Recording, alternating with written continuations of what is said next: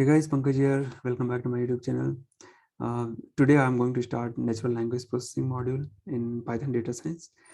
Okay, so this particular module is also going to be divided into 3 to 4 parts. Okay, so today we are going to cover all the basics of NLP and what and all I'm going to cover in future videos that also I'm going to talk about today itself. Okay, so let me share the small PPT. Okay, so this is natural language processing PPT, NLP. So what are the agenda for this particular module? So we'll be talking about introduction of NLP, why NLP, what are various applications of NLP, what are fundamental steps involved in NLP.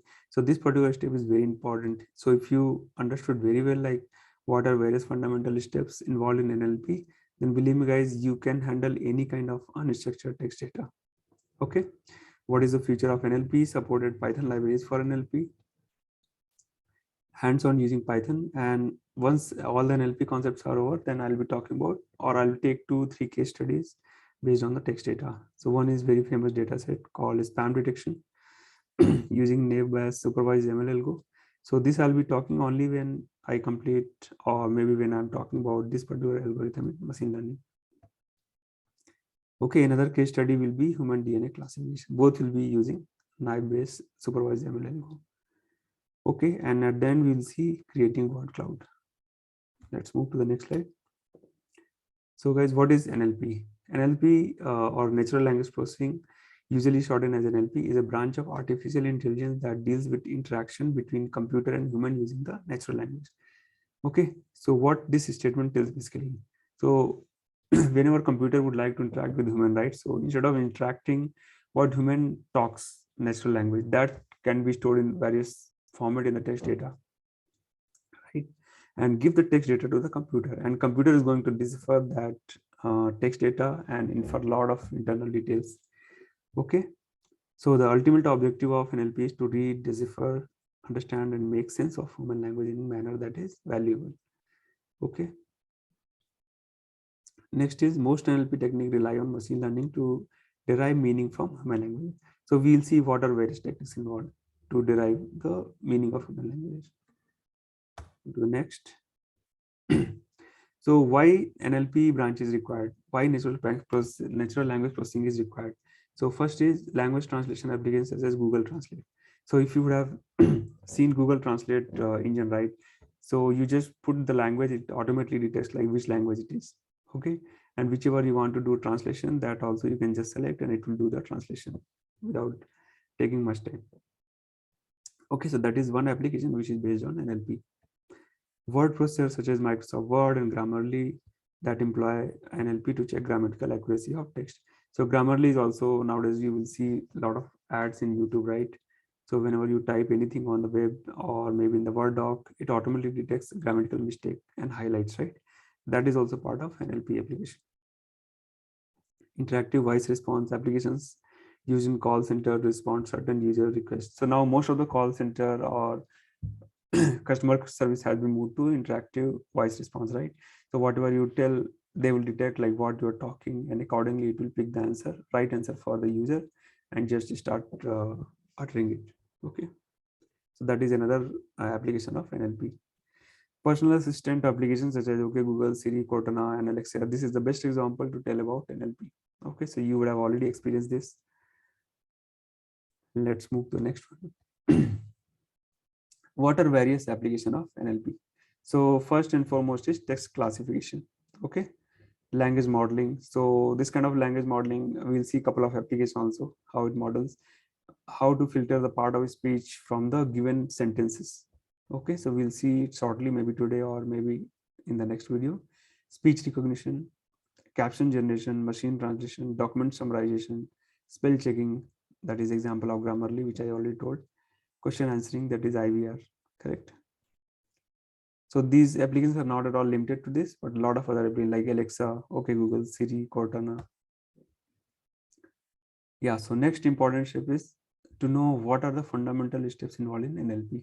Okay, so first is like removing numbers, punctuation, stop words, and white space. These are very important things whenever you want to process the text data. Okay, so a lot of theories there involved, like why we have to remove the number. why we have to keep, why you should not keep the number. Okay, punctuations are not adding much information about the text data, right? So we have to remove them. Stop word, what are stop word? First you should know what are stop words, then why we should remove it. Okay, what are white spaces? So by this time you would have realized, like, regular expression, we have to use it heavily to do all these kind of job. Okay, word stemming, so we'll see what is stemming and its application and how to use them. Morphological analysis or lexical analysis, so we'll see it shortly. Syntax analysis, semantic analysis, discourse integration, and pragmatic analysis. So I have definition for each of the analysis and we'll talk with the help of example. Okay, so what is morphological analysis or lexical analysis? So for what it tells, basically here we separate the words. So let's say you have given a sentence, right? So that sentence constitute of different words, right? So if you separate them all words and make a list of all the words, that is called morphological analysis or lexical analysis. Okay, so here is the example: John is eating an apple, right? So you separate them, separate each word from the sentence. Okay, and it will form a list. So basically you are splitting a whole sentence with space, so automatically it will segregate all the words and create the list of words. Okay, that is what is morphological analysis. What is syntax analysis? What it is, after getting the root words, we analyze the sentence is syntax wise correct or not, and check if it follows the basic grammar rules. Okay, let's see the example now. Why the goes to store, this is syntax wise wrong. Okay, why it is wrong? Because deterministic cannot come after the noun. Noun not, that's what you see here, right? And check if it follows the basic grammar rule. This is syntax wise wrong, or determiners can't come after the noun. That's what this kind of syntax analysis comes. Semantic analysis, if the sentence forms any meaning or not. So what is the example? Let's say she is wearing a colorless green dress. Okay, sentence looks correct, but whether semantic is correct or not. Okay, so what it is telling, syntax wise it seems correct, but how can a green dress be colorless? Therefore it is semantic wise wrong. Okay, so discourse integration, if any language we find dependency like pronoun, its work is to identify and understand where the dependency is pointing to. So let's say Ram is a boy, he goes to school. So of course we are using pronoun here, right? He. So here he is dependency pointing to Ram. Okay, that is called discourse integration. Pragmatic analysis, so this is something called, most toughest part in AI. So it is said to be the toughest part in AI. Pragmatic analysis deals with the context of a sentence. So in machine learning so far, or as on today, I have not seen anything where it will tell like in which context it is talking. So I'll give one example here. So you can see John saw Mary in a garden with a cat. Okay, so your NLP algorithm or machine learning cannot detect or cannot tell exactly whether John is with cat or Mary is with cat. Okay, so this is something that is called little complex problem in the context wise, which is yet to be, I mean, a lot of research is going on this kind of context meaning. Okay, now next is, let's say, do you know what time is it? So let's say your mom tells you or asks you, do you know what time is it? So there are two meanings. Okay, either she doesn't know the timing and she's just asking, simply asking what time it is, or maybe you are playing a game or you are so much occupied with in front of TV or any digital media, right? And you really forgot like what time it is. You are not having lunch or dinner, right? That's why your mom is just yelling on you like, do you know what time is it? Okay, so better you sit silent and stop watching the TV or movie, whatever you are into. Okay, so this kind of context is very tough to identify and a lot of research is going on this. Okay, so what is the future of NLP? So first is the bots, like everywhere now you are hearing about chat bots, telecom bot. Okay, and of course IVR system is there, that is also acting as a bot. In visual UI, that is Alexa is the best example. Okay, smart search.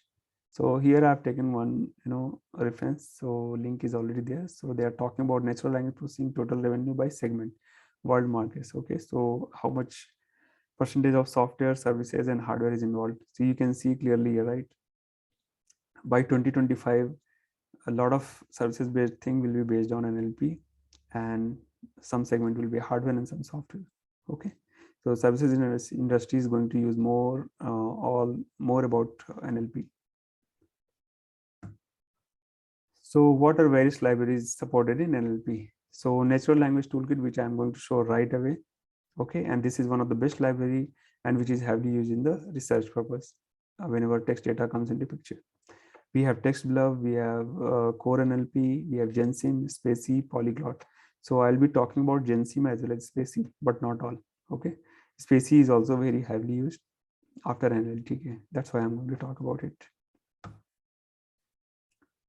So for hands-on, what I'm going to show in the program, okay, in the Jupyter notebook. So this is same thing you are going to also try. So like how to create a document, also known as list of sentences, how to create sentence token, okay, like list of sentences, and how to create word token, that is list of words, how to generate frequency distribution of each word. So frequency distribution is nothing but, as you already know, histogram, right? It is occurrence of each word or each number, how frequently it is occurring from the given data. Okay, so similarly we'll see the text data, how frequently that particular word is occurring in the given sentence or given document. What are various stop words? Finding root words, so that is also known as stemming. Part of speech tagging, that is POS. Limitizer, this is also very important concept, and mostly it will be asked in interview, what is limitizer and what is stemming. Difference between stemming and limitizer. Text cleaning, creating bag of words, training and test data set, serializing and deserializing machine learning models. Okay, so that's all we have in the PPT. Now let's go back to Jupyter notebook and I'm going to show the data. So let me just share it.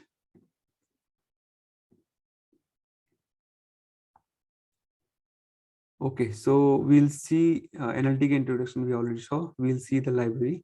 Okay, so if you're using Jupyter notebook, Nltk library will be already installed. Okay, if it is not installed, then what we can do is we can just use magic command pip install Nltk. Just run this. Okay.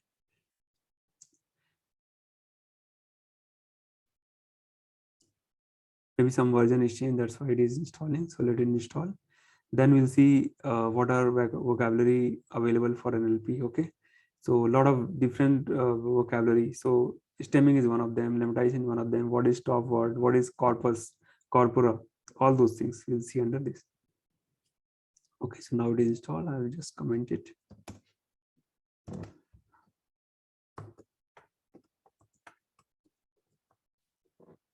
Nltk installation.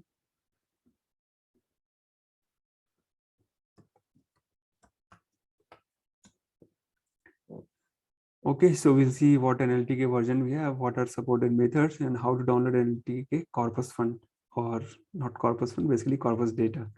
Okay, so basically a group of different text data is nothing but it's just a corpus. Okay, collection of all the words, all the text. That's what is called corpus. And we'll take some sample text and we'll run all the methods around it.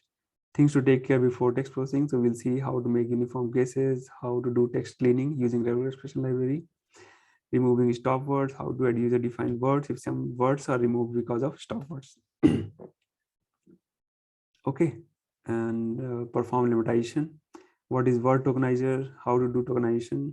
What is sentence tokenizer? How to do sentence tokenization? What are stop words? How to remove them? Plotting frequency distribution of each word. Okay, so yeah, so today we are not going to cover all the things. We'll see in the next video. Okay, so that's how we install the library. Now let's go what and all methods we are going to apply on the NLP. So first we are going to import the Nltk, that is import Nltk as NLP. You can give any alias. NLP is most standard, so we are using NLP. So as I mentioned, whenever you're going to process the text data, right, you should know what is tokenization and like what is tokenization. So what other tokenization come into picture, like sentence tokenization and word tokenization, right? Okay, after that we'll see corpus. From the corpus library, how we can import stop words.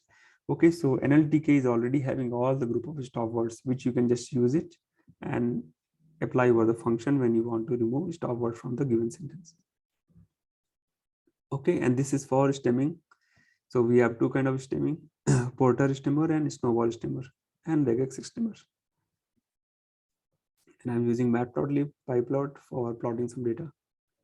So let's run this library. Let's check the NLP version. So NLP dot version. So 3.6.2, that is the latest version. What are the supported methods? So I can use in dir of NLP. Okay, there are a lot of methods. We are not, of course, we are not going to use all. So now you should know, right? As I already mentioned, this library is very good for research purpose, and those who are using pure text analysis, right? Nltk is the best one, and that's why you see a lot of plenty of functions. Now, how to download Nltk corpus data? So those who are using this library first time, corpus data will not be available in their local machine. Okay, so to download that, we have something called nlp.download. If you run it, it will open one window. Let it come. Yeah. So I don't know it is visible or not. So let me just share once again.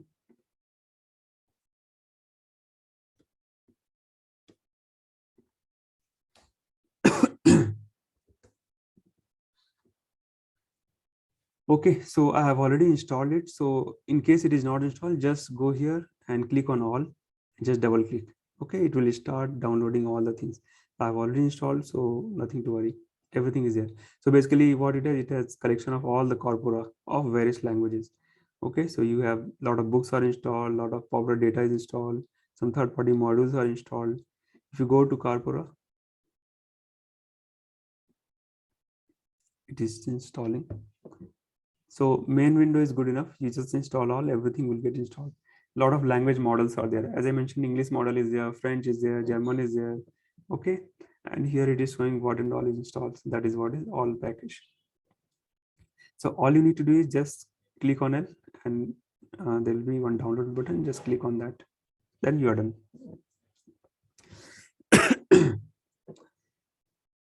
Okay, so once it is installed, then go ahead and practice other things. So let me go ahead with sample text data. So for sample text data, what I'll do, I'll just go to wiki page and let's pick some random text about some famous personality. Let's say I'm going to talk about Einstein. Okay.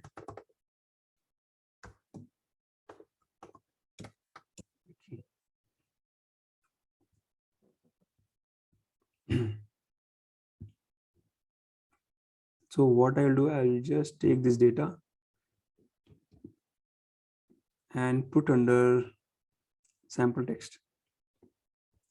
So download I have already done, right? So I'll just interrupt it. For me, it is not required.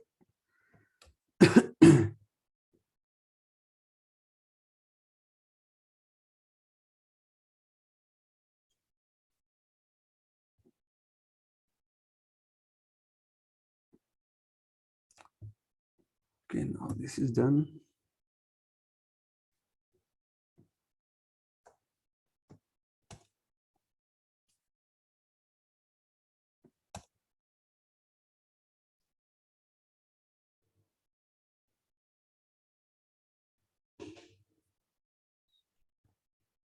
Okay, so I'll just put text equal to, so better since I'm going to use multi-line comment, right? So I'll just use 3-line comment or multi-line comment. Okay.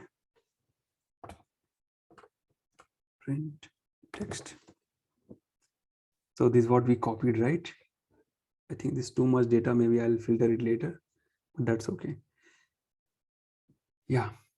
So as I mentioned, right, whenever you get, let's say this is the raw data you got, right? So what and all you have to do as a first step. Okay, the first is like make uniform cases. Okay, so we really don't care like how many uppercase and lowercase letters are there. So first job is make either complete uppercase or complete lowercase. So complete lower is suggested because of various reasons. Okay, so you do lowercase conversion. So how to do that lowercase conversion? So I'll use text. So this is string formatting, right? So we can use text dot lower, lower or text. Okay, so now everything is in uniform format. Okay. After that, what we have to do? Text cleaning, removing unwanted. Okay, let me just fix the typo. Unwanted characters. Okay, so first you should identify what kind of unwanted characters are there. So you just have a look all the text data in one shot and just see what extra thing we have. So if you see here, right, we have a lot of brackets not required, backslash, we have number, we have number along with the data, sorry, in the bracket, we have colon and some other Unicode character that is also not required. Okay, we have colon, semicolon, out of bracket, number. That's what it looks like, right? Okay, a lot of numbers are also there. So this kind of number we may not filter it, but of course we would like to remove this kind of bracket. Okay, these kind of numbers we are not interested in. Why 4-digit number we should not remove? Because you may need to know about like what kind of year we have used, right? Or number of the year, correct? Like 1990, 2000, something like that. So you may be interested in this part. If it is not required, we can filter this also.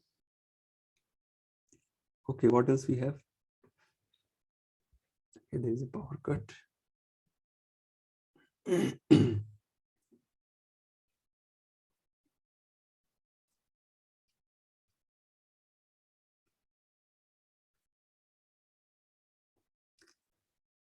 Okay. So for now it is good. At least we have identified few things and we can do the cleaning. Okay. So after this you do the cleaning. So how to do cleaning? We need to import the regular expression library. Let's import here only. But I think on the top we have already imported. No, let's import here.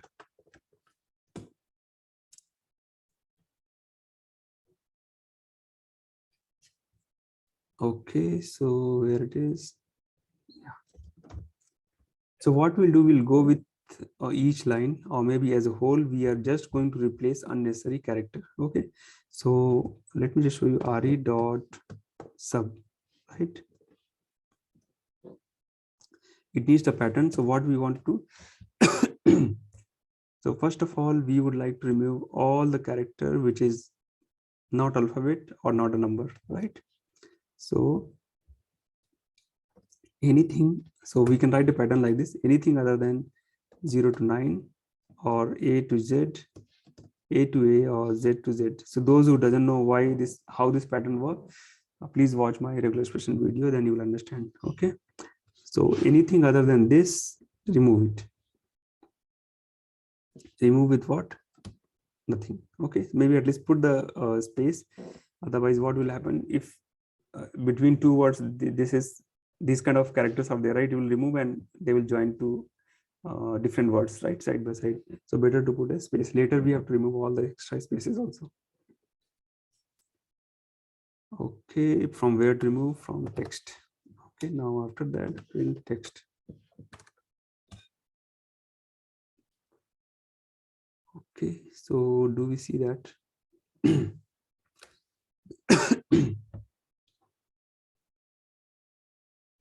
We have to use multiple occurrences, right? Then it makes sense. Okay.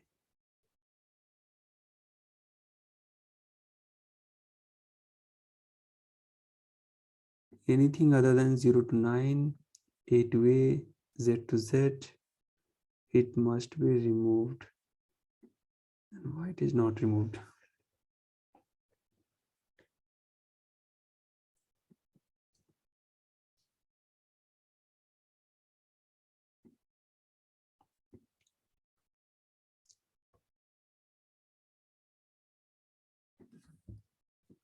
Okay, text equal to,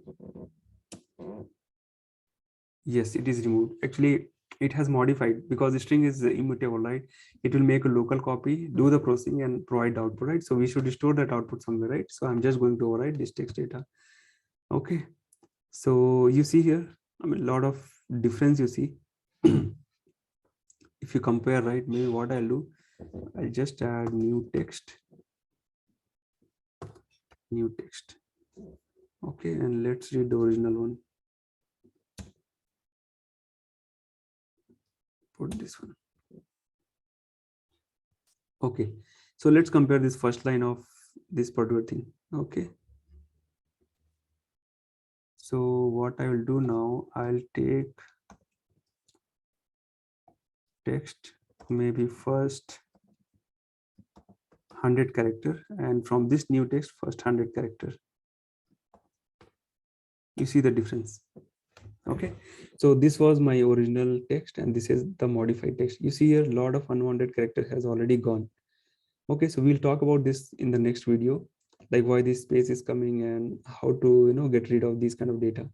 Okay, if you see, bracket is also not required, so we have removed the bracket as well, and like normal text is coming. Okay, so I think this is good. So in the next video, I think today this is good enough as an introduction part. So next video we'll see like more text data cleaning, and we will put in a nicer format so that you can go ahead and do some different analysis also. Okay, so I hope you liked the video and at least you got the basic of what is NLP and what things to be taken care when you have the raw text data. Okay, thank you so much guys. See you in the next video. Bye-bye.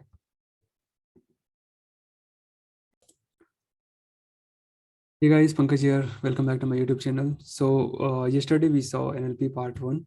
Okay, so there we saw what is NLP, what is the application, and what is the future of NLP, and what are the fundamental steps involved behind running NLP for text processing, right? And we were there up to like very basic regular expression we saw, and we did very small cleaning part, right? So today we'll see a little more. So let me share my desktop.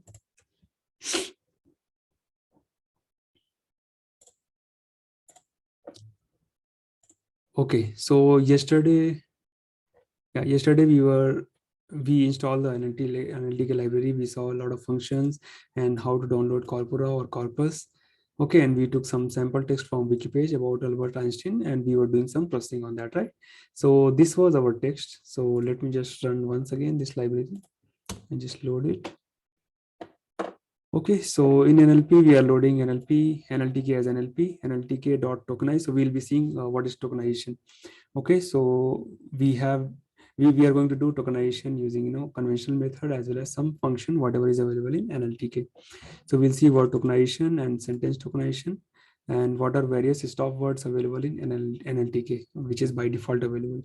Okay, and later we'll see what is stemming, what is limitizer, and do stemming using porter stemmer, snowball stemmer, and Reg Estimator.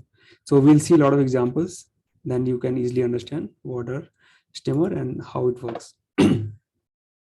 So we have seen NLTK version, that is 3.6.2, and we loaded the sample text. So let me load again, and we printed the text. Okay, so up to here all good. Now text cleaning, removing unwanted character. Okay, so what I mean to say here, unwanted character basically, so when you loaded the text from wiki page, see what is happening here. So we made it lowercase because to maintain the uniformity. Okay, and unwanted character in this is, let me just scroll. Yeah, so we see this bracket, then slash, then apostrophe, or maybe single quote, double quote, and lot of semicolon and square bracket with some numbers, and there are some Unicode numbers also, right? So like this, we have a lot of special character or unwanted character. So how to remove them? Basically, what you need is basically just a number and alphabet from A to Z. Okay, so anything other than that, let's remove it. So this is what we wrote one small regular expression, right?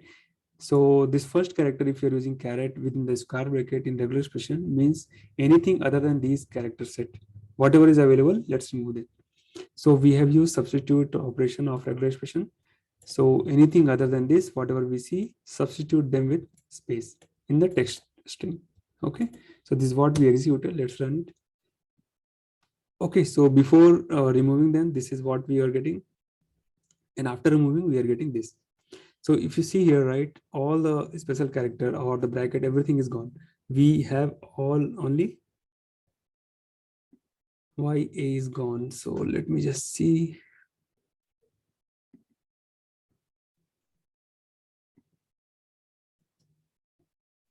Okay, print text, new text. Okay. Why A is missing? We have the lower test case or not? Let me just see. I think we did not take the text. We haven't executed lower. Okay, so A will be there. Yeah, now it should come. Because we took the directly main string, right, where capital A is there. That's why this got removed. From this, we should have small a also. Yeah, now it is fine. Okay, so Albert Einstein, after that, you see this special character is gone. Then we have A, and this is also kind of special Unicode character. Okay, this is written in different language. That's why this has been removed. And other things are normal English character. That's why we see that.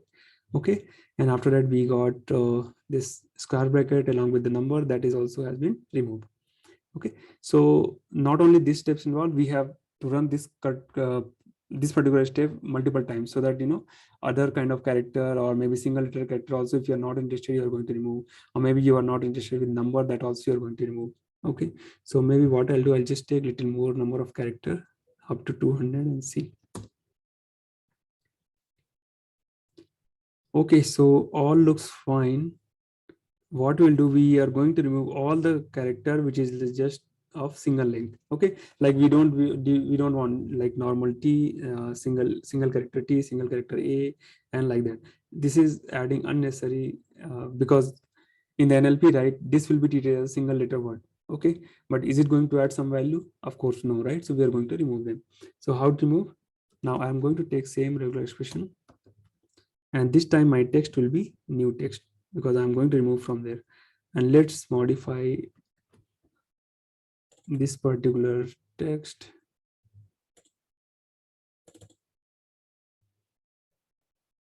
Why it is not taking? Yeah.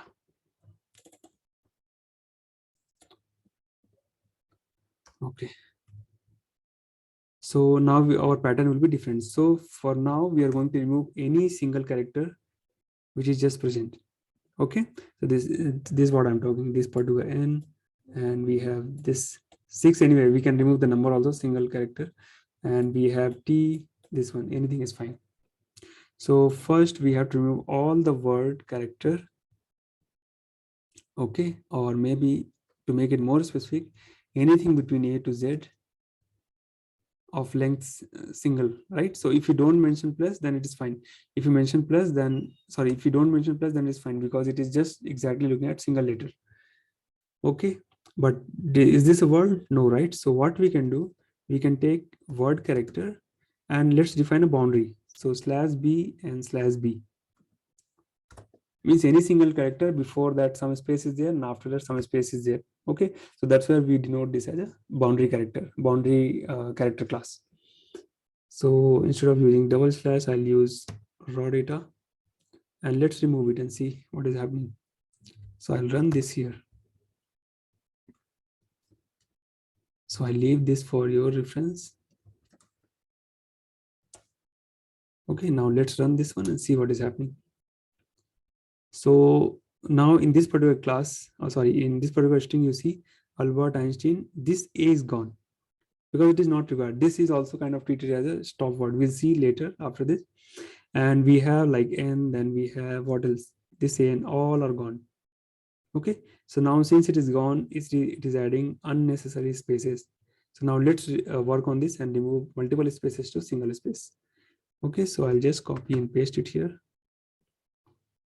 I'm going to write same pattern, a different regular expression pattern.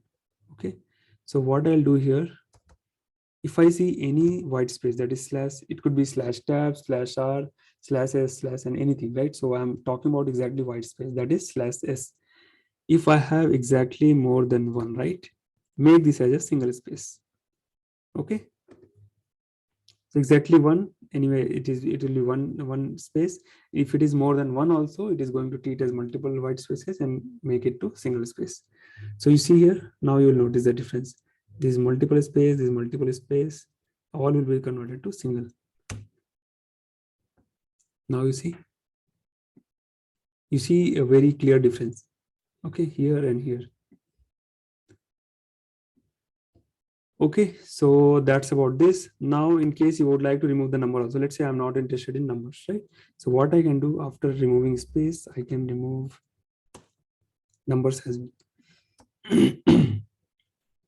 So let's say any digit. I don't want to remove at least years, that is like 1900 to 2000 or 2022, right? I don't want to remove, but rather I would like to remove those numbers which is just 2 digit, which might not be adding much value because this could be just a date. Okay, so right now it doesn't make any sense. So I'll just take /d/d. Wherever it is there, just make it a space. So you see here earlier it was 14, now 14 is not there. 1879 is also gone. Okay, so now we have to put a boundary. Okay, so we'll use /b. So before 2 digit, we want one space, and after 2 digit, we want another space, so that 4 digit number can be retained. Right now, this is also removed, which is not good, right? So let's run it. Yeah. So now 4 digit number remains same, but all 2 digit numbers are gone. Okay. So maybe you could have done this before removing the white space, so that we can save one more line. Otherwise, you may have to run it again because extra spaces are also getting added, right? Let's run it.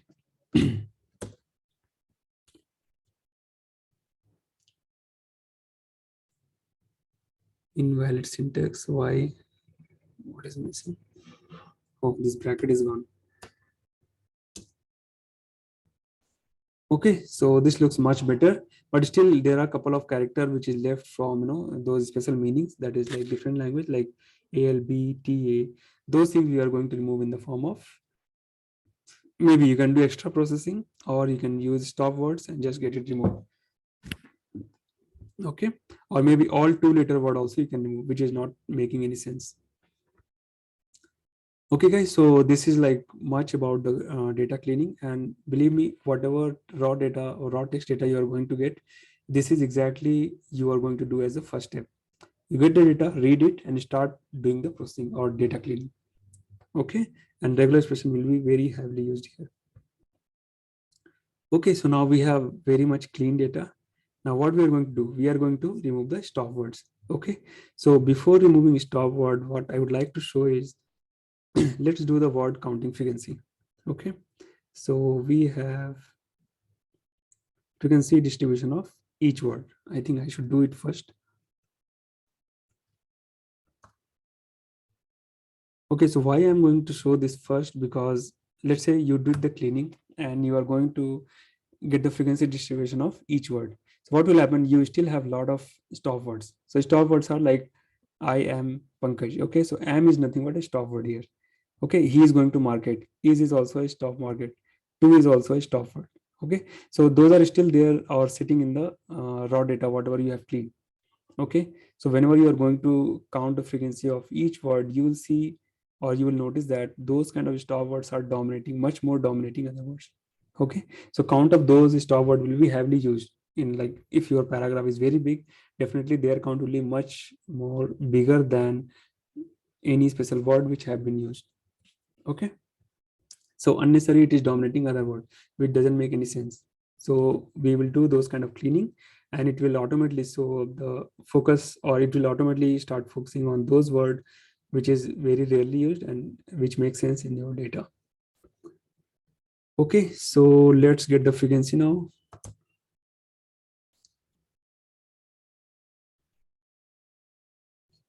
Okay, before that, yeah, let me show word tokenizer first. To do the frequency counting, we need to do first word tokenization.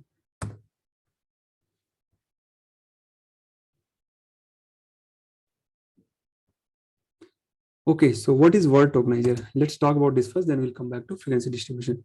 So as I mentioned in the yesterday video, right, when you have the sentence that is filled with a lot of words, right? So you need to divide or filter those words separately. And that is called morphological or lexical analysis, right? So breaking the sentence into the word, or breaking the paragraph into the sentences, that is sentence tokenizer. So first we'll see word tokenizer. So let's say I'm giving one example, A equal to, my name is Pankaj from PyCSR. Okay, so this is your statement, normal statement.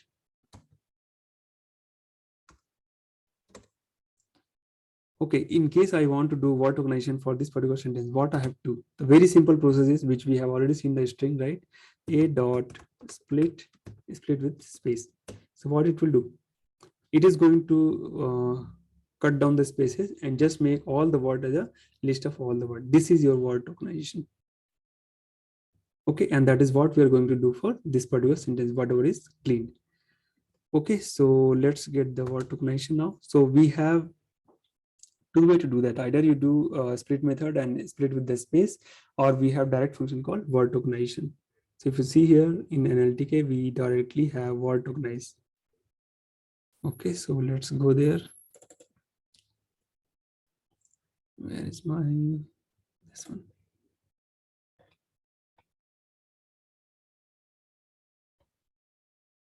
Yeah. So I'll just say W equal to word tokenize, and what text we have? New text, right?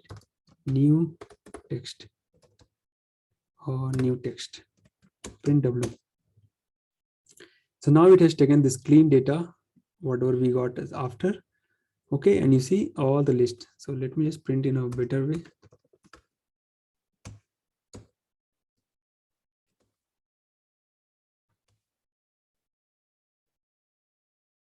Okay, this looks data very clean, and you can easily find out, right? A lot of words are there. It includes a lot of stop words like off, then we have on, then in, and you'll see it is dominating, because once we see the count, right? So we'll see all these kind of stop words are dominating. They are more occurrence in the text other than the rare occurred data or rare occurred words. Okay, so this is one way of doing word tokenization. And yeah, space separate also we saw. So now let's do the frequency count. So now next job is, the moment you got word tokenization or list of all the words, right? Let's do the frequency plot. So get the frequency or occurrences of each word in the given data. So we have something called frequency dist in NLP. E dot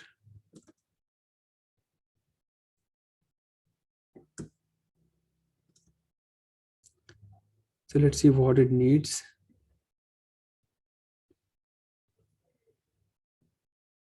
Why PC is running very slow? Frequency dist, okay. This is not popping out. I'll just use without space.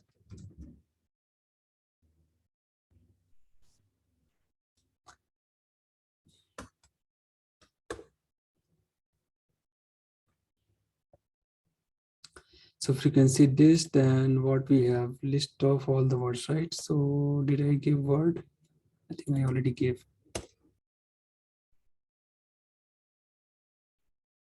Is it capital D?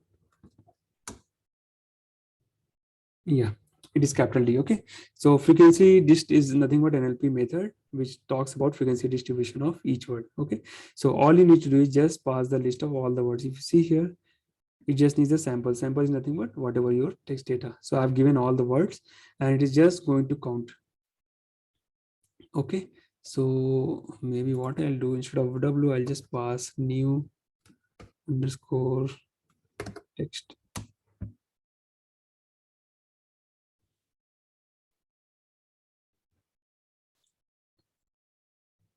Okay, so W makes sense. Instead of given sentence, you need to pass list of all the words. Okay, then only it is going to count. So I'll show you how exactly it is working. So we have direct function available in NLP, or what you can do, you can use a list comprehension also. Oh, sorry, dictionary comprehension. So let's do that.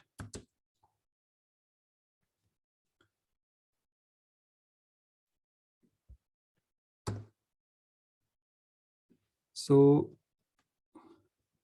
for W in, maybe not W, I'll just say data, or D in W, give the count. Okay, so D will be your key and their count will be W dot count the D word.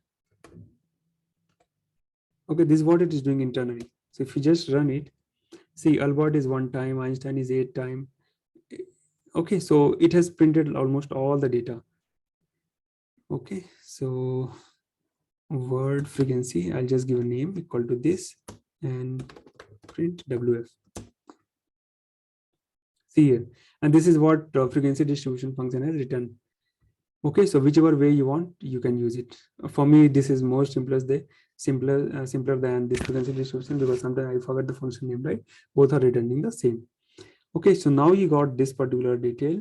After that, we are going to plot each word. So let's see how it makes sense to visualize all the data. So I'm going to use, I think, Matplotlib I have already installed. Let me just check. Yeah, it is already there. Now let's plot it.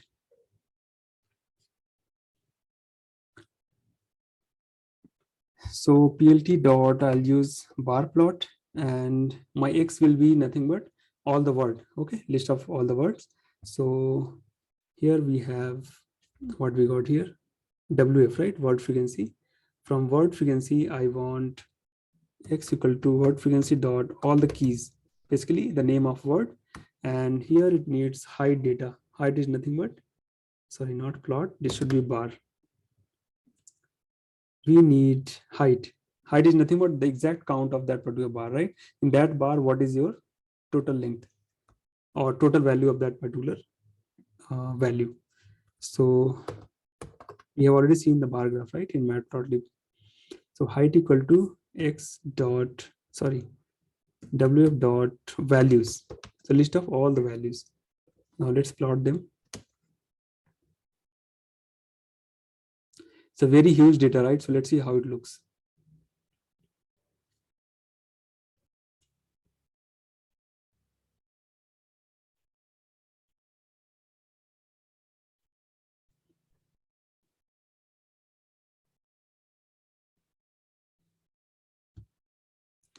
The data is too much, right? So it may look very clumsy. So we'll just take the sample of those data and just populate it, okay, to make it more simple.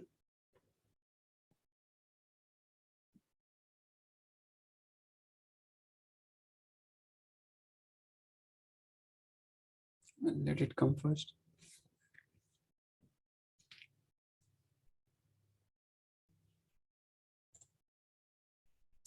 I think it is really too much. Okay, now it has come, right?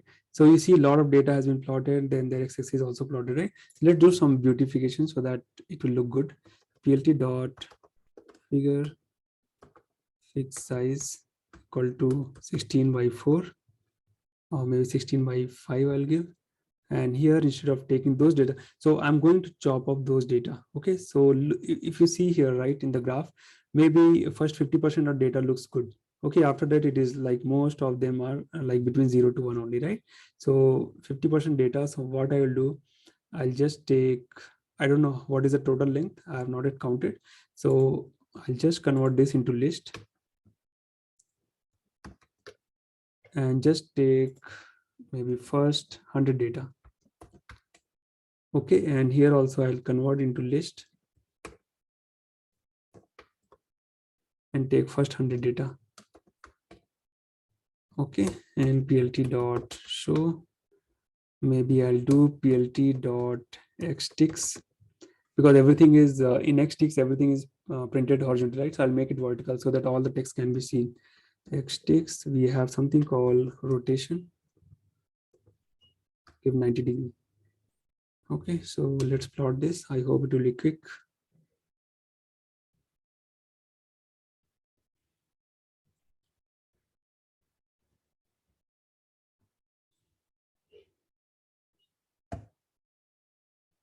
Okay, much better.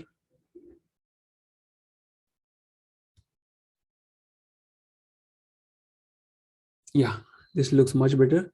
We can still truncate the data, maybe first 80 data we can take.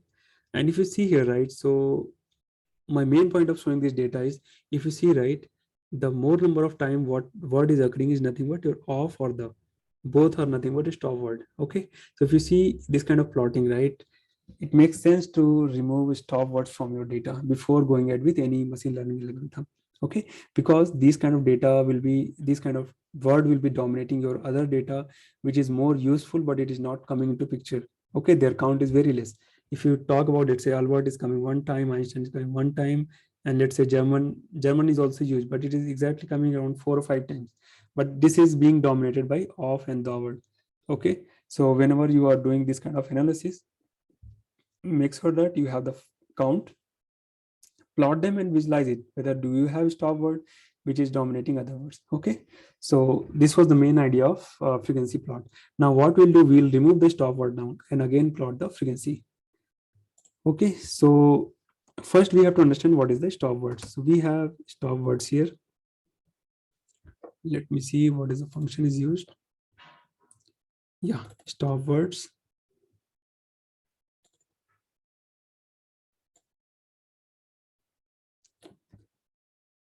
Okay, so removing stop word, we need to see the stop word first. And stop word, it needs one parameter called what language you want, right? So if you just run it, it is not going to give anything.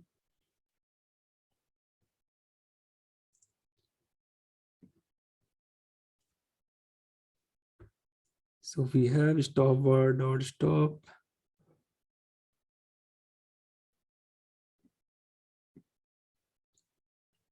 dot words.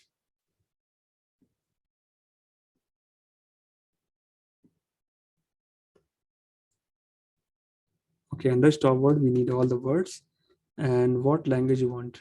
Okay, so let me interrupt it.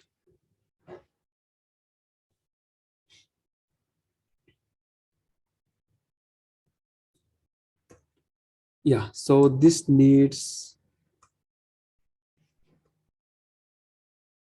English. Okay.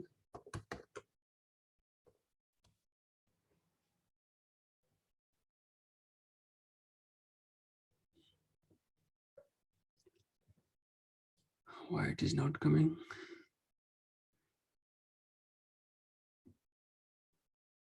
Okay, now it is coming. It is running very slowly. I don't know. I think it is loading the whole dictionary. Okay, so let me just print SW is nothing but a stop word. Print a stop word. Okay. So good thing about this NLTK, right? They have stop words available for all the languages. Okay, we are going to work only with English language. That's why we used English. Okay, in case you would like to see, let's say for example, you want to see what is my stop word for Spanish language. In case someone is going to work for Spanish language, they can use Spanish. Okay. Similarly, they want to use French, then you can use French. In case you want, let's say German, you have German language also. Okay, so these are going to be very helpful. Okay, guys. So I'll just comment it. We are going to work only on English. So this is our part which we are going to use. Okay, so now you have list of all the stop word. How you are going to remove it? So we have the word that is nothing but this, all the words, right? So how we are going to remove? We are going to iterate over each word from the word list, and we will see whether that word is present in the stop word or not. If it is not present, we are good. If it is present, let's not count it. Okay, so how to convert that? Final word equal to, I am just going to use for, let's say, word in W if word in, or maybe not in stop word. Okay, then use word, else drop it. So what is my final word? Let's print it. Print final word. Okay, so if you compare the list, let me just print the length of this list also. Length of print before stop word removal. What is the length? Length of word, and after removing stop word, length of final word, which is derived from word, right? So this was 502, and after that 476. Okay, I think not very significant change, but we have good amount of change. Okay, so if you see here, the is still used. I don't know why it is removing or not. So final word. Okay, and I've used the English word, right? Let me just run again. English. So not in software, then take it, otherwise drop it. Yeah, so this is good. So it has removed good amount of words. Okay, I don't know why is has been taken. Let me see it is there or not. Is there?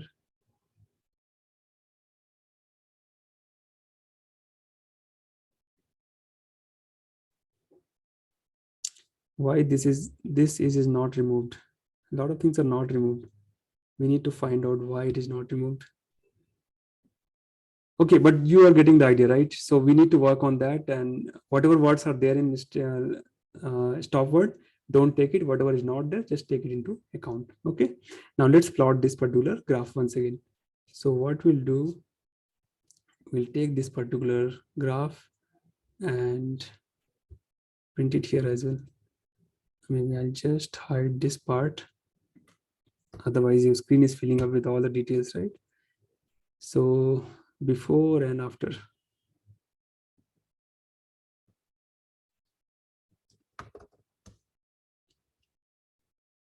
Okay, here it is showing 297.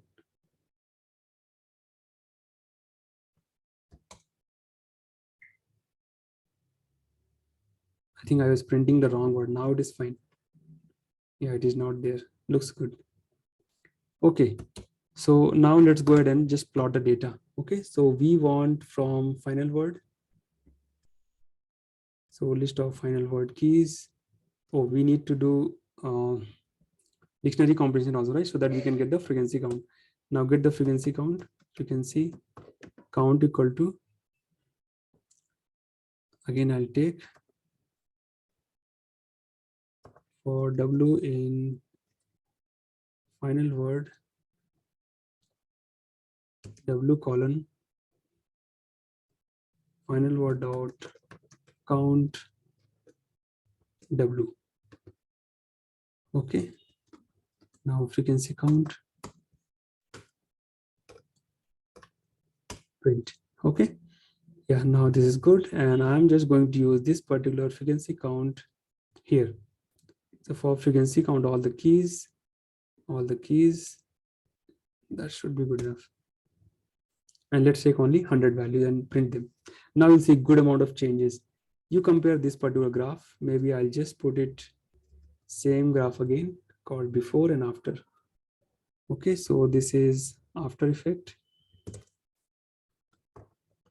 before,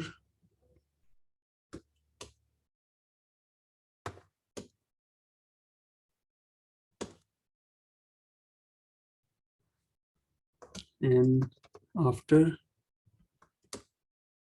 this one. Let it print both, then we'll see the difference.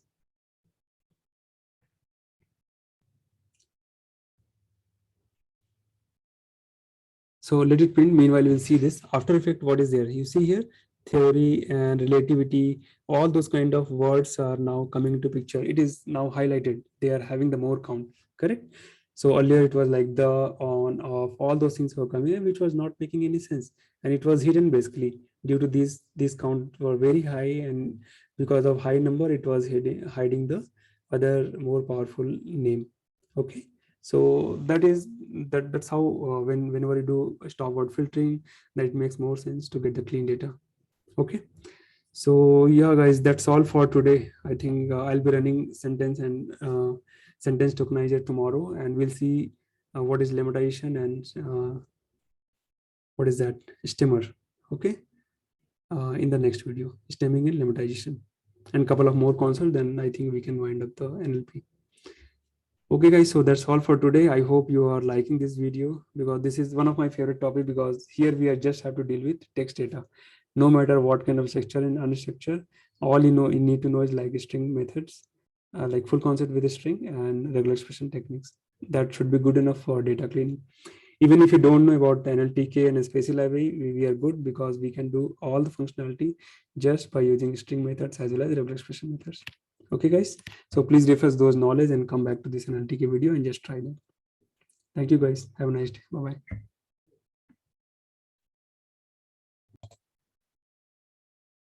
Hey guys, Pankaj here. Welcome back to my YouTube channel. In today's video, we are going to talk about sentence tokenization, what is stemming, what is limitizer. Okay, so let me share my desktop.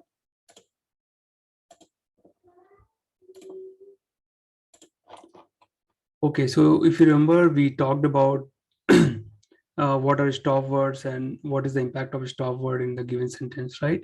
So we did a lot of data cleaning, and we removed a lot of stop words, and we plotted before and after the plot, and we could see like easily whatever text or whatever word is coming very rarely, it is clearly shown.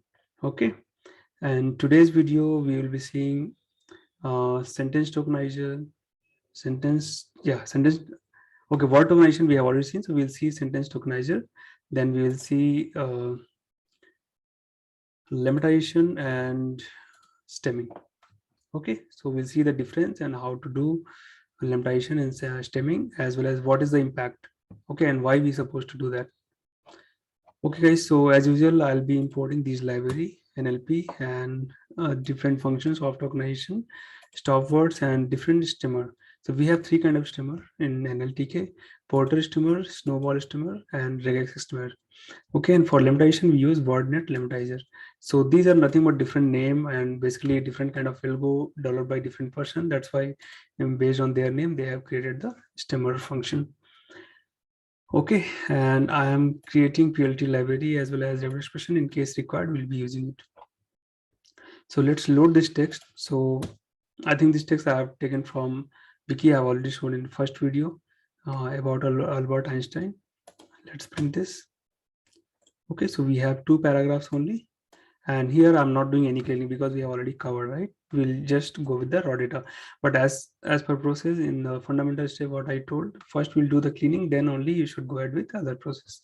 So cleaning part I'm skipping now. Okay, so let's see what is sentence tokenizer.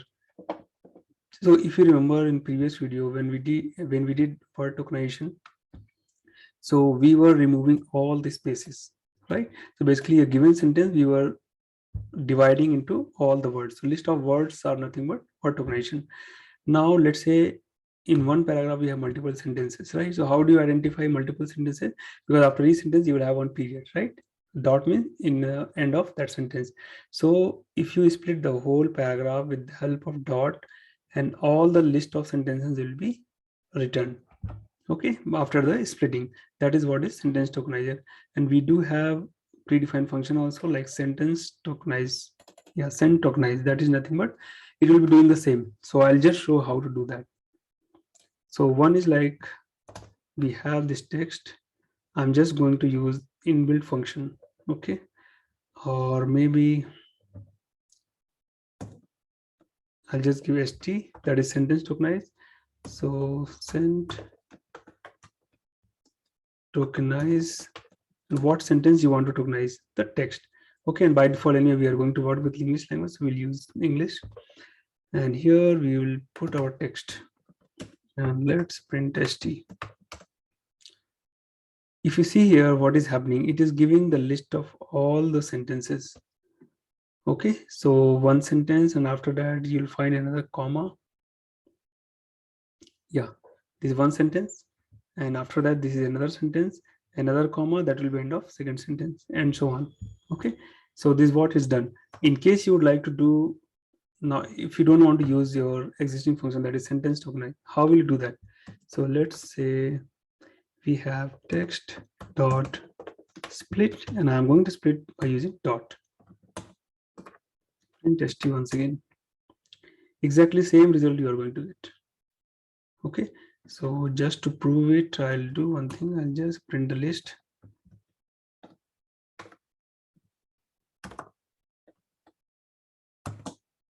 So this length is 15, and let's print it here as well.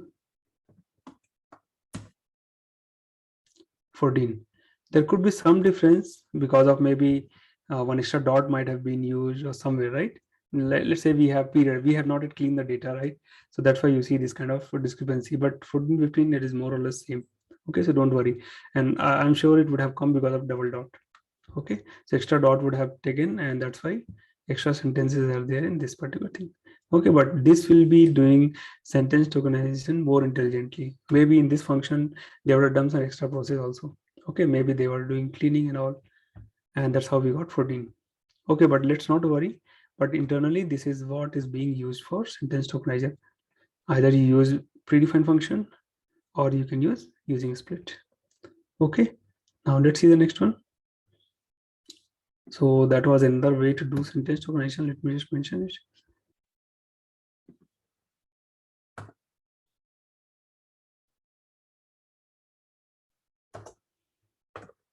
Using split function.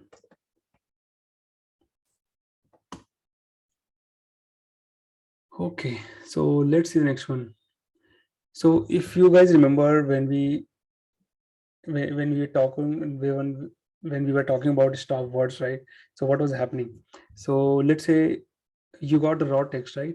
And raw text we first converted to lower text, right? Lower form, or we did lowercase for all the given word, right? So what was happening? Let's say there is one word called IT. So I work for an IT company, so that is capital I and capital T, right? If you do lower, then what will happen? IT will become it, right? And it will be coming as a stop word. So when you do remove a stop word, it will also get truncated from the raw text. So what will happen? You may lose one data which is very important, one particular word which is very important. That in this case, it is nothing but IT. Okay, so in this case, what happened? We can prepare upfront a list of those words which may be converted in the form of stop word, like IT is one of them. Okay, then there could be some other word, let's say switching on and off, right? On, maybe it can be taken as a verb also, and if you make it lower, it will become on, right? So preposition, correct? Similarly for off, correct? So those kind of word we know, right? This we don't want to get it removed by using stop word. So what we do, we always add them after data cleaning and after removing all the word which is there in the stop word. Okay, so that those can be retained in the existing data.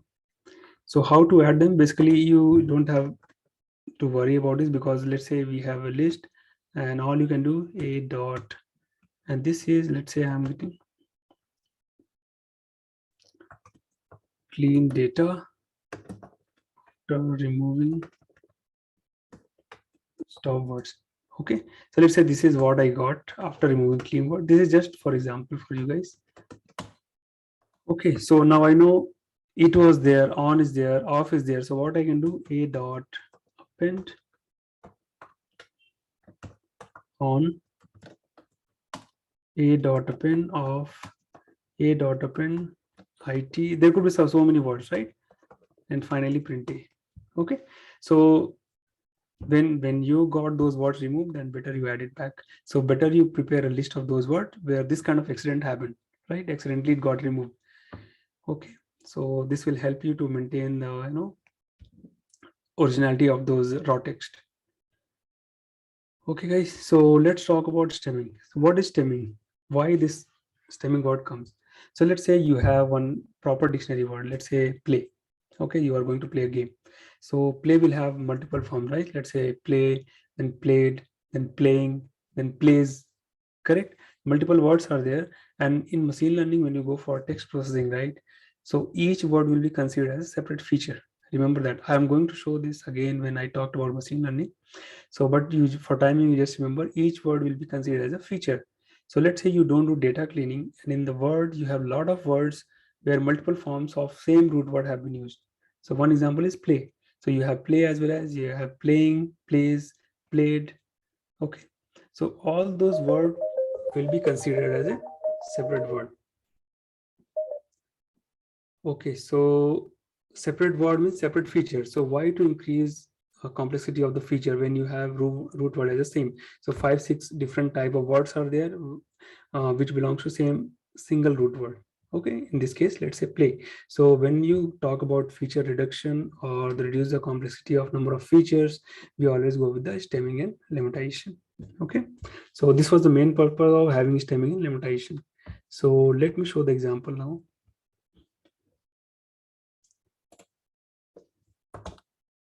So we have, let's say, I'll take some example. Let's say given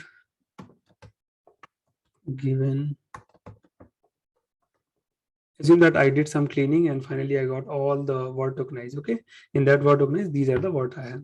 Just for example, give, given, giving, gives.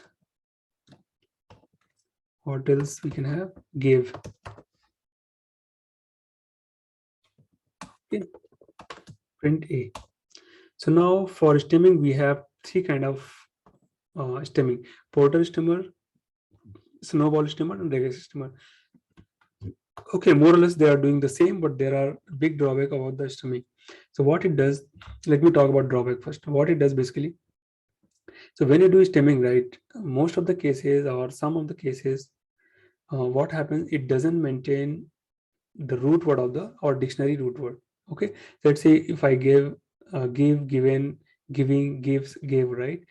So finally, if you do stemming, right, there could be some chances like gives have been, you know, resulted as a GIV, just give. Giving has been resulting as GIVIN. So what happened most of the time, it just truncate the last one or two character of the word. So due to this, what happened, most of the word, whatever resultant word we are getting, it doesn't really looks like, it doesn't really look like a root word of the dictionary. Okay, so that is the main problem of the stemming, and this problem has been solved in Limitizer. Okay, it has a lot of like very intelligent algorithm written which will just do proper stemming. So let's take an example here. So Porter, I'll create an object Porter stemmer, TERST. Let me check in the library what is there. This capital, right? What I'll do, I'll just take all capital.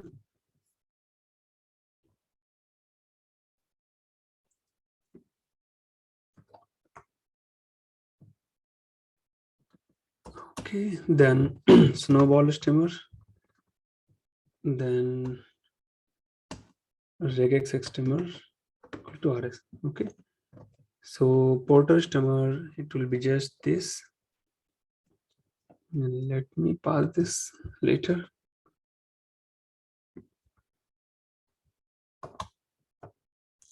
Okay, so now Porter stemmer has been created. Now once it is created, you just pass ps dot stem. Okay, so for stemming, what, let's say I just gave an example here, caught. Okay, so if you see caught here, right, it is not able to stem properly, though its root word is what? Catch, caught, right? So this is the problem. Sometimes it will remove very well, but sometimes it is not able to remove it. Okay, so let's say you have give. For give also, it is not able to do that. Let me see if I'm able to do it correctly. Stem word, okay. Given. Okay. Gives. Okay, for gives only it is able to do that. Fine. So let me run a for loop here for W in what is the list? A. I just give words. Okay, for W in words, print ps dot stem, and I'll pass that word. Okay, so let's see what it does. And here, original word.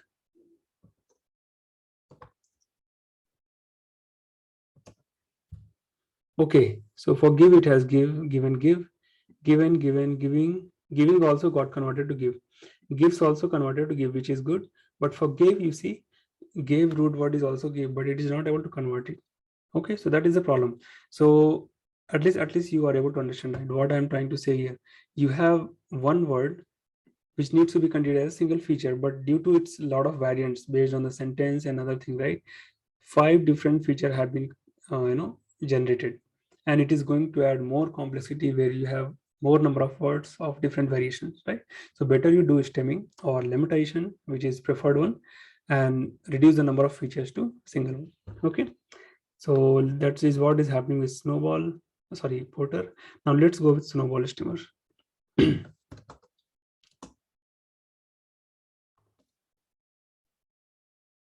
Okay, so here working principle is same.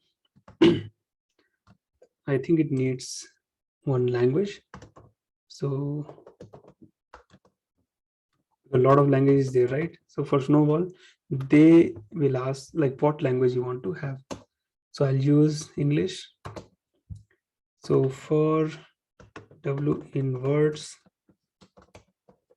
print W and SP dot stem. Let's take W. See here, give, okay, given, also given, no improvement.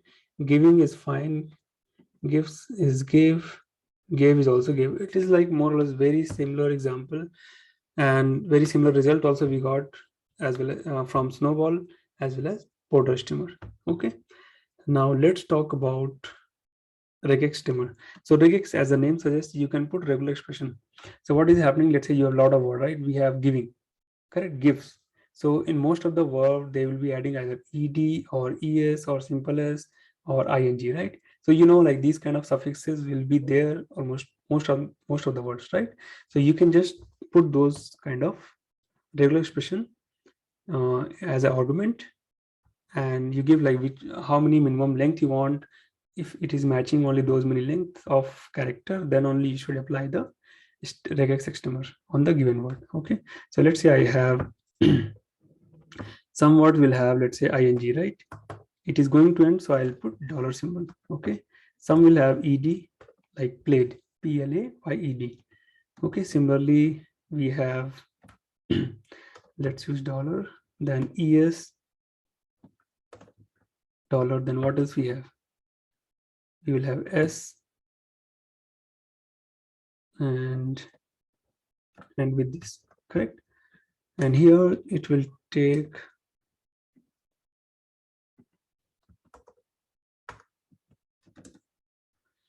minimum, right? So this minimum is nothing but like minimum how many data you want. A stemmer that uses regular expression to identify morphological affixes. Any substring that matches the regular expression will be removed. Okay, so I can use minimum, let's say any number, right? But let's say I have some word which is having 4 letters. Okay, now let's create it, and I'm going to use for W in words, print W, then regular stemmer dot stem W. So given, giving, you see what is happening. ing has been removed. So good thing is at least it is able to remove ing, but what is happening? It has not maintained the root word of the give. Okay, that is GIVE, not without E. Correct. Similarly with GIVES, also E has gone. So those looks okay, but as far as English root word is concerned, grammatically it is wrong. Okay. Similarly for give. So it is not, because we are putting regular expression, right? It is just going to truncate the last 1 or 2 letter of the word. So it is definitely, it is very much clear it is not going to maintain the dictionary root word of the given word. Okay, so these are the drawback, but at least you guys should know what is different kind of stemmer existing. It may be asked in interview. Okay, so to overcome from this kind of problem, we have something called limitizer. Okay, limitizer is also doing the same thing. It has very intelligent algorithm in the background running, which will truncate all the unnecessary word and maintain the same dictionary root word. Okay, so let's do that. So we have wordnet limitizer. Okay, and let me print W.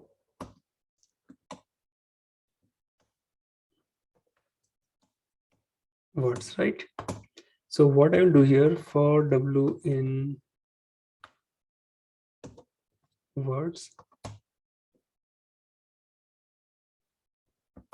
print W, then limitizer dot limitize give W. Okay, for give it is give, given. Okay, so here one more catch is there. Okay, so whenever you limitize, a good thing is good thing about this limitizer is it needs a part of speech. Okay, so why it is part of speech? This is very important. I'm going to talk in the next video. What is POS? That is part of speech, whether it is belonging to noun, verb, adjective, adverb, conjunction, whatever. Correct. So if you provide, then it is going to work very effectively when you provide a POS tag. Okay. So let's say I know give is nothing but a verb, right? So what I can do, let me go default. And now I'm going to provide POS belongs to verb. Just put V. Now see the magic, the big difference. See, all the form of word has been maintained, the same root word, that is gives. And see, 1, 2, 3, 4, 5. 5 feature has been converted to one single feature, that is give. Now you will know, or you will realize now how useful is limitation. Whenever you have, let's say you are doing machine learning on complete very big text data, right? 1,000 words are there, and each 1,000 word will be having multiple different forms. So maybe it will go up to 1 lakh features. Okay, if you don't lematize or don't do data cleaning, you will have 1 lakh features, and you are going to add a lot of burden to the machine learning algorithm while doing the data processing. Okay, so to avoid heavy processing or to speed up the process, better do the data cleaning, remove all the stop words, do lemmatization, then you proceed further.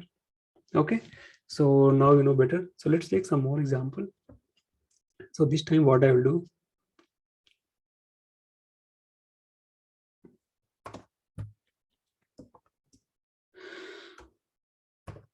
words to equal to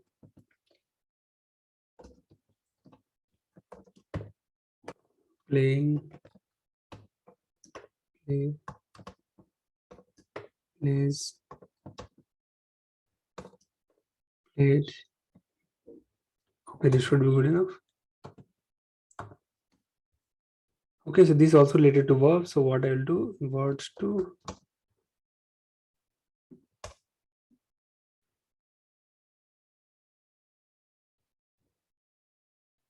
word. Oh.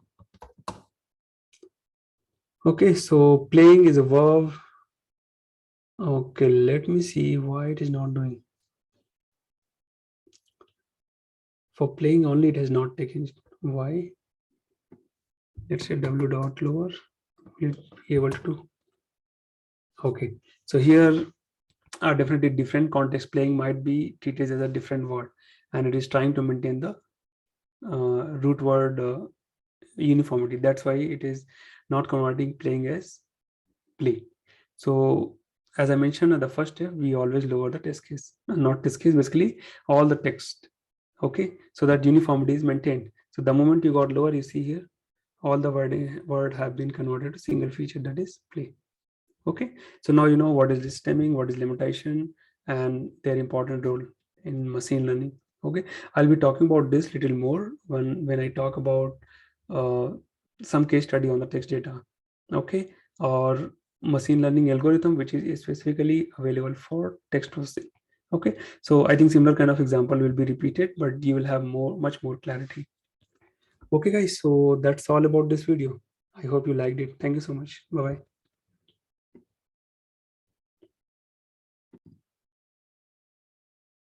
Hey guys, Pankaj here. Welcome back to my YouTube channel.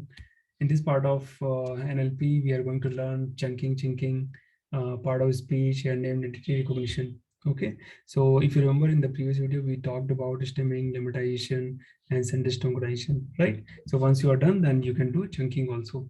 So let me share my desktop.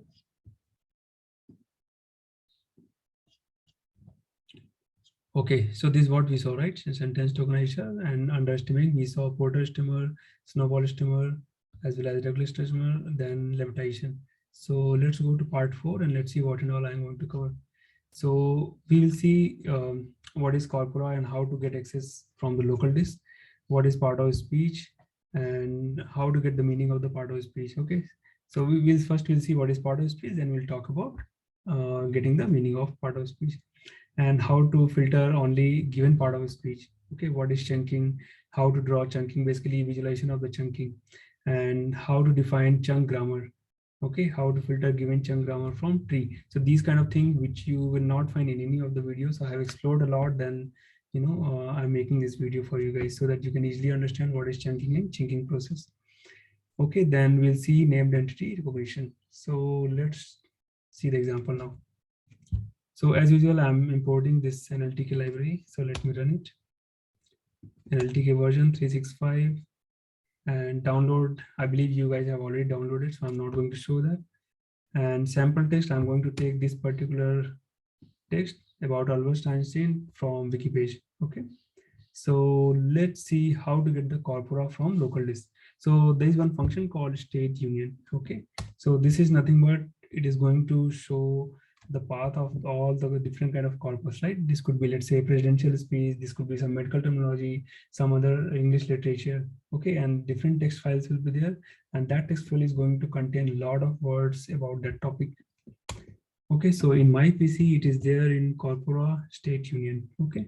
So let me just go and just share with you guys. So what I'll do, I'll just take this state union, let's say dot raw. Maybe I'll go here.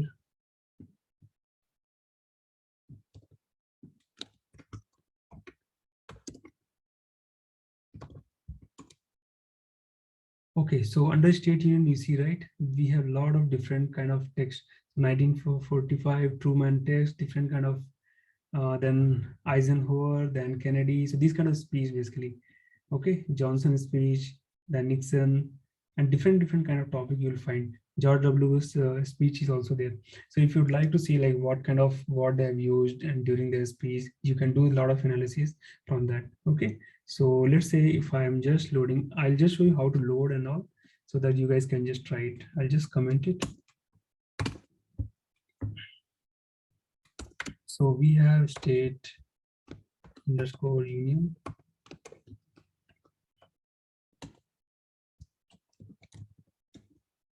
dot raw. Okay, so if you read about this file, so let me file object file equal to this. Okay, so this file is nothing but the complete text has been given. Okay, so if you would like to analyze full file, then you can go ahead. Otherwise, you can just take part of this file and do further analysis. Okay, so I'm just going to cover it. This is just for example, it's kind of like, sample data or sample text data, which you can do further analysis. Okay, so now guys, let's see what is part of speech tagging. So first you should understand what is part of speech. Okay, so let me demonstrate using whiteboard. Okay, so here, let me take this.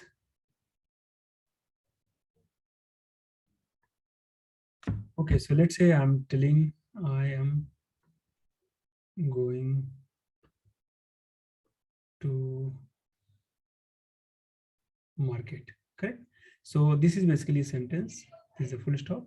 So in this sentence, we have this I, that is nothing but your preposition, right? So PP, there is basically, I'll show one link where all kind of, grammatical part of English grammatical part has been mentioned, and what is basically PP with a part preposition phrase. Then we have, let's say, determiner. Then we have VB, that is nothing but verb. If it is ending with ing, then they denote as VBG. Okay, then to they denote as to, and market is nothing but noun phrase. Okay, similarly, let's say I am watching a company name IBM, just for example. Okay, so here also we have something called this preposition, then we have determiner, then watching is nothing but your VBG, that is nothing but verb ending with G. Okay, and this is kind of another.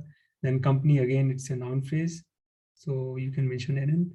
Then this could be maybe some object will be there. Okay, similarly OB is nothing but it will be denoted as ORG. This is nothing but organization, or this is also known as noun phrase. Okay, NNP.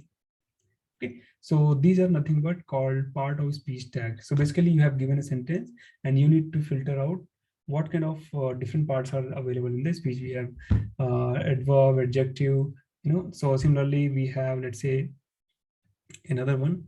I have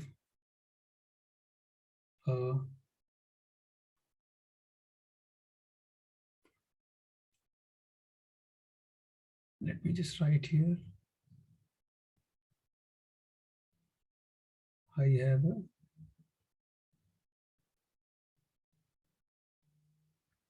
black color dog, just for example. Okay, so black is nothing but your adjective, right? So adjective will be denoted as JJ. Okay, color is also a property, so this will be JJ, and dog is nothing but your noun. Okay, so these are nothing but part of speech which you are denoting. So this will be very helpful when you are going to analyze some particular part. So let's say we talked about word tokenization, right? So what it did, it just filter all the words as space separated. So let's say this was one word, this was one word, this was another word, this is another word, and so on, right? So all the words you got in the form of list, correct? But is it giving more information? No, right? Why it is not giving? Because until you combine them along with adjective or noun or verb, right, it doesn't make really any sense. So let's say I just talk about black color dog, right? If you filter this particular part, right, it really makes sense. I have dog which is black color, correct?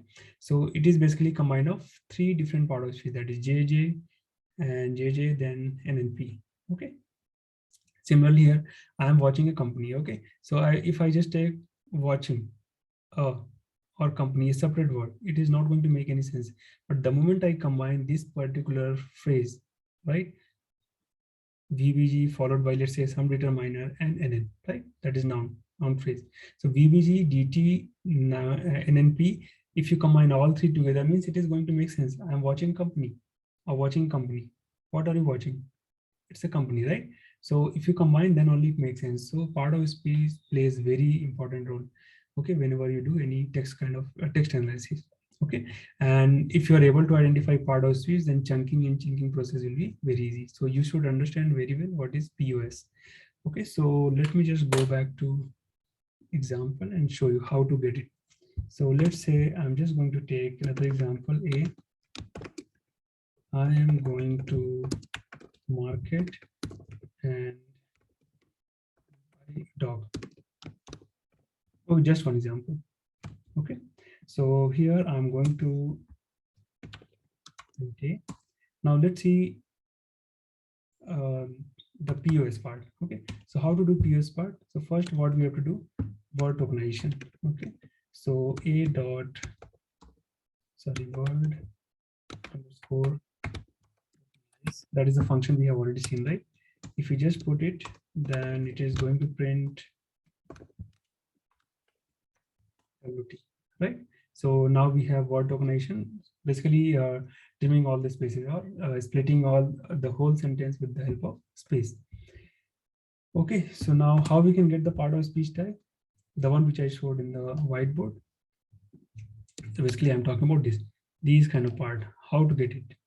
Okay, so we have direct function called, let me just show the function now. So we have word talk, now we have nlp.pos underscore tag. Okay, part of speech tagging, and this particular function takes tokens. So what is my token? WT. Okay, now see here. So this is nothing but PRP. That is what I showed here. PRP. Okay, I forgot to mention R, but this is preposition. Then M is nothing but verb. Okay, and going is nothing but VBG. So if it is goes, it is just VB. If it is going, then it will just show VBG. Okay, that is the present continuous tense. And to will always be denoted as TO. Then market is nothing but NN, that is noun. Then we have comma. So remember guys, I have not done any data cleaning, right? So comma will also be treated as something. So comma or punctuation will be directly a punctuation name. And is nothing but CC. What is CC? So if you don't understand what is the meaning of CC, MD, VB, then we have something called, let me just show you quickly. So what we can do, there is one function called NLP dot help dot, we have up enhance, I think, what is that, up pnn dot tag set underscore tag set.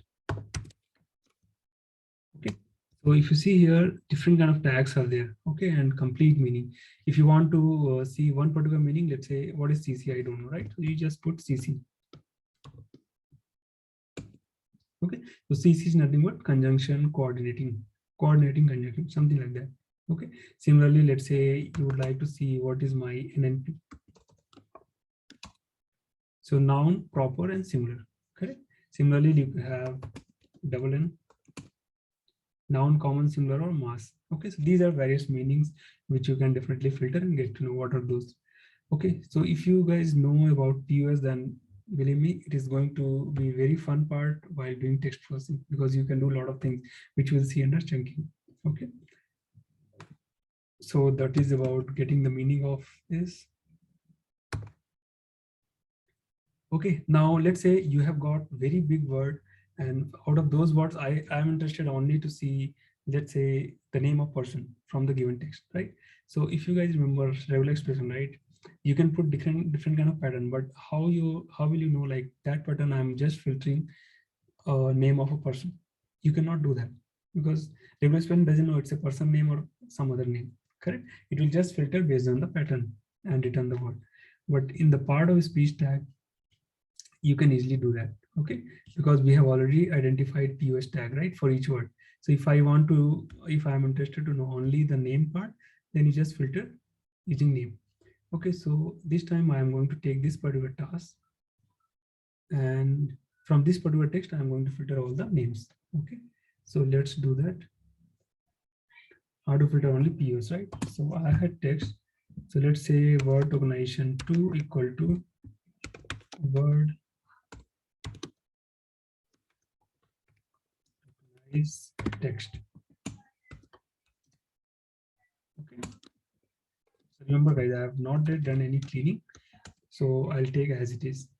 From this part of text, what I'll do, or let's say I'm going to take POS equal to NLP dot POS tag W, T, and 2. Correct. We got all the POS name here, right? So I'm just going to comment it, and I'll iterate over each word. Okay. For let's say tag in POS if POS. So if you see here, POS is containing what? It's a kind of tuple. So under that tuple, first is your word, and followed by, or the second element is nothing but your POS, right? So what I'll do, if POS, maybe I'll just do the indexing -1 equal to, let's say, I want all word which is ending with ing. Okay. If it is VBG, then print tag. Let's do that. Luckily, we don't have any such words. Okay, so what I will do, I'll just take an NP.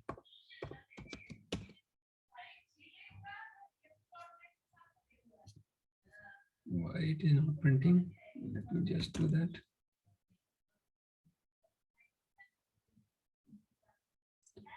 Oh, I just took -1. This is not required. For POS tag, I should do tag -1 and NP. Then it makes sense. Okay. Because we are iterating on each tag, right? So you see, from the big chunk of text, we are just getting all the names, Albert, Einstein. Okay, so if you do a proper filtering, then you will not see all those junk characters. Nobel Prizes, physics, Einstein. Okay, so let's take another example. Let's say I do filter all the verb ending with ing. Do we have such words? Yes, developing and becoming. So see how difficult it will be when you are trying to filter this kind of word from regular expression. It is not at all possible. You may get the word, but exactly ending with ing, it will be a little difficult. Correct? Okay, similarly, any word which is having, let's say, CD. CD is nothing but cardinal number. Okay, so you can filter all the numbers from the given text. See how beautiful it is filtering. It is not just filtering the number, it is just filtering the cardinal number also, which is the text part of the number, like 1, 2, 3, etc. Okay, so this is one of the best part of the NLTK. Okay, so now you guys know how to do POS. Now let's talk about chunking. Okay, so what is chunking? So let me go back here and clear everything. Okay, so again, I'm going to write something here. So let's say I'm writing one sentence here, denoting ages. So I am going to market to buy a dog. Full stop. Okay. So if you see the sentence right, it has a lot of POS, right? So POS we already saw. So we have one I, then we have M, then going, then to market, another two. This is two, not a four. Then buy, a and dog, right? So what are those parts? So this is nothing but your preposition, PRP, and this is, let's say, some determiner, and this is nothing but VBG, right? Let me take another color, VBG. Then this is two, then this is N and P, that is noun phrase. Then again TT, then by is nothing but your verb. This time it will be VB, because it doesn't have anything, right? It is not ending with ing, it is not ending with ed or something, correct? It is the first form, so that's why VB. Again, let's say DT, then NNP, that is noun phrase. Okay, so now you have all the things tagged, right? Let's say I'm interested only those part which is having, let's say, some part of what is a sentence which is starting with verb followed by determiner and followed by, let's say, noun. Okay, so those are nothing but basically you are going to give a pattern. I want to filter only those part of sentence which is having VBG followed by to followed by NNP. Okay, and I want to extract them. So what will happen? This is nothing but it is going to act as a regular expression pattern. Okay, so anything in the sentence which is having VBG followed by to followed by NNP, highlight that part in the sentence. Okay, basically it will extract that part from the sentence, and it is going to represent as a tree or sub branch of the tree. So this is nothing but your main tree. Let me just highlight this part. This is your main tree. Okay, and now the moment you give this particular pattern, VBG2 and NNP, it is going to be part of main tree as a subtree. Okay, so your subtree will be highlighted like this. So going to and market. Okay, and now this is going to be your subtree. Let me just highlight.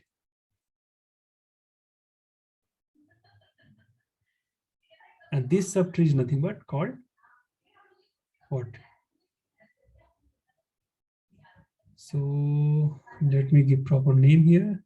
This will be known as chunking. Okay, remember guys, this is part of chunking.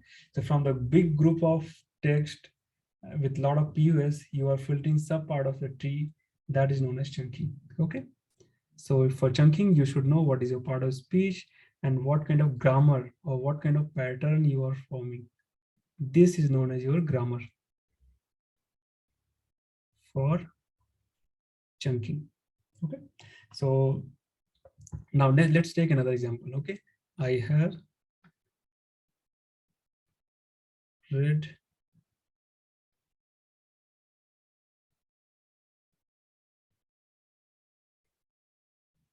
color car. Okay, so let's say you have a lot of sentences in a book or given raw text, and I want to filter all the words which is starting with JJ, nothing but adjective, and maybe this color is also JJ, and let's say we have NLP. Okay, so my next part of subtree will be, and the grammar of that will be JJ followed by another JJ followed by NNP. Okay, so this is my chunk grammar to display that particular tree. Okay, so this is your main branch. And if you want to highlight as a subtree, then this grammar needs to be given to the chunk grammar. Okay, and that grammar pattern will be your JJ followed by JJ followed by NNP. Okay, so let's see one example, then you will easily understand. So this is the theory behind chunking. Then I'll explain same thing with the chinking also. Okay, so I'll take one simple example here. A equal to, maybe I'll take similar example here, whatever I have taken earlier.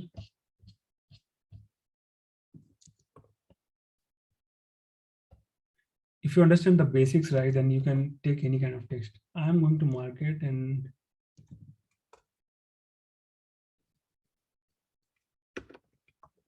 buy a dog. Okay, and then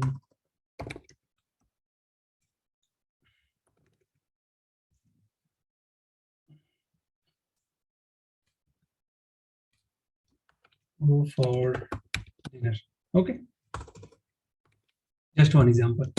Let's print it, and I'm going to tokenize it so that end to end we can see.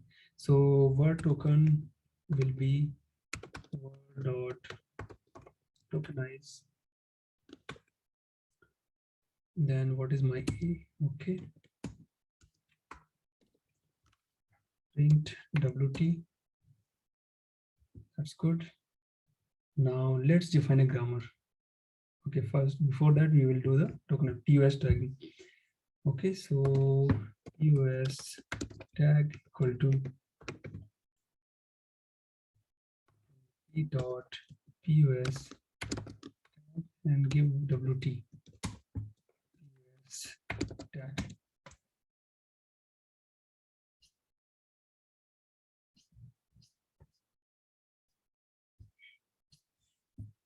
This is a function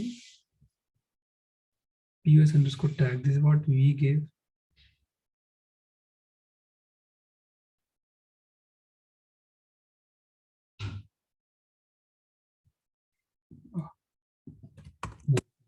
POS tag, right? Okay, so now we got a tag, and now there's time to visualize it. Okay, so visualization will be done exactly the way I represented here. Okay, so let's take it. So for visualization, what we have to do, let's do the visualization first. So we will take it the grammar wise. We have something called chunk parser. Okay, I have not yet imported, so let me import it quickly.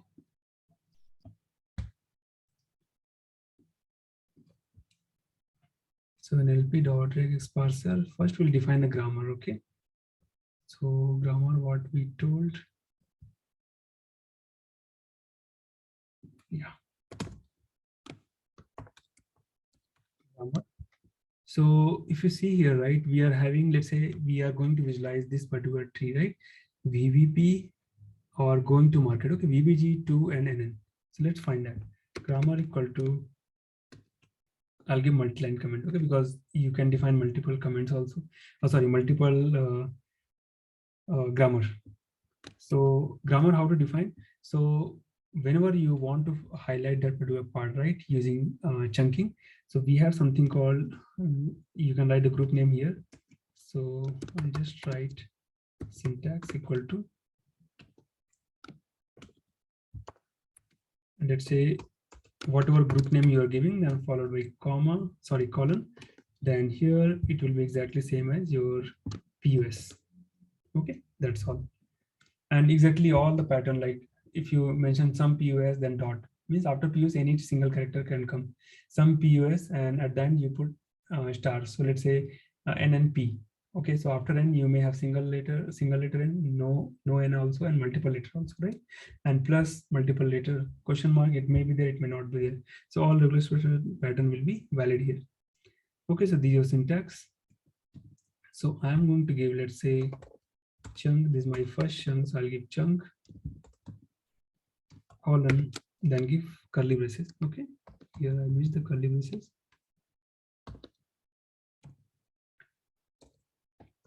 Anything. POS.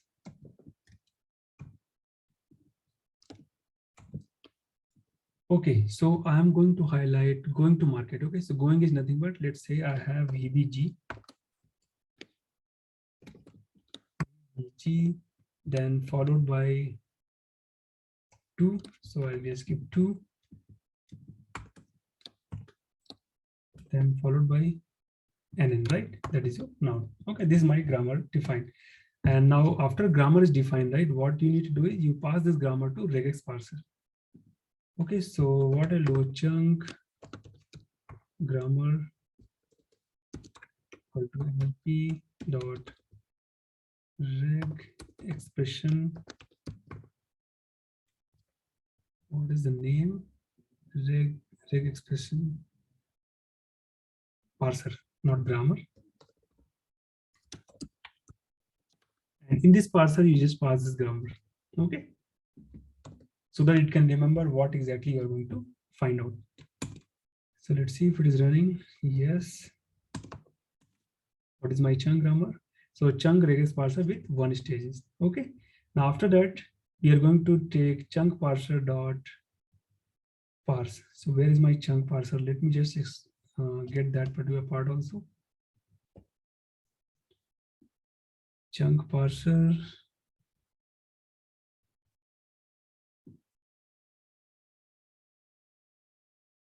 Where is that library? Let me just explain that. Okay, it is already part of your NLP, right? So you don't have to explicitly import chunk parser. Okay, so what you can do now?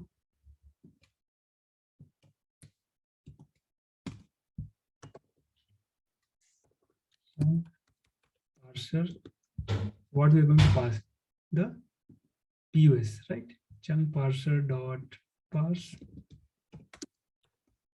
And what is my POS? So this is your POS tag. I just pass this. So what you can do, you can get the tree. So once you pass the whole POS tag, right, to the chunk parser, it is going to create a tree. So I can just get the tree and let's print it. So chunk parser is not defined, and is there any mistake here?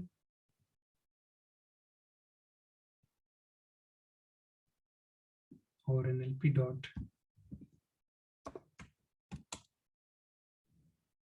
Chunk parser, I think there is some typo.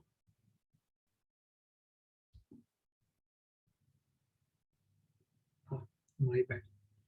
Chunk.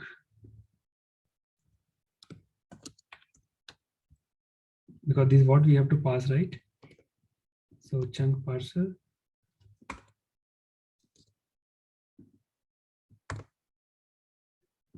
NLP is not required. Chunk parser dot parse POS tag, then tree. This should be good. So now it is going to create a tree internally, like what is my sentence, root sentence, and in that sentence, what is my different part of tag, which is, you know, going to show as a T, or maybe going to show as a stem in the tree.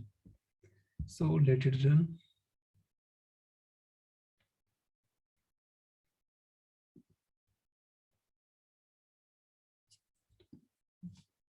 Okay, so Chrome driver, because it is based on I think toolkit, some TK library, and it is going to visualize a separate graph. Okay, so we'll see that. First, let it print.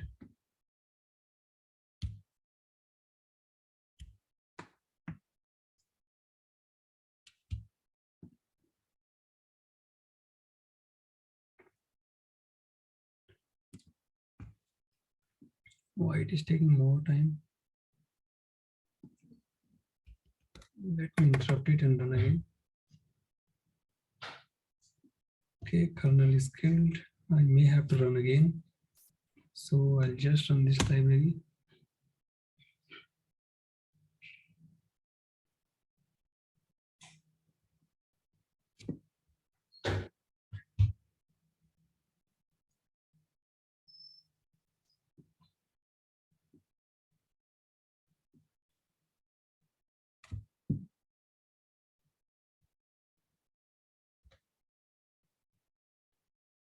Okay, now this is over. Let's go here. And I'm going to run this part once again.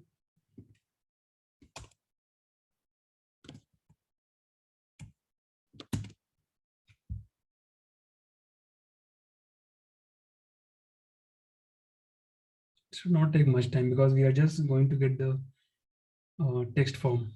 Okay, nothing else.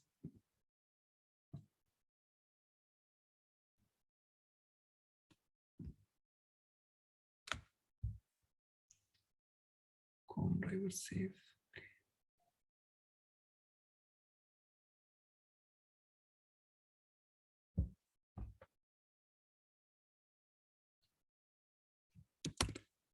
Meanwhile, let me show what it is going to do that. So it is just going to do, I am going to market to buy dog. Okay, so going to market will be highlighted separately as a separate stem from the S sentence. Okay, so only thing is that that's the only difference which is going to be visualized, and the main root what do you say sentence is filtered like this as a separate what do you say text, and this will also be filtered as a separate stem of the tree. Okay, so I think it got stuck somewhere. I don't know what is the reason. I hope it is going to be over.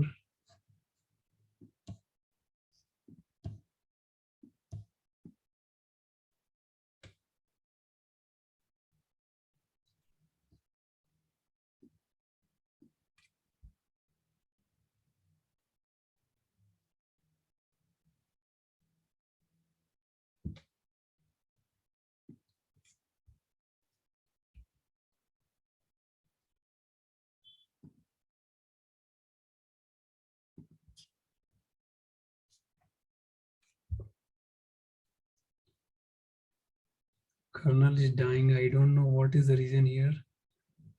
This should not die.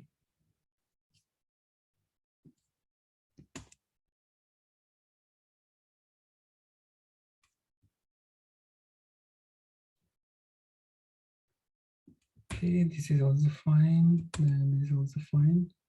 This time, let me directly visualize it. If it is not able to print, nlp dot draw tree dot draw.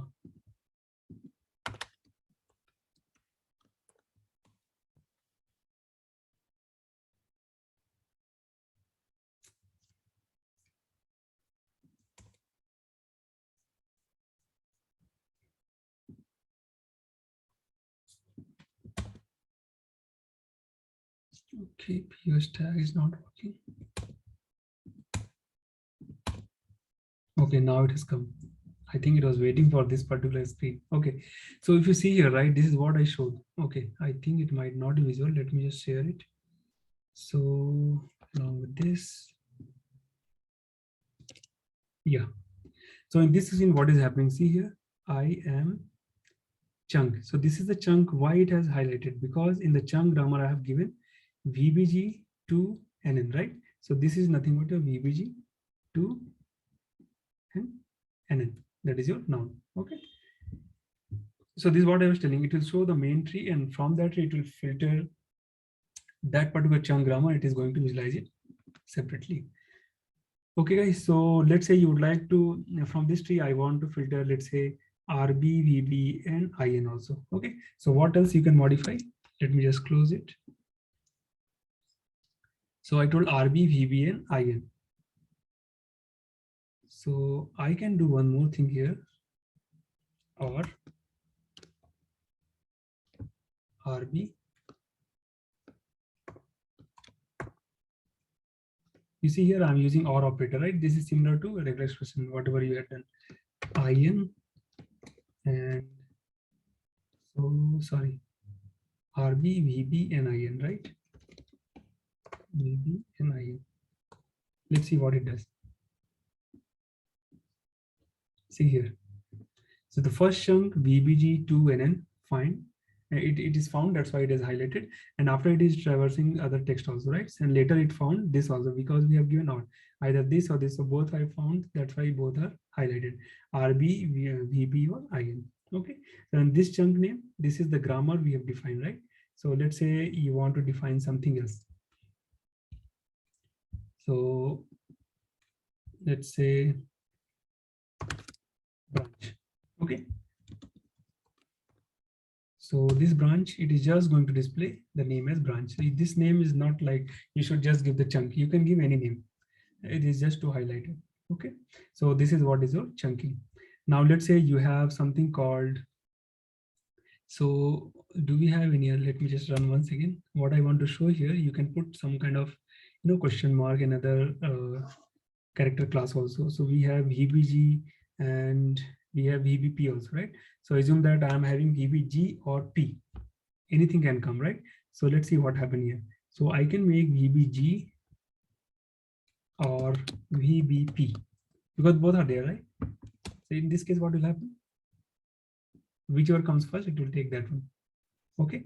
Now let's say after N we have 2 also, or maybe I'm just thinking to take RB, VB, G or P. So let's say either G or P. See what happens. Will it give anything?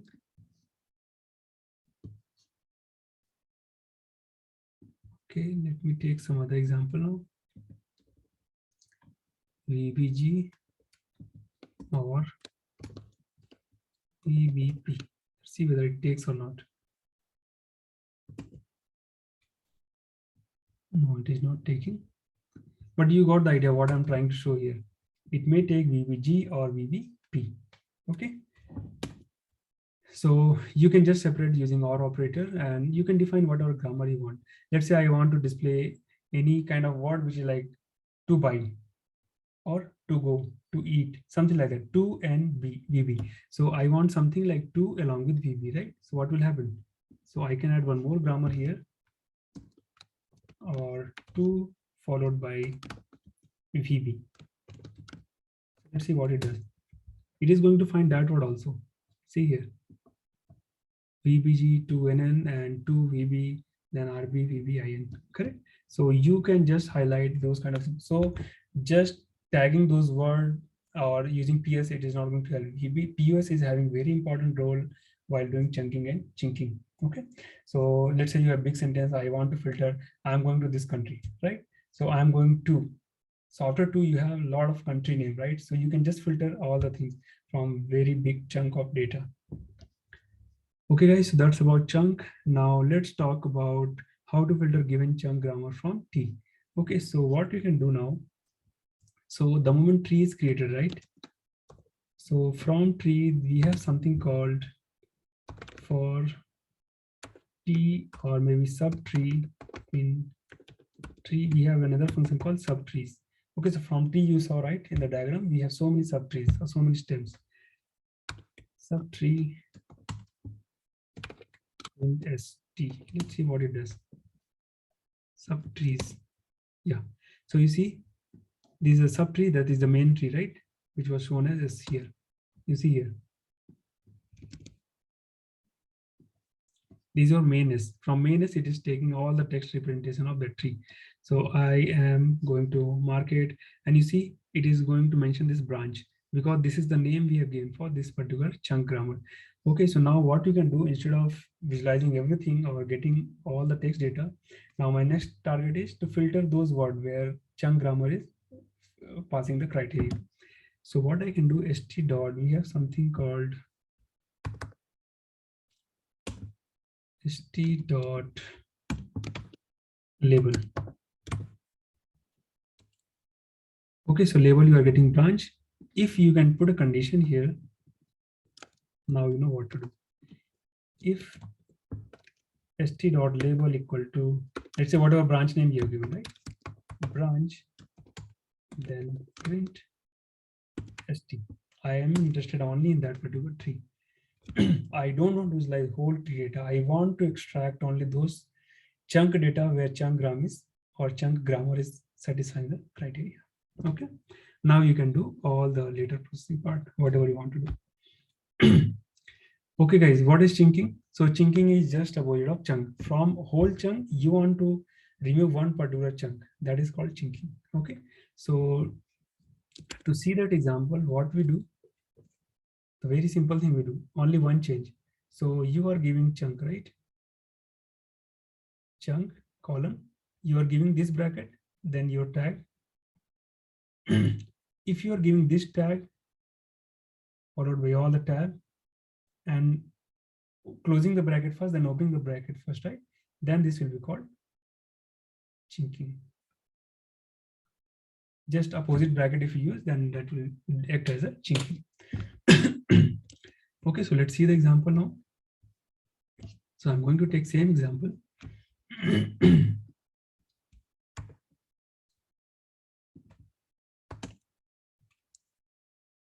Okay, so this will be this particular grammar. Okay, so I'm going to remove this particular part.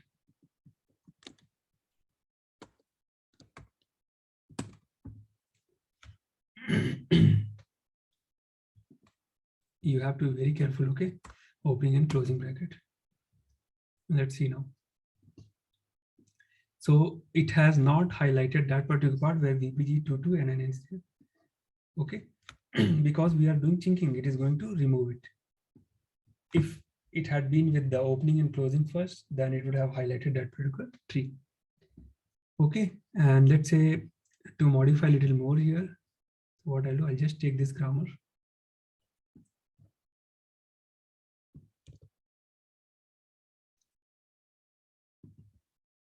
So I want to include this particular part, but in the next line, I'll mention I don't want to have this particular VBG2NN. Okay, so this, let's remove it. And now just draw it. Now you see the magic. It is going to include only that particular branch, 2 and y, because I'm closing and opening and closing the bracket and opening, closing another one. But this particular part, VBG2NN, I have given as opening first, sorry, closing first and opening first, right? So part of chinking. That's why it is not highlighting this particular part. Okay, so this is part of chinking. So those kind of things will be very helpful when you are interested only in that particular sentence or that particular part in the sentence. Just highlight that. If you're not interested, just put in the part of chinking, but that grammar has to be exact.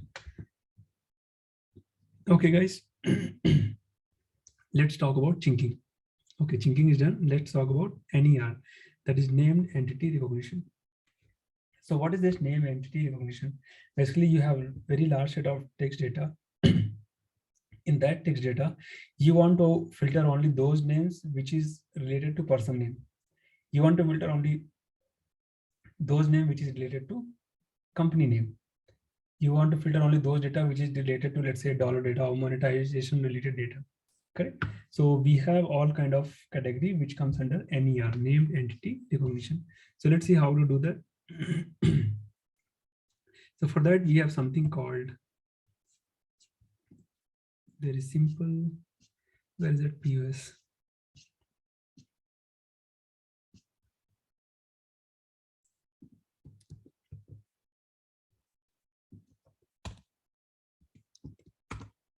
So what I'll do here, I'll take another one.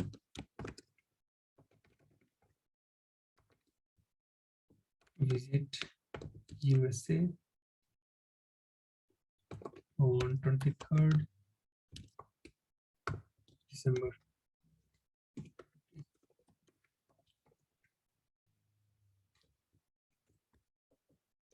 Go to, let's say, Google Office.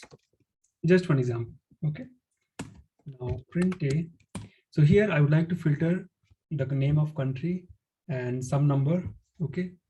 Google will go to Google Office by, I just wanted to mention this should be okay.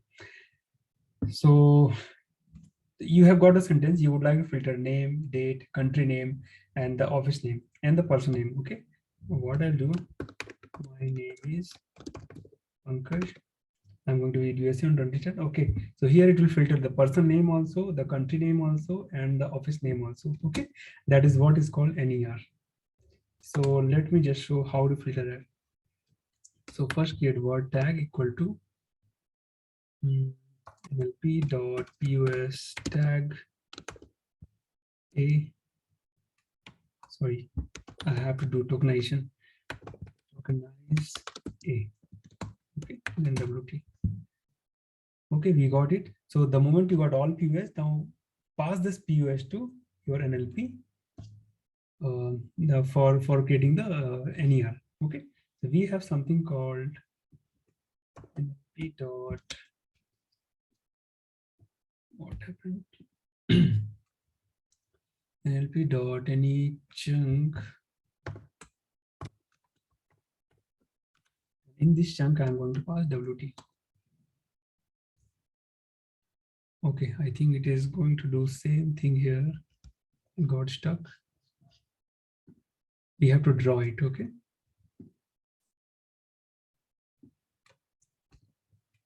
So NER this dot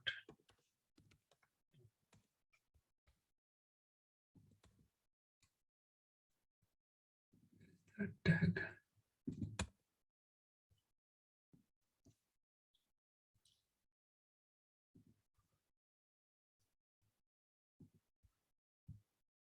Still running.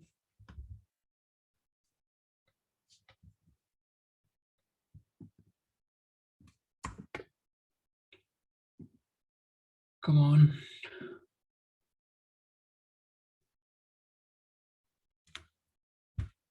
Okay, we are almost done. So I'll show how the NER data looks like in the tree. So basically what will happen, let me just show the previous example here.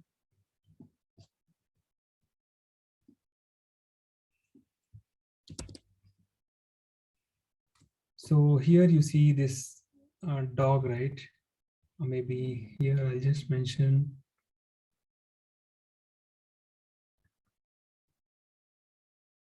Okay, it has become slow. So let's wait for this to over. I think it is over already.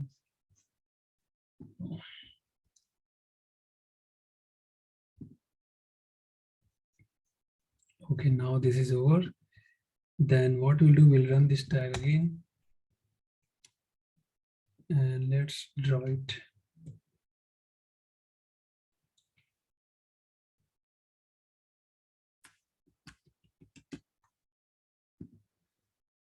Okay.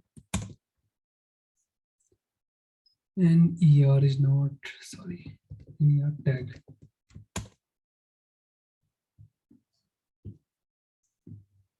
Yeah. You see here how beautifully it is finding all the names and just putting the category. Okay. So the person is like Pankaj, organization is USA. I don't know why it is putting USA as organization. That is wrong. Here organization equal to Google. That is correct. Person is Will. Okay, this is completely wrong. Something is messed up. So let's correct it. My name is Pankaj and I think this should be working. I'm going to visit USA on 23rd. It should be fine. Okay, something is wrong. So this USA is basically country. So this comes under GPE. There's a special category where all the country name will be there. Okay. So 23rd, you see, this is cardinal number CD. Okay. And December, it is taking as noun. That is also wrong. It should not take. And person, again, it is taking Will. So it is like Will Smith. That is also person name, right? So that's why it is taking or identify Will as person. Okay. And organization as Google. This is correct. Okay, guys. So that's how. Okay. I think I have not shared it.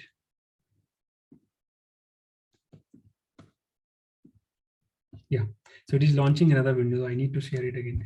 Yeah, so what I was talking, it is giving all the definition of NER and their corresponding name, right? So like person name is Pankaj and organization, it is taking USA, which is wrong. It should have been taken as GP or something. Okay, and here person Will, it could be taken as a Will Smith and organization name is Google, which is correct. Okay, so we can take one more example. Let's see quickly. So let's say I work with PyCSR and going to USA.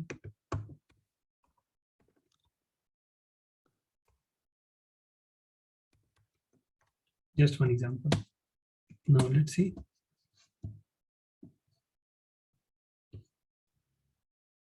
I'll share again.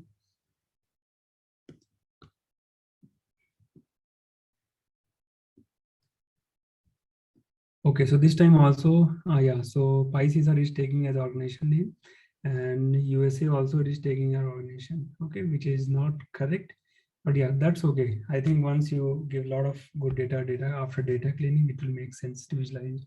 But overall idea, you got it, how to do named entity recognition from the given test and how to visualize them, okay. Yeah, so that's all guys for today. I hope you enjoyed it, and please try chunking and chinking from your side. Understand the grammar part, write it, play around with all the verb, noun, adjective, and CC conjunction and all those things, and see how beautiful it is filtering and visualizing the data in the tree. Okay. Yeah, similarly, you can play with named entity recognition and POS. Okay, guys. So I think a couple of topics are pending, very small topics, so which I'll be winding up in the next video. Okay. So thank you, guys. Leave out all your comment in comment box and press the like button if you like it. Thank you so much. Bye bye.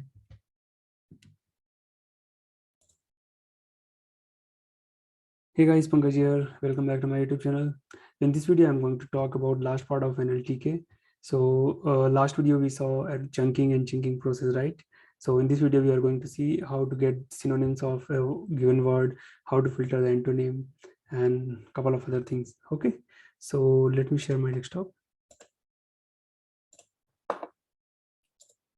Okay, so this was the part 4 where we saw chunking, chinking, part of speech tagging, okay, and named entity recognition.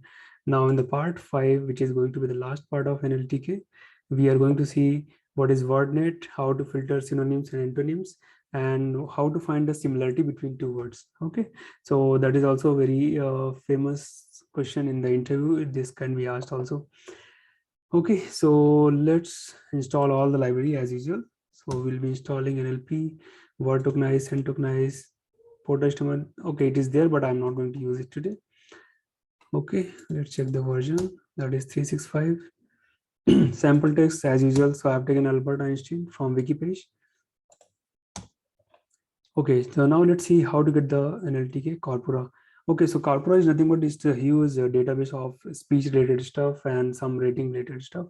Okay, so I think in the last video also I showed you, but let me show you today also how to do that. Okay, so we have from nltk.corpus import, let's say there is some topic called Gutenberg, right? So I'll just install. Okay, so looks like Gutenberg is not existing. There is looks like some typo. Yeah, so Gutenberg is there. So once you install it, there could be so many different topics, right?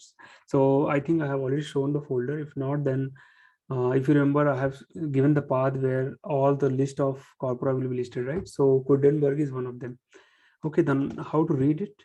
So let's say I'll just mention T1 equal to Gutenberg dot raw. Okay, so yeah, so it will go to that file and read the whole content and just list out. Okay, content may be big, so what I'll do, I'll just read it. And under Gutenberg there are a lot of topics. Okay, so one of the topic is like Bible kjv.text. Okay, so let me just give the topic name, Bible kjv.text.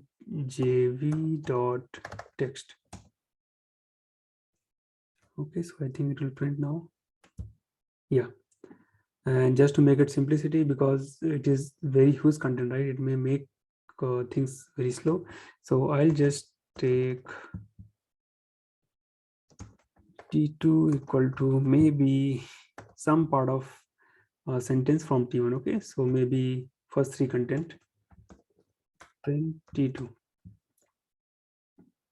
Okay, this is not taking. So what I can do, I can just take maybe T1 will sentence tokenize. So a lot of sentences are there. So let's tokenize it. Okay, send using send tokenize. of T1, and from T2 I'll take maybe first 3 sentences.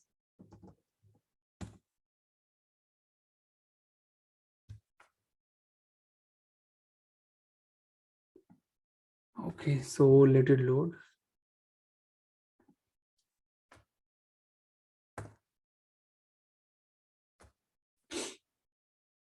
Okay.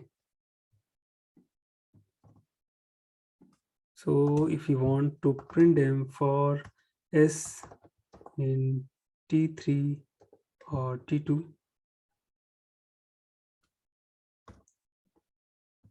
column 3, print sent. Okay, so this is my first sentence, second and third sentence. Okay, so that's how it looks like. Okay, so that's how you read any corpora. Go to any topic and just read it. Okay, and process tense sentence by sentence or word by word if you want. Okay, so now let's see the next topic, that is wordnet. So wordnet is what? It's a very big collection of all the synonyms, antonyms, and definition of any given context of word. Okay, so you need to understand the syntax of wordnet. Whenever it returns, right, it will return in this form. So let's say one example, we have one word called survey and followed by dot and followed by POS. So POS is nothing but part of speech, right? So we saw like noun, verb, adverb, adjective. Okay, so a lot of short form will be there. So N stands for noun. Okay, and 01 is nothing but this number. It stands for NN. That is nothing but a sense key, because one word can be can have different kind of meaning, right? And each meaning will be referring to one context, right? So based on the context, what is the sense of that word? Okay, so that is what is sensitivity will be mentioned in the form of 01 or NN. Okay, so this is what I have written here. A sense key, a word can have multiple meanings or definition.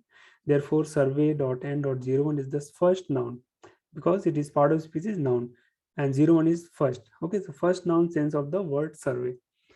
Okay, so similarly, I'll show a couple of other examples also. You will see noun.02, noun.03, like that. There can have multiple senses. Each senses will be defined with different number. Okay, so to get synonyms and all, we have one module called wordnet. Okay, so go to nltk.corpus, import wordnet. Okay, so now let's find all the synonyms of different senses of word called good. Okay, so I'll just mention sin equal to wordnet. We have something called, under wordnet we have sin sets, that is nothing but set of synonyms of word called good. Now let's print sin. So it will find all the context of that good and find the meaning of that, and it belongs to, let's say, now this is the complete list of synonyms of that particular word good. You may think of commodity, how come it is related with good? There could be some context. Right now I don't have exact sentence on what sentence basis it has taken commodity as close match with good word, correct? That's why. So commodity, so good noun 01, 02, 03. So good is again a synonym of good in different context, and context, there are 3 contexts, that is 01, 02 and 03.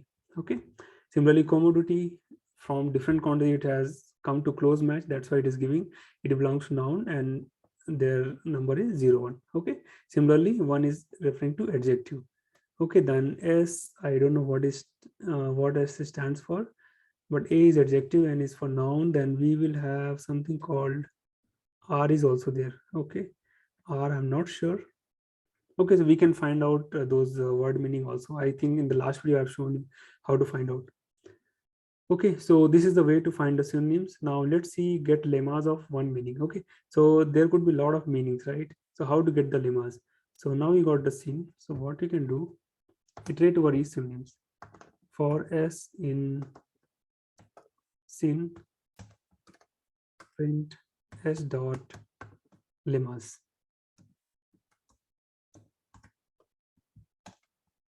Okay, so that is their lemmatization of that particular word. It is getting printed.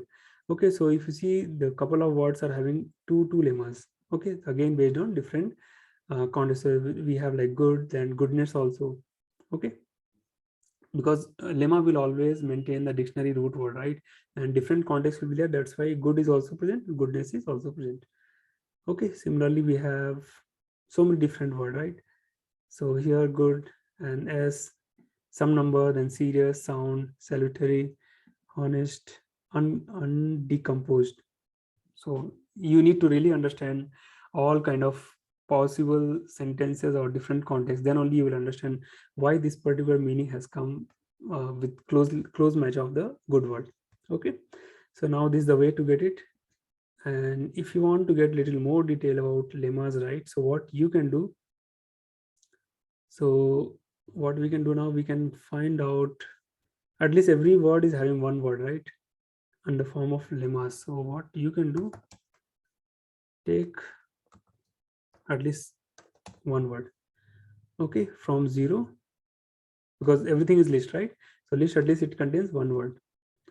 Now from 0 I can take just the name, right? So what I can do under this, we have an attribute called name. Name is a function, so it will return the name. You can see all the synonyms of good. Okay, so in case you would like to just process only the name, then you can just filter like this. So let me have it separately so that you can just play around. Okay, so to get the meaning of each syntax, how to get the meaning of it? So what we can do, we can have something called definition. So sin, let's say 0, what I have here. So from this sin I'm taking, we have complete list of synonyms, right? This. So I'll just take the first one and get the definition. Let's see what we have. It is just giving benefit. Okay, so why it is returning benefit? Let me see if it has some help. There is no help. Okay, that's fine. Now let's go to the next one to get the example of that meaning. Okay, so what we can do now, so we can get the examples also, right? So let me just get the example. So sin dot 0 dot example.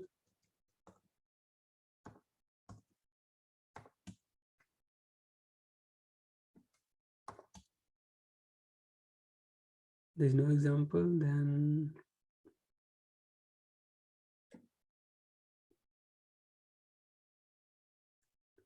sin, so sins dot definition, then what I can do, sin dot examples. Why? Oh, okay.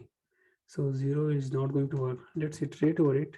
For s in sins print s. Okay. So from s, I can get the example directly.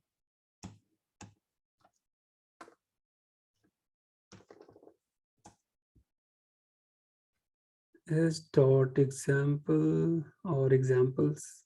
I think it is examples. Yeah. So for each synonym, right, whatever you got here, we can get the example also. Then probably you can understand why noun it has been taken and the sensitivity of that noun is 0, 1, 0, 2, and 0, 3. So now you can get the definition here. So for your own good, what is the good of worrying? There is much good to be found in people. Okay, so of course once you understand the context, then you will understand, okay, why it has been taken as a noun and there are different sensitivity. Okay, so that's how to get the, that is the way to get the example of one particular synonyms. Okay, now let's see, once you get the synonyms, right, how to filter synonyms and antonyms from lemmas. Okay, so there is a separate example. Let me just show you now. So we have direct function, like the way we are getting example definition. Similarly, we have antonyms also. Okay, so there are a lot of things like antonym, hypernym, synonyms. Okay, so if you really understand those things, right, probably you can just give the dir of that particular lemma or the synonyms, and you'll find all kind of names, hypernyms also. So you just get and understand those details.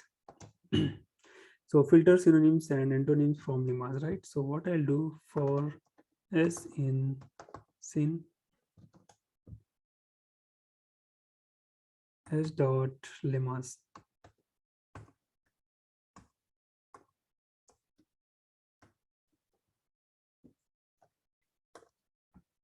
Let me just print. So is it lemma or lemmas? Double M, right? Sorry. Okay, now we got the lemmas. After that, what we can do for each lemmas, right? Under this, what I can do, sin dot lemmas, right? So since lemmas is also, it consists of list of words, right? So for L, that is nothing but lemmas, in s dot lemmas, print L dot, let's say we can print a definition also, right? We can get the examples also. And there is something called, let me just take a look what and all it contains, and I'll just break it. It does have a lot of details. So we have causes, count, language, member holonyms, member meronyms, name is there. So of course, name I have already shown. You can just extract the name of that particular lemma. We'll see once again.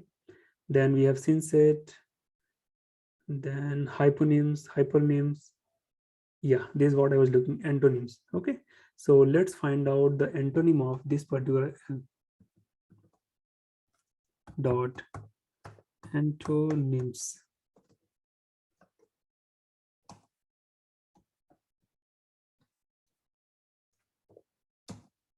Okay, so we are getting, not every lemma is having meaning. So wherever we see this, right, list is containing that particular antonym of that particular word, right? So only those things we can filter.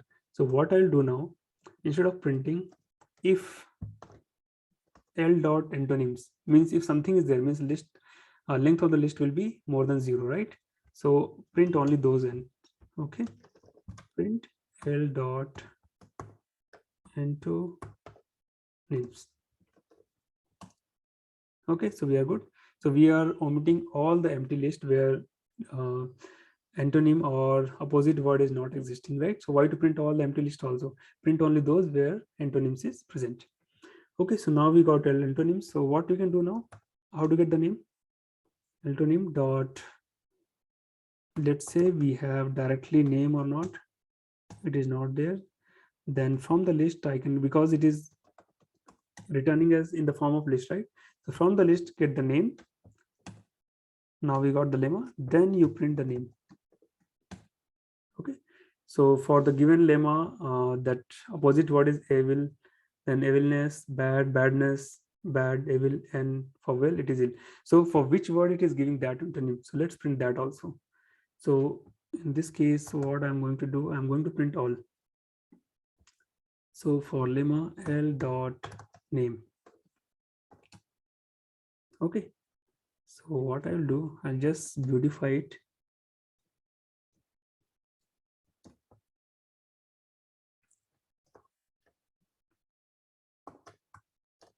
Name is this, then this dot format and dot name. I think this should be good enough. Okay, so good and antonym for good is antonym for this is this.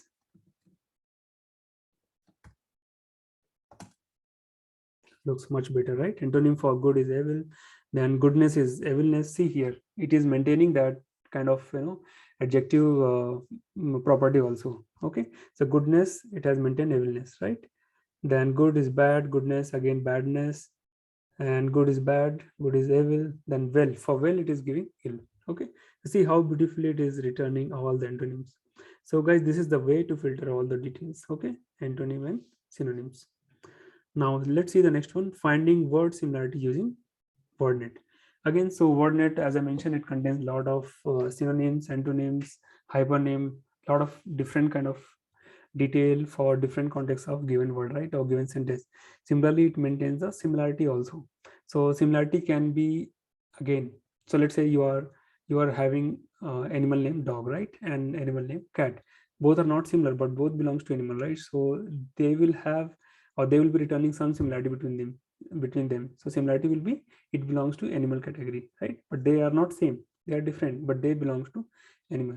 Okay, similarly, if you compare dog with eagle, right? So again, this will also not be having very much similarity, but it may return some similarity based on like both are belonging to non-human, right? Something like that. So To find that kind of similarity, we have something called from WordNet, we have an algorithm called Wu-Palmer algorithm. So I'm not going to talk about that formula, like how exactly it calculates. So there are a couple of other algorithms also, which I'll be explaining once I talk about machine learning. Okay, so for timing, just get to know how to calculate the similarity between two given words. Okay, so I'll take W1 equal to, let's say, WordNet dot synonym set. Okay, so here what it takes basically, it just take the name. So name, it should not be like just good and let's say bad. You have to give good, it belongs to which POS, that is noun, adverb, or adjective, and what is their sensitivity. So that's how you have to give. It belongs to and let's say 0, 1. Okay. And let's say W2 you have bad. Or maybe I'll give anyone name, right? That makes sense. So we have dog and we have cat. Okay, now let's print what W1 and W2 contains. So W1 is one synset and W2 is another synset. Okay, now we have something called W1 dot Wu. It is WU similarity, right? So that is nothing but, as I mentioned, this is the algorithm based on Wu-Palmer, right? We have Wu-Palmer underscore similarity between what, W1 and W2. Okay, so see, dog and cat, it is matching almost 85%. So what you can do, you can just calculate in the form of percentage by multiplying by 100. And maybe give round 2, that should be good enough. Okay, so 85% is 85.71%, it is matching. So as I mentioned, why it is giving 85? You may think, okay, dog and cat both are different, but they are belonging to animal category, right? That's why it is belonging to animal category, and that's why match found. Okay, so we'll take similar example and see.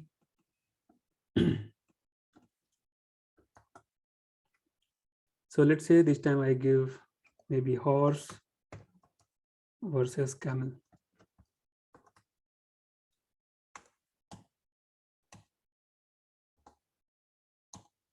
It is also matching 82 because of maybe animal category or maybe 4-leg animal. That could be the reason. Okay, now let's take another one. I'll take eagle and maybe rat. It is matching 72%.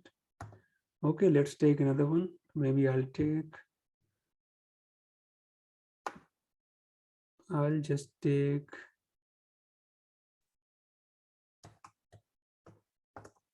elephant and I'll just take ant.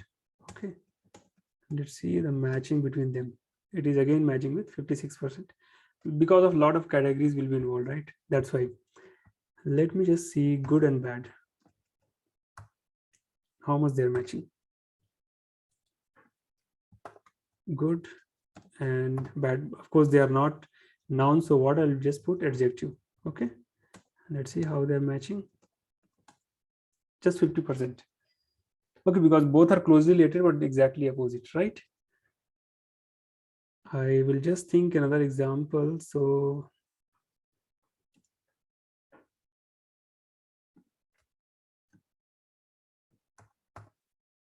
what else we can take? Maybe I'll take computer, that is noun, and I'll just take dog. What is the similarity between them? Okay.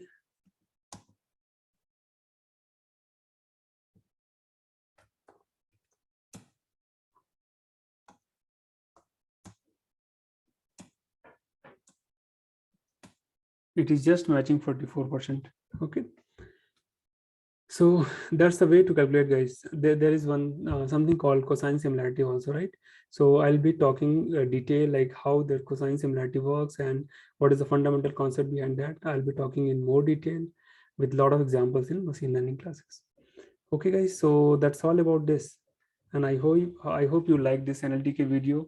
Now in the next next video, we are going to talk about SpaCy library, which is advanced library for NLTK or NLP processing.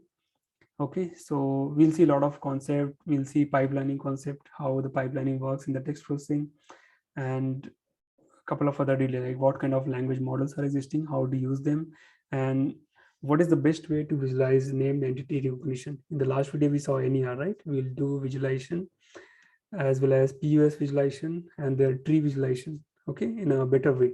NLTK does TK visualization, which pops up the separate window, right? It makes a little hard to run the program separately and do the visualization, right? SpaCy will make it very simple. Okay, so we'll see everything in detail in the SpaCy library. Okay, guys, so if you would like to know a little more about some different topic, please leave your comment in the comment box. I'll definitely try to address in advanced topic of NLP. Okay, guys, thank you so much. Bye-bye.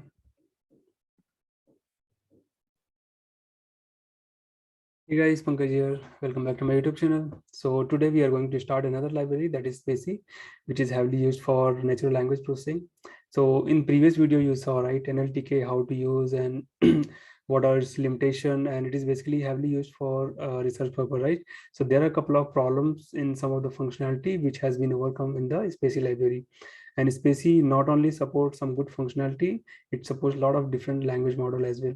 Okay, and it is one of the a very fastest library for doing any kind of text processing. Okay, so let me show a couple of things here.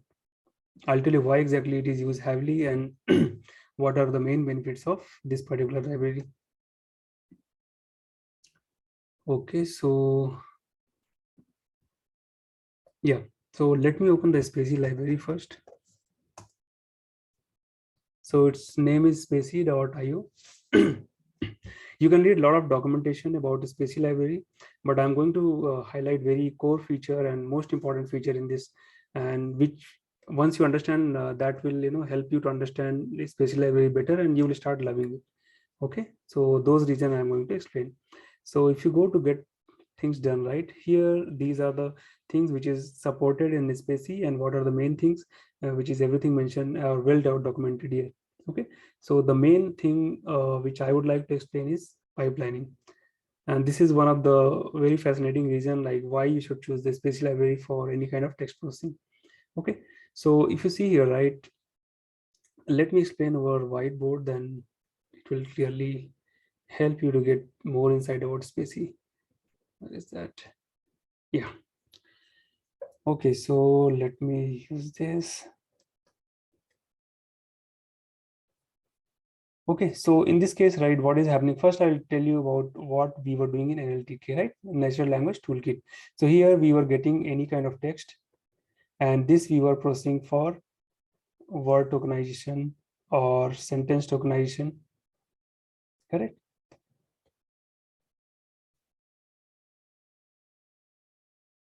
And later, so everything for word, there is a separate function. For sentence tokenization, there is a separate function. And later you will do named entity recognition. Okay, and after that we were having part of speech tagging, then what is it, POS visualization, NER visualization, what else? Okay, chunking, chinking, all those processing we did, right? And for everything or every small thing, there is a separate function to do that, right? Chunking and chinking, etc. Correct? So whatever processing you are going to do, right, in NLTK, for everything there is a separate function. But what has been improved in the SpaCy? Let me just talk about this. So in SpaCy library, what is happening, right? You have got the text, or rather I would mention it is a raw text, correct? So raw text will be given to separate set of blocks. Okay, so let me just mention those blocks. There will be so many blocks, and each block contains what happened. This raw text will go to, let's say, NLP, that is natural language processing. So it will do a lot of processing. Then it will go to, let's say, POS, part of speech tagging. Then it will go to NER, that is name entity recognition. Then we have something called token to vector. This I'll explain later. Okay, and so on. So This particular thing is known as your pipelining process. So the whole text will be processed and given to this particular box. And finally, you are going to get an NLP object.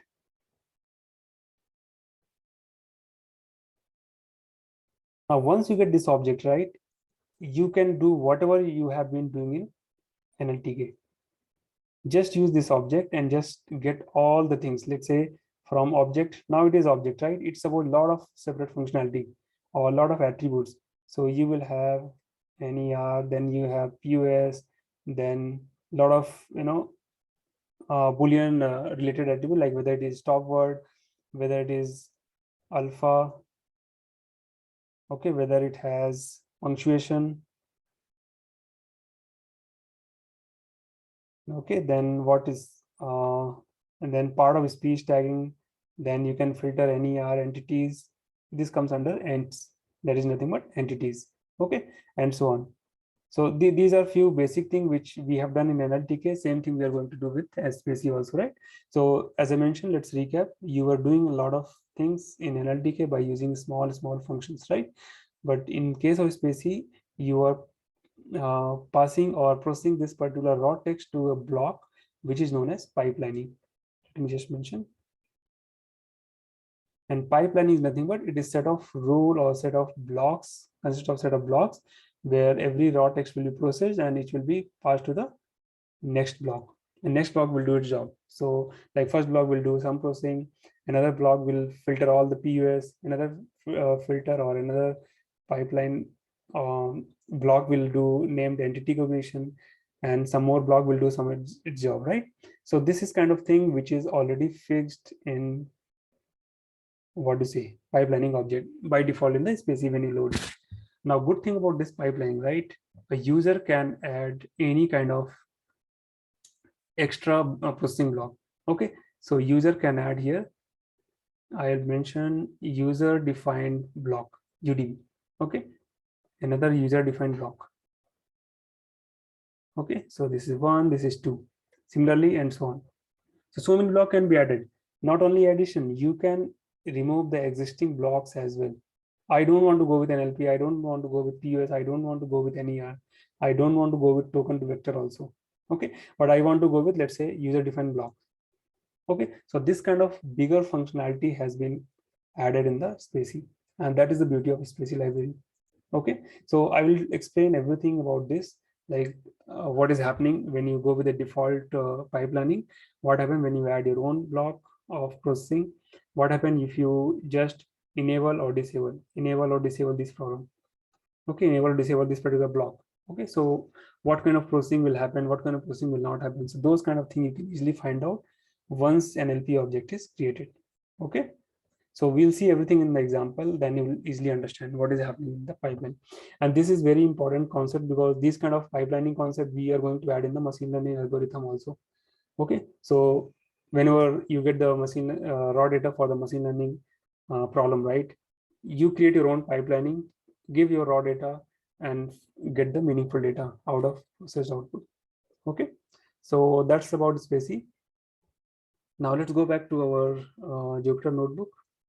Okay, so this is what is explained. Okay, so giving the text root here, let me just open this.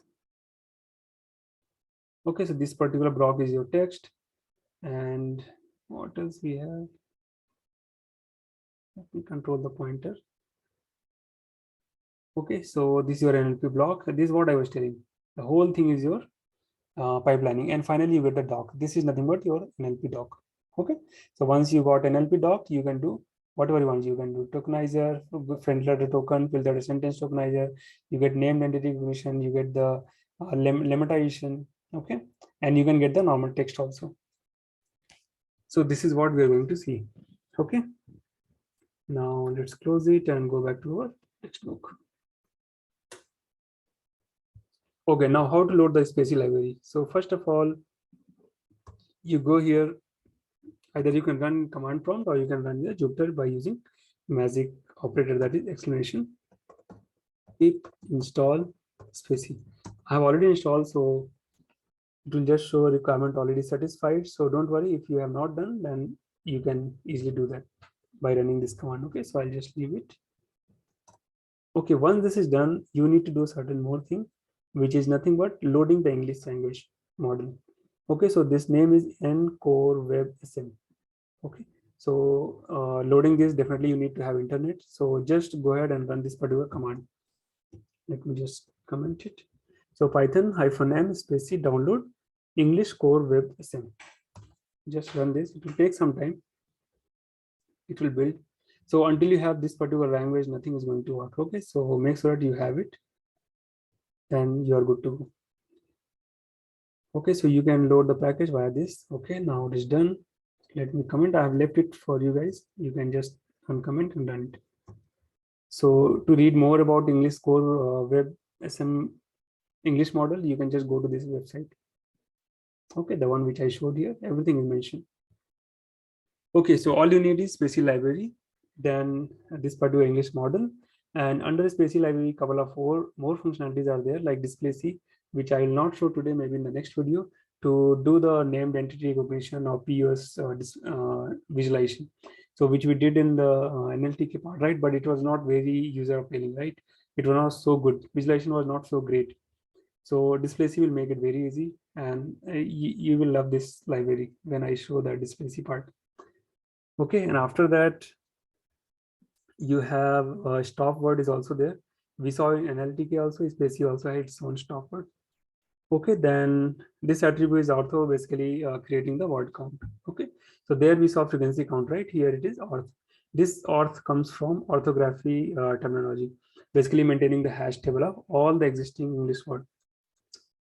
Okay, so now our library is loaded, and what is the version of SpaCy? We have 3.2.1.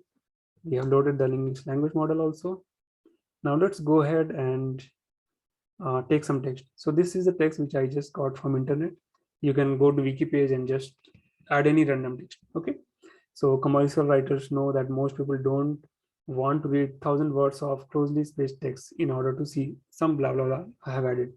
And at the end I just added I need $1 million, something like that, to show you guys named entity recognition, like how beautifully it filters $1 million as a money. Okay, now let's see how to get all words from text. So just create a text. Now, as I mentioned in this particular pipelining, right? So what is the first step? You need to pass this text to NLP, right? So NLP we have already installed here. That is SpaCy. Okay, so let me just show here quickly. So what you need to do, you need to create the NLP object. Okay, so where is NLP now? Where is that? Part 1.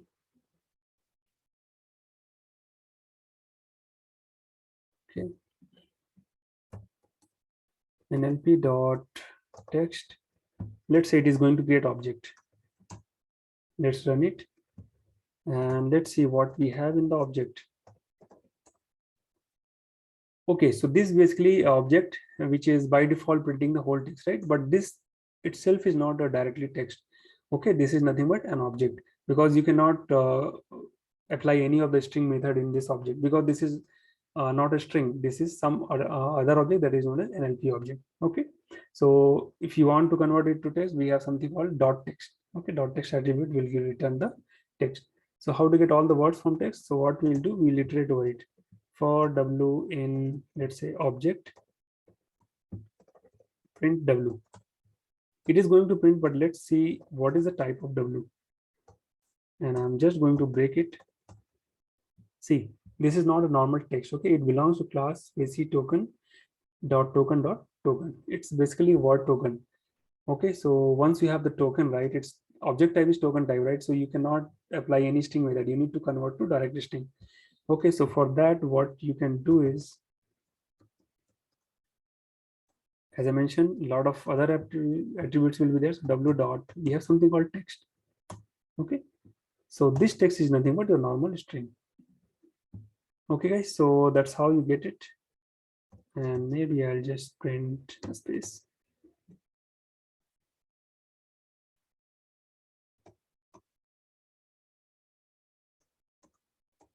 Okay, it is printing everything in the next line. That is fine. So these are this is the way to get separate word in the form of word token. Okay. So find out the stop word. So as I mentioned, if you see in the library, right? So what they are doing, they are doing a lot of tokenizer, tagger, parser, NER, right? Everything is done here. All you need to do is everything is available in the form of attribute. So just go ahead and find the attribute. So how to find the stop word? So now we have for W in obj print. So what we can do? W dot is stop. W underscore sorry dot is stop, because stop is another attribute because it has gone to tokenization, right? Okay, so what it is going to print? Let me just print in the form of tuple. See here, commercial is a word. Is it a stop word? No, right? That's why we got it false. See how beautiful it is telling that it has already processed all or each and every word from the raw text and maintain those tags. Okay, so you can just filter it. So now you got the logic. Is stop is another attribute which will return boolean true or false. So how to filter it?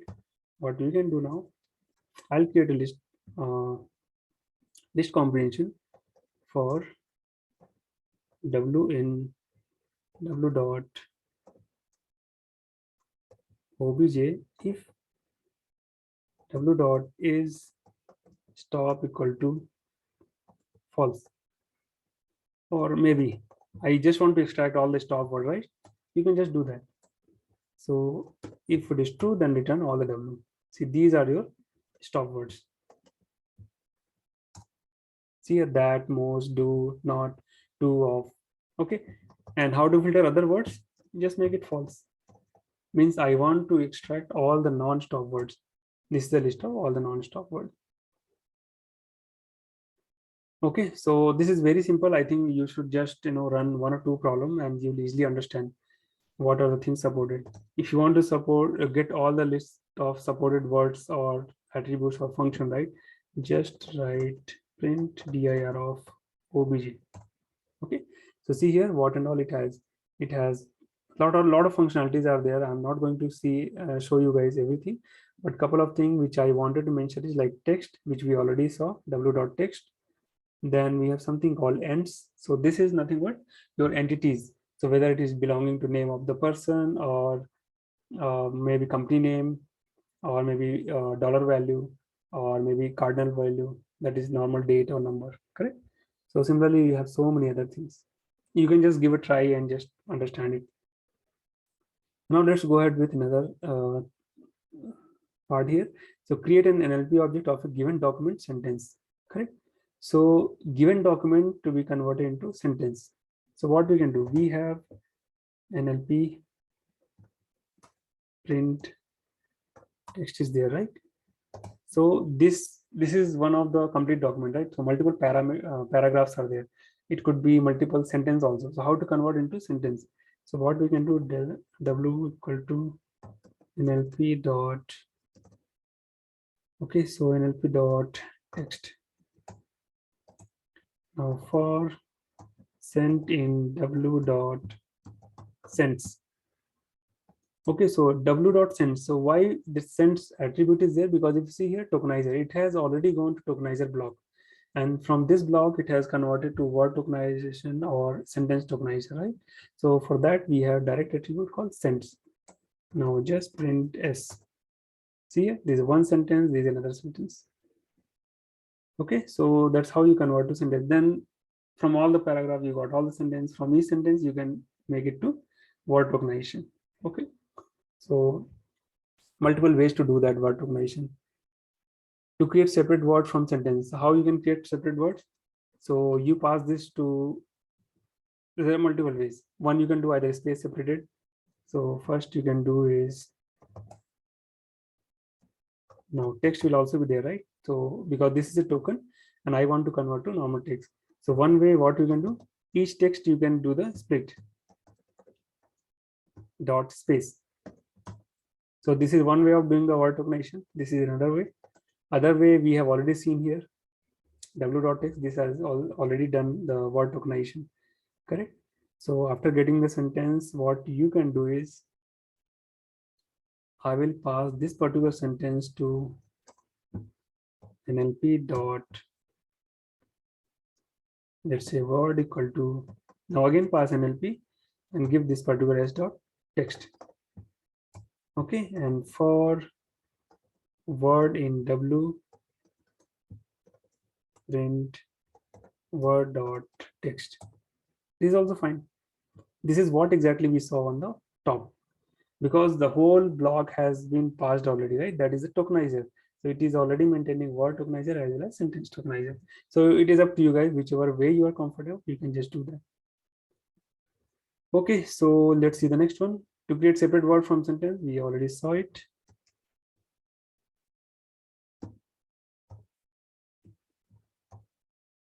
Now let's see the next one.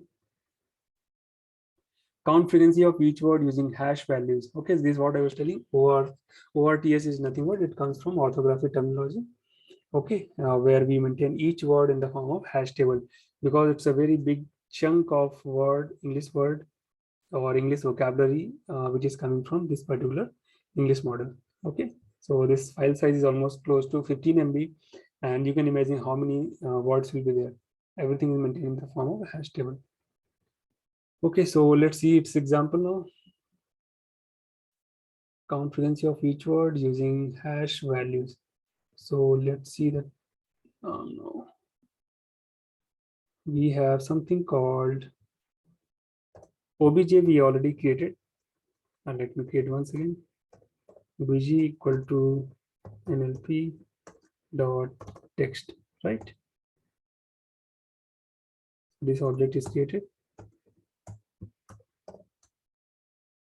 Okay, so for, let's say W or maybe D in PJ dot count by.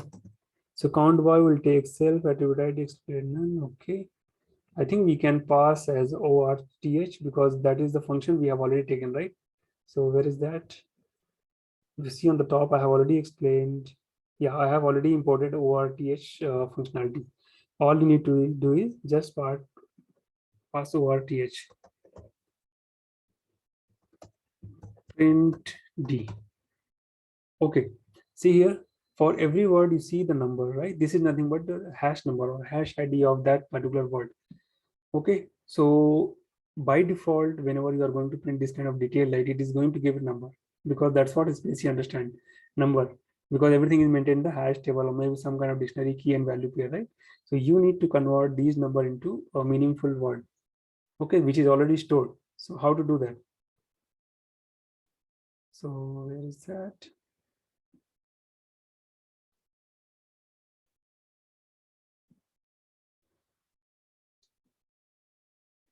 We have one function called, let me just write it here.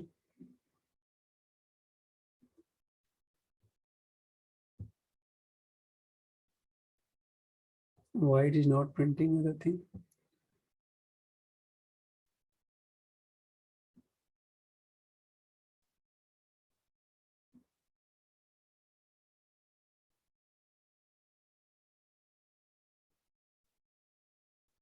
It has created D.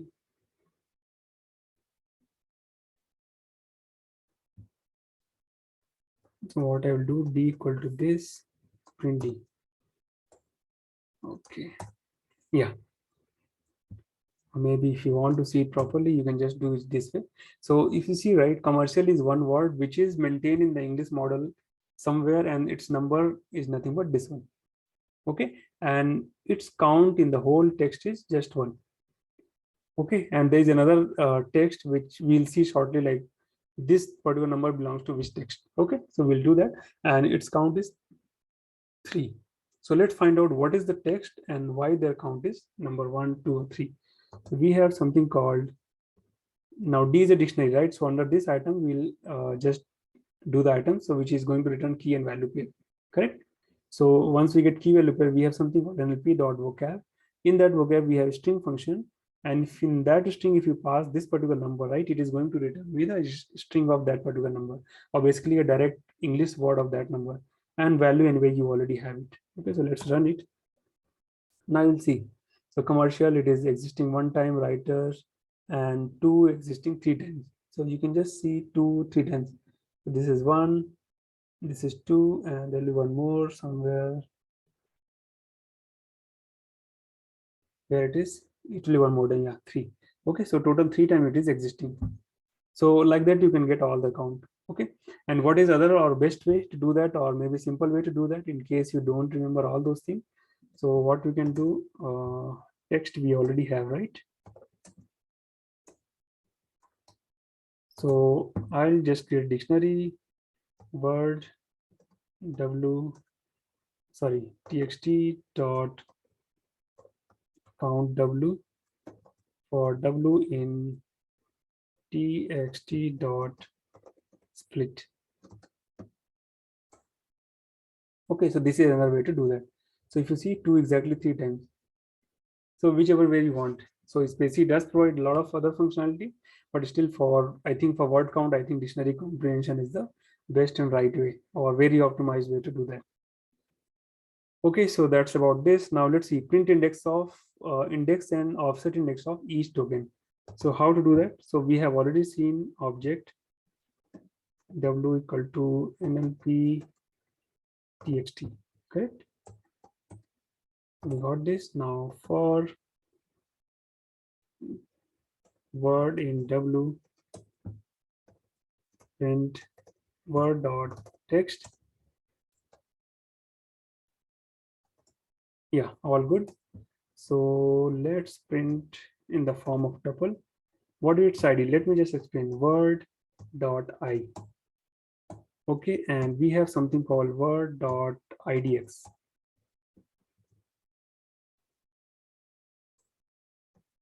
Word dot idx. Okay, so what exactly this I and idx is? So let me just write. I stands for index of a word in parent string. idx is nothing but, you see here idx is little more, right? So this is going to, okay, so commercial is 0, then writer exactly at 1. So idx is nothing but offset from the parent string. Okay, so let me just explain how it is working. So I'll use pen. So if you see here, right, this count is nothing but, just reduce the size. Okay, so yeah, this particular commercial, right, this is exactly attached as 0th index, right? Now writer is what index? It is at 1 index, correct? Similarly, no is at what index? It is at 2 index, correct? But their offset is from the beginning is what? So this number will start from 0, correct? 0, then 1 2 3 4 5 6 7 8 9, then this is 10, and this is your 11, correct? Then 12 13 14 15 16 17 18, and this is from 19. That's what you see here, correct? So if you see the no here, no is started at 19, writer started at 11, and commercial at 0. Okay, so this particular thing is offset, and the first one is your index. Okay, so remember guys, the difference between I and idx. Okay, so that's how you get the idx. Now let's see a couple of other things which is very important, and it is like available off the shelf, you can easily work on it. Print various attributes of an NLP object. Okay, so let's see that quickly, what exactly it does. For w in maybe word, I'll use previous in w, print word dot text. Okay, so let me create everything in the form of tuple. So I have dot text. Now word dot, I can use shape. So what is the exactly shape? Shape is basically what happened here. Let me just open the notepad. Yeah, so let's say you have something called apple. Okay, sorry, you have APPLE.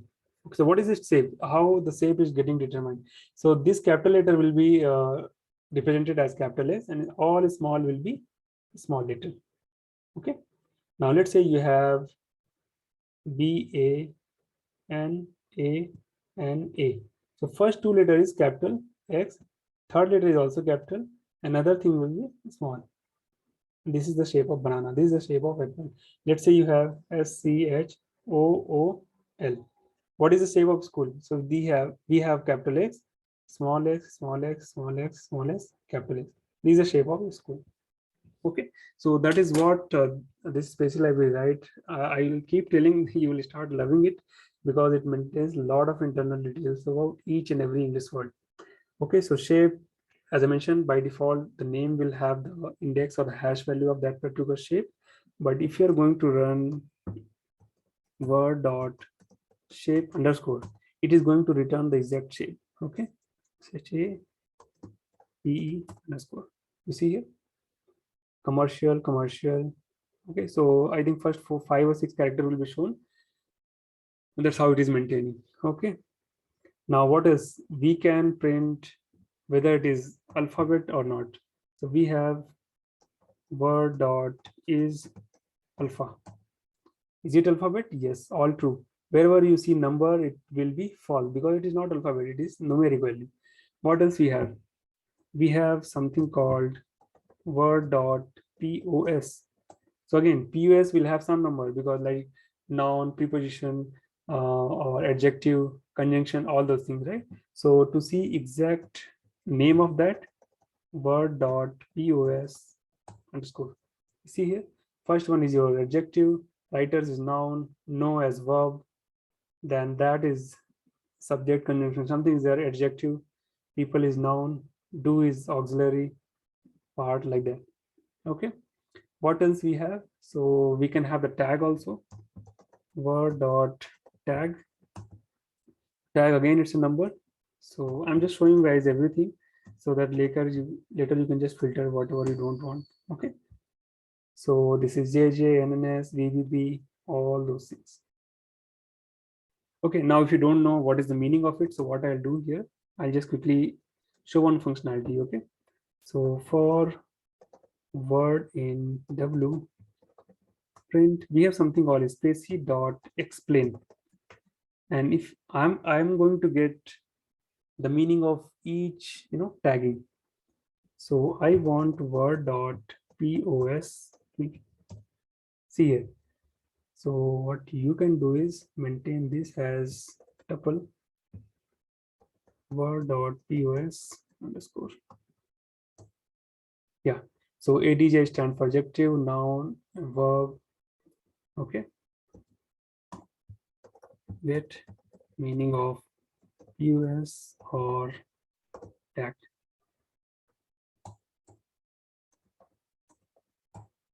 Okay. Similarly, what you can do?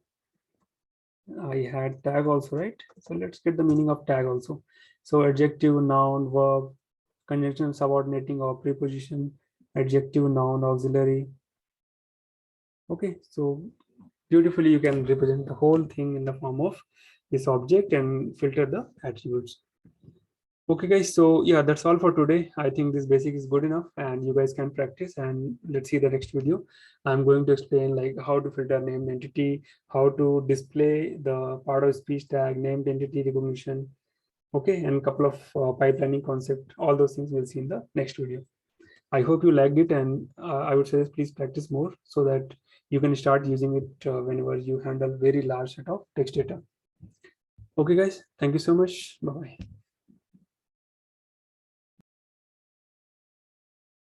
Pankaj here. Welcome back to my YouTube channel. So in today's video, we are going to talk about SpaCy part 2. So we have seen a lot of functionality in the first part, right? And at the last, I forgot to share one screen for while talking about the shape of a given word, right? So I'll start with that, and later we'll proceed with the next session. Okay, so let me share my desktop.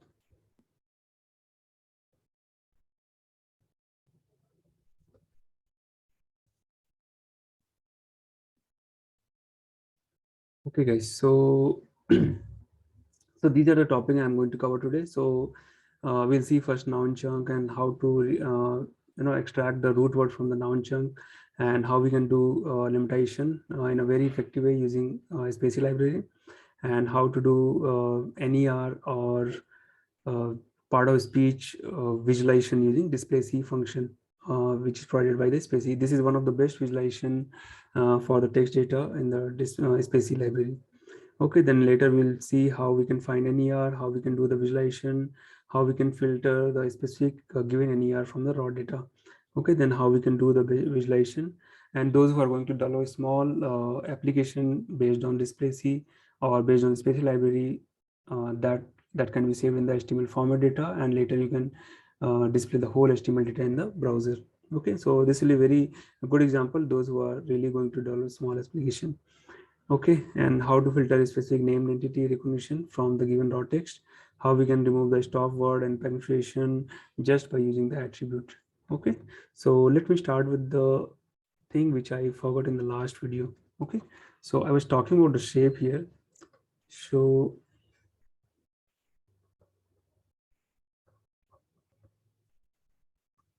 shape of a word in, let's say, SpaCy. Okay, so let's say you have given a word apple, capital letter, and rest is small. Okay, so how to represent the shape of this particular word? So basically what they do, they take each capital letter and represent as capital S, and a small letter will be represented as small x, small x, small x, small x. Okay, so this is the shape of your apple word. Okay, now let me talk about another example. Let's say we have capital S, S, C, capital H, small o, capital L. That is school. Okay, so what will be the shape of this word? Then we'll have capital X, small c, capital X, small o, and capital X. This will be your shape of your word called school. Okay, so we have seen in the previous video how we can filter it, right? We have something called shape. Okay, so this was the example which I wanted to show. Now let's move to the next topic. So as usual, I'll import these libraries, SpaCy.sp, SpaCy as sp, SpaCy import Displacy.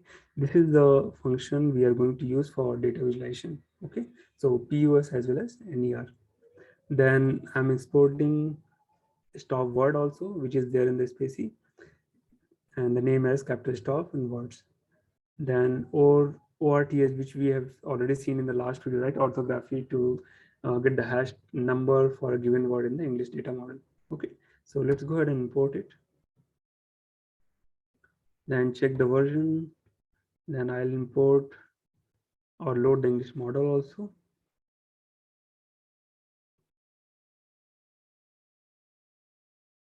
So let it load.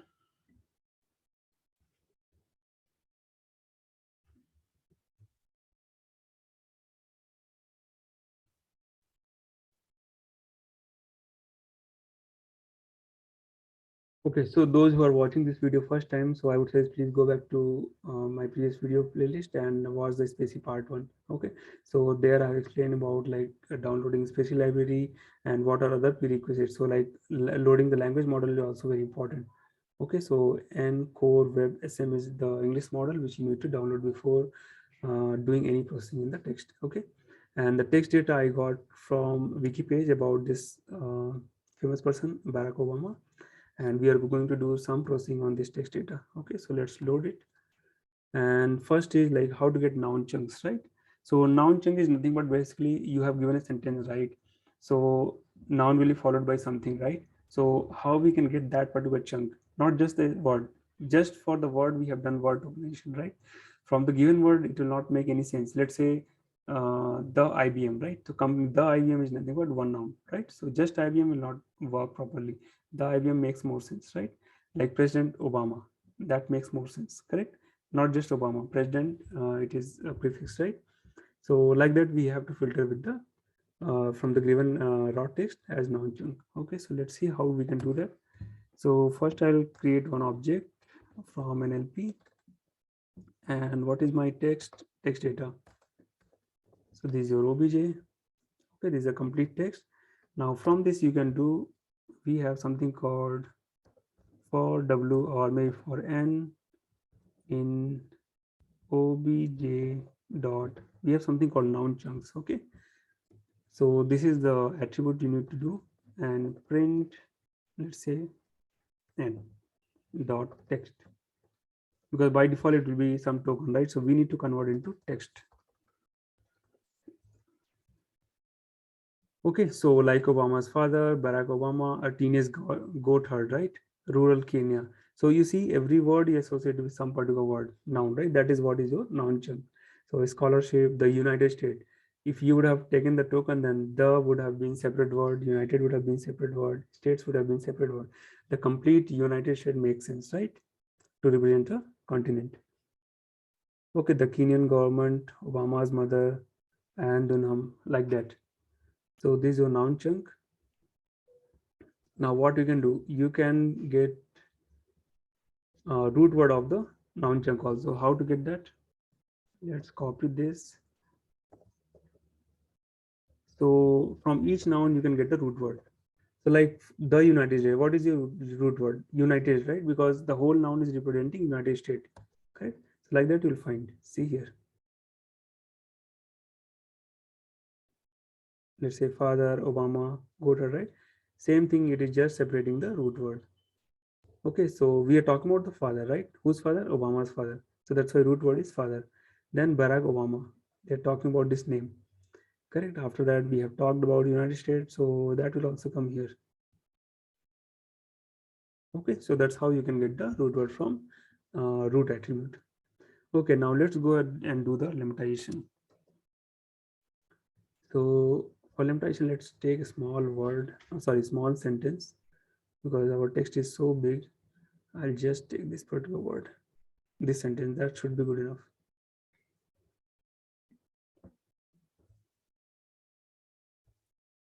Let's say P2 equal to this.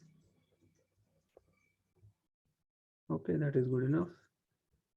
Now I'm going to create another obj 2 equal to NLP P2.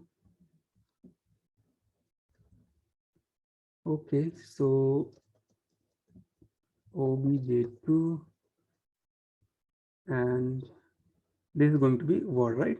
So for each word, I can, from each word token, basically, I can get the word as dot text, correct? So now I got the text, and from this text, I'm going to filter all the lemma words, right? So what are those lemmas? So basically, lemma you can get from the attribute called lemma. So as I mentioned, if any name, any attribute which is having underscore without underscore, right? So if you are talking about without underscore, those attribute will have the hash number, okay, in the English model. But this number doesn't make any sense for us. And internally, Python interpreter will interpret based on the model given. But for us, it makes sense to have the exact string representation of that number. To get that, we have to use underscore.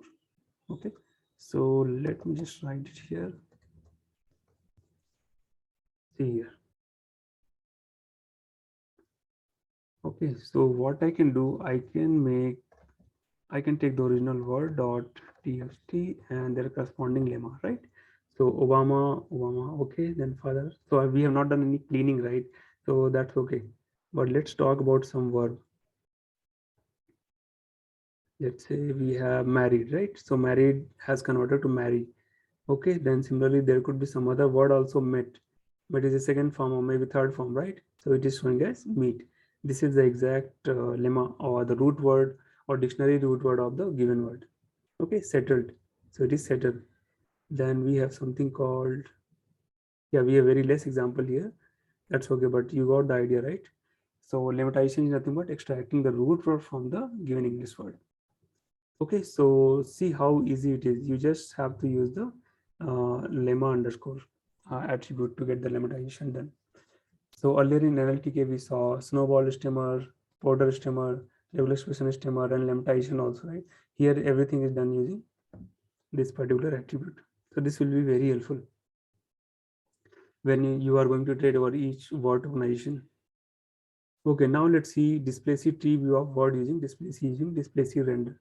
So there is one function called Displacy, and if you use a render function of Displacy, it will render the whole given word and it will just show all the dependency of each part of speech. Okay, that is POS. So how we can do that? So let's say we generated this obj2, right? So all you can do is just call displacy dot render. It will take what is the object you would like to render it. Okay, so we have by default string is nothing but dependency. Okay, so let's use dependency of which data, obj2. You see here how beautifully it is representing the whole data. Okay, the complete sentence it has taken, it is just showing all the dependency and their complete POS detail also, adjective, noun, verb, preposition. Okay, then conjunction, everything will be shown in the form of this arrow. Okay, so whole thing can be saved in the form of HTML also. So let me just show it. I'll just show by giving another example. So let's say before that I'll talk about other parameter also. So in case you are not getting this graph displayed in HTML, we have something called Jupyter. Okay, so by default it is none. Okay, so if you make Jupyter equal to true, then it will start displaying in your Jupyter notebook. Okay, if it is not displaying, then use true. Okay, we have something called, there is something called page also, right? So if you make this page as true, means the whole data can be represented and stored in the HTML string data, and that HTML string can be saved in the HTML file. Okay, so later you can open in the browser separately and just display it. Okay, so for that you have to make sure that you are not displaying it. Okay, so let's show it. Or maybe I'll show under, okay, let me do it here, or I'll show under this particular part how to save entities. Anyway, I'm going to show for NER, right? I'll show for dependency also. Okay, so you can easily visualize the whole dependency and each POS tag also, and you can easily understand how it is related. Now let's see the next one, how to get the meaning of any denoted word by NLP using explain. So we have direct function called as p dot explain.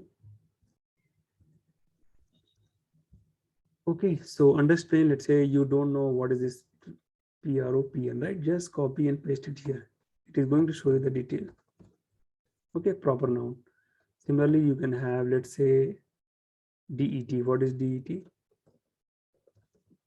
It's a determiner, right? What is aux? Just copy paste and get it done.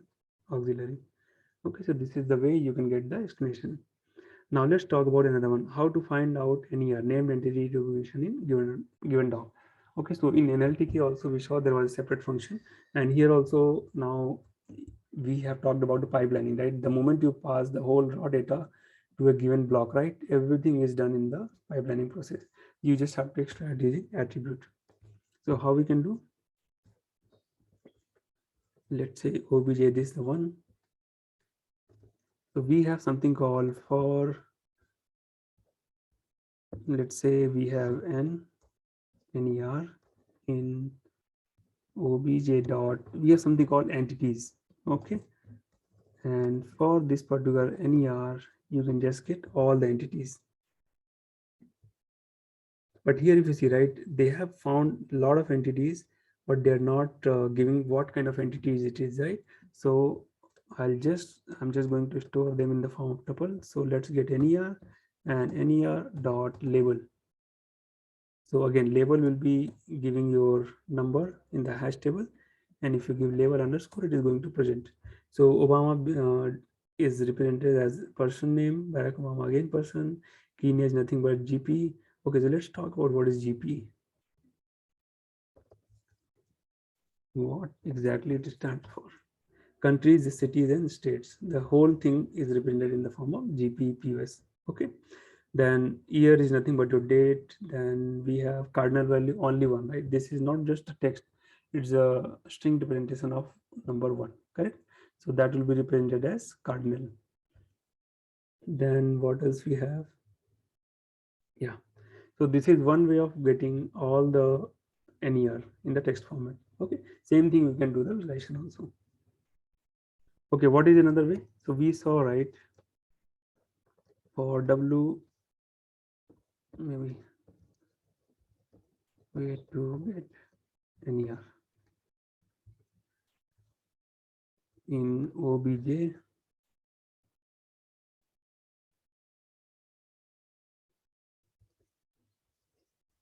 In W, right? So this was the word. Now what you can do is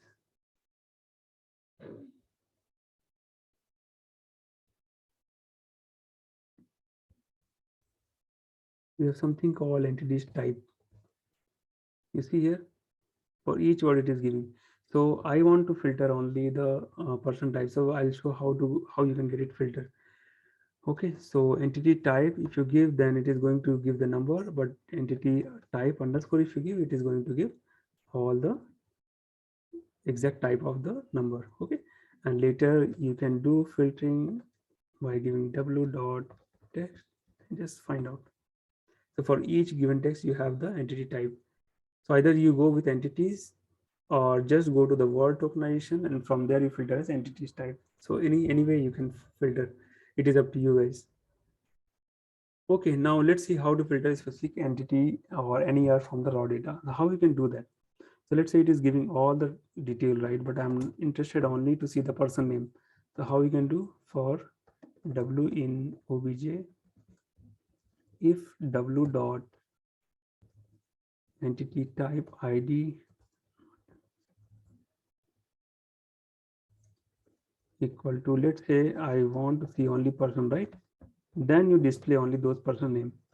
So w dot text followed by w dot entity type underscore.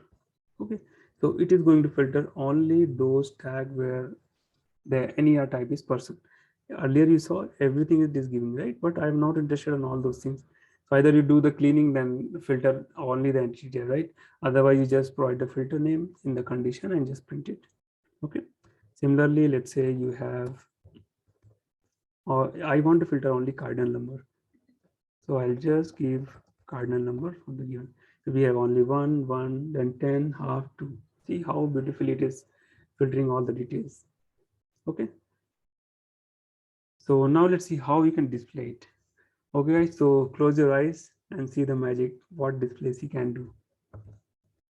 So what I will do now, we have Displacy dot render. Now it is going to take the object name. So I'll just give original obj.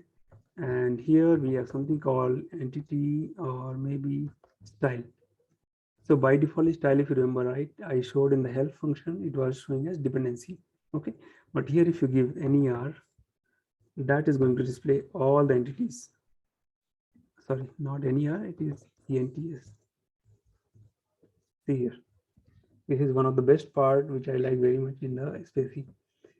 Okay, so it will highlight all the entities in the different color and same color for one unique entity. Okay, like person will be always this purple color, and yellow will be always GP, and similarly organization is nothing but this cyan color.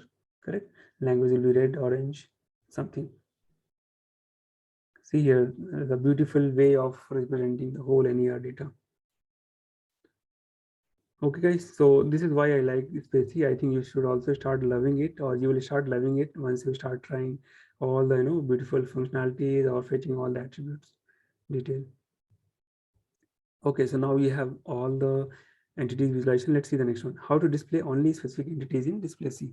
So here, if you see, I'm getting all the entities, right? But let's say you are developing one application and runtime you'd like to filter only a given name, right? Let's say only person name, or only date values, or only cardinal value, or maybe date and cardinal value, like that, right?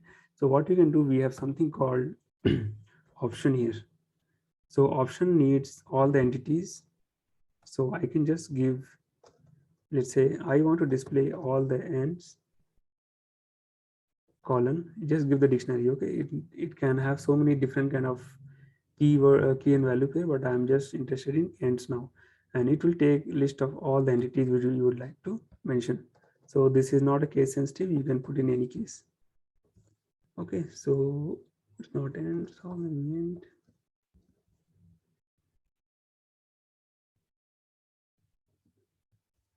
Yeah, So remember that ENT stands for entities. Okay. So now you see here, I'm interested only in person name. So you see it is highlighting only the person name. See the beauty of SpaCy. Let's say you would like to see person and cardinal.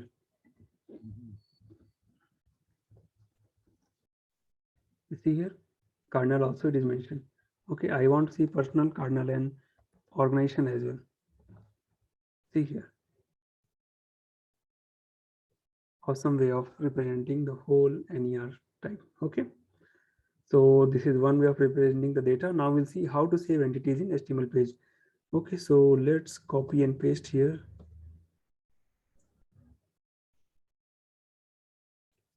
Cardinal org.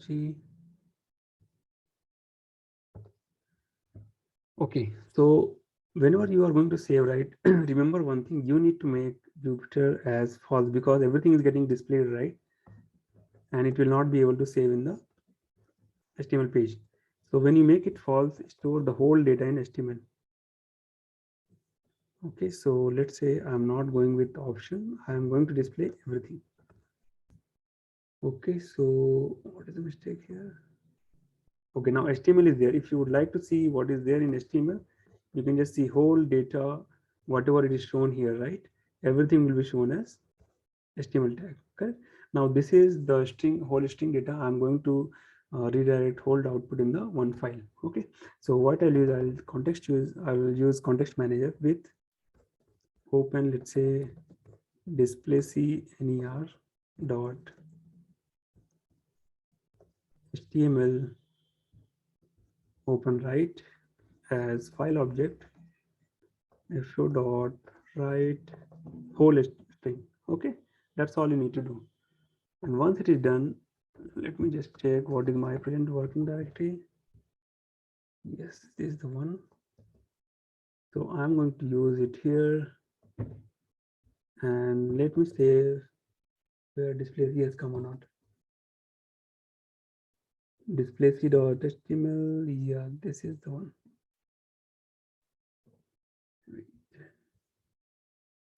What is the file name? Displacy NER, right? Where is, oh, sorry, I closed it. Yeah, you see here. So once you are able to save whole NER data into HTML format, right? So later you can run a small application, runtime you generate NER HTML, and it will be live update in the HTML data, HTML tags. Okay. So this is, believe me guys, this is one of the best way to visualize NER data in HTML format. Okay. And once you write the application, which will take the runtime value from the user and it will keep displaying it. Maybe you can add one, text box here, or the list box, select whatever entities or whatever NER you would like to visualize, select it, and automatically runtime it will just do the visualization. Okay, so that's how you save it. And later, if you would like to save it or show it in the Jupyter once again, just make it Jupyter equal to true. Okay, find out total number of occurrences of org entities. How you can do that? For W in, what I'll do, I'll just create a list of, this is just one small exercise for you guys. For W in obj, if obj dot, sorry, entity type underscore equal to org. Okay, then take W, or maybe just replace it with 1. Correct? How many we have? 1. Then get sum of this. How many such org names mentioned? Total 25 names are there. Correct? Similarly, how many? What happened? Yeah. Similarly, how many person name has been used in the whole raw text? Just use person. Okay. Similarly, how many such cardinal value have been used? Total 5 times. Okay. So these are some tricky way to find out total number of occurrences of organization, person, cardinal, or maybe GP, whichever you want, you can just filter out. Okay. Now let's talk about another thing. Remove stop word function using is stop and is punctuate attribute. So I'm going to use same data here. So what I'll use, W is stop. Is it a stop word? Okay, if it is stop word, then I'm not going to use it. I'm just going to use w.text by making it negate. If it is not stop word, then give me that complete output. Okay, see here. Or what I can do, and you see here punctuations are also coming. So let's remove the punctuation as well. If W is stop, negate it, and not W is punct. Is it a punctuation? If it did not, then return it. No more punctuation, guys. Only the word. You see here. This is the best way to filter all the data. And SpaCy is really very fast. I mean, you guys should start using it very frequently whenever you have large chunk of data. Pass it to pipeline, get the object, just start using the attributes and get your work done very easily. Okay, so that's all about Displacy and SpaCy. This second part. You can try a few things at home, like create a list of words, sentence after removing stop, when make sentence. Okay, so by doing sentence tokenization or word tokenization, okay, and filter them properly. Okay, guys, so that's all from my side. In the next video of SpaCy, we'll see the pipelining. We'll see. So we have seen the high level of view, right? How NLP or raw text data is going to be passed in the block of where so many functionalities are there, right? So we will have more control over it. You remove the block, add the block, completely disable or completely enable all the blocks, whichever block you want, which we'll see in the next part. I hope you like the video. If you're not understanding some part, please leave out your comment in the comment box. I'll definitely help you guys. Okay, then thank you so much. Bye.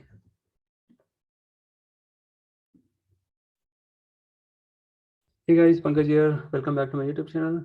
So in this video, I'm going to talk about SpaCy pipelining concept.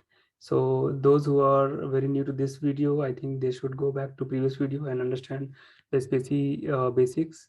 And in the first video also, I talked about pipeline, right? But today I'm going to repeat again, and I'll show a couple of examples so that you can get proper hands-on on pipelining. Okay, so let me share my desktop.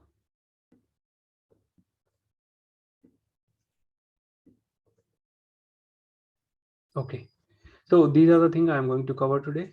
So we will see what is pipelining, how to add your custom pipeline, check the added pipeline functionality. So whatever pipeline you are going to add in the process, right? How we can check whether it is really working or not. How we can remove the existing pipeline or the pipeline which is added by the user, and how to disable the pipeline which is already existing. Okay, using context manager, and disable pipeline temporarily using context manager. Okay, this is duplicate. I'll remove it. Okay, and how we can read a file and display a complete entity over the file object. Okay, so let's go ahead and understand the basics of pipelining. So I'll use my whiteboard and I'm going to explain about pipelining. Okay, so if you see in the SpaCy, right? So we had one block here, another block.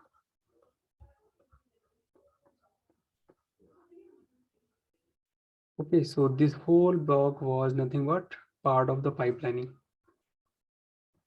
Okay, and this is your NLP functionality. So NLP, if you remember, right, we write text here, correct? So this whole raw text, let me just write. Raw text data is going to be passed here first. So this will be your text to vec, then maybe NER, then part of speech, then we will have some other functionality also, right? Let's say, what else we can have?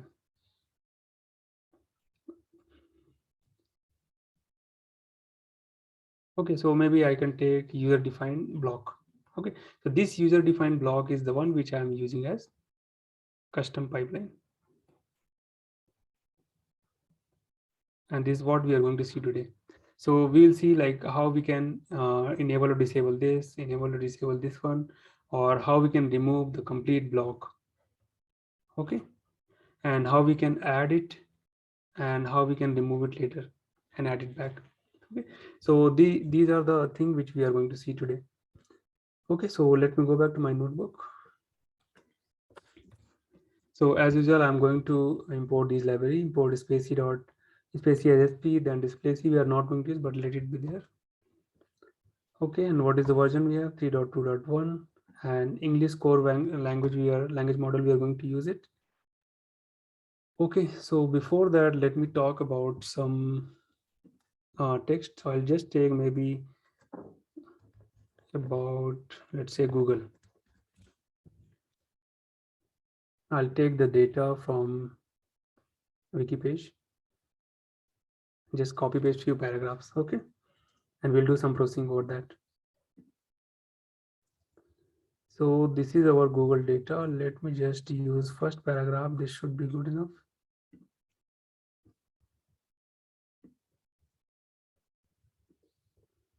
Copy and paste it here.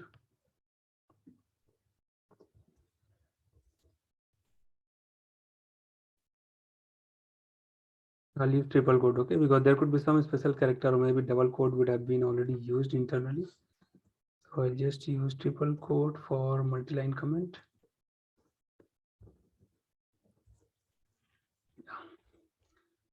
Now print txt. Okay, so this is my text data. Now let's talk about the pipelining. So in the pipelining context, we have a lot of inbuilt parameter or the functionality which will give more insight about what pipeline is already existing, how you can remove, how you can add, right? So first we'll see all the existing pipelining. So we have NLP dot, let's say, pipe. Okay, so if you have pipe factories, right, you can see all the factory made pipe available, like token to vector, tagger, parser, center. This is what we saw here, right? These internal blocks. Okay, then we have attribute, limitizer, and NER. Okay, similarly we have something called NLP dot get pipe. So this is nothing but your, maybe I can give any pipe name, right? So these are the name which is already existing. I can give NER, so it is going to return the pipe name and their functionality. Okay, so a couple of other name, let me just show here. Pipe labels. So what are various labels? Correct, that also you can see. Now let me just show a couple of other things. We have something called pipe names. Okay, so it is going to return the list of name of all the pipeline. Okay, so this is what we saw under factories. Token to vector, tagger, parser, same thing you can get in the form of list of all the token name, all the pipelining name. Okay, so this is about this. Now let me show you how to add custom pipeline. So guys, if you remember, maybe those who are very new, right? So those who have worked on the previous SpaCy, there used to be direct function called add pipe and give the function name whatever user has created. But 3.5 version, what they have done, they have to use some kind of decorator. I'll explain a little bit about decorator, what it is. Okay, so let's say I want to add one pipeline which will do each text, which will convert each text into uppercase. Okay, so right now none of the pipelining converts given text into the uppercase. Okay, so let's write one user defined function. Maybe I'll give name as apparizer or uppercase, and this is going to get the object or document of output of this particular block. Okay, because each and every block is processing some data and providing the output, right, and feeding it to other block. You see here, so this token to vect, so this is your token to vec. Okay, this block has processed the data and it has passed to the NER. Now NER has done some processing and it has passed to the POS. Okay, similarly to user defined. So now POS is giving this particular data to user defined function or the block. Okay, the one which we are passing it, and now that block will also create the document. Okay, so let's see now. So this is going to get some text or some, maybe I'll mention doc. Okay, Now I'm going to return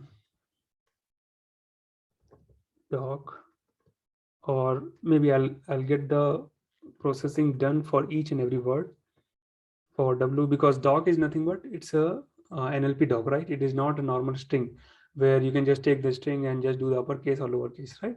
You have to have a text data or string data. Right now it is a output of a block, which is nothing but NLP doc. Okay, so I'm just going to take for W in doc print W dot. Okay, let me just show you one example here. Uppercase, let's say I'm giving Pankaj. Is it going to work?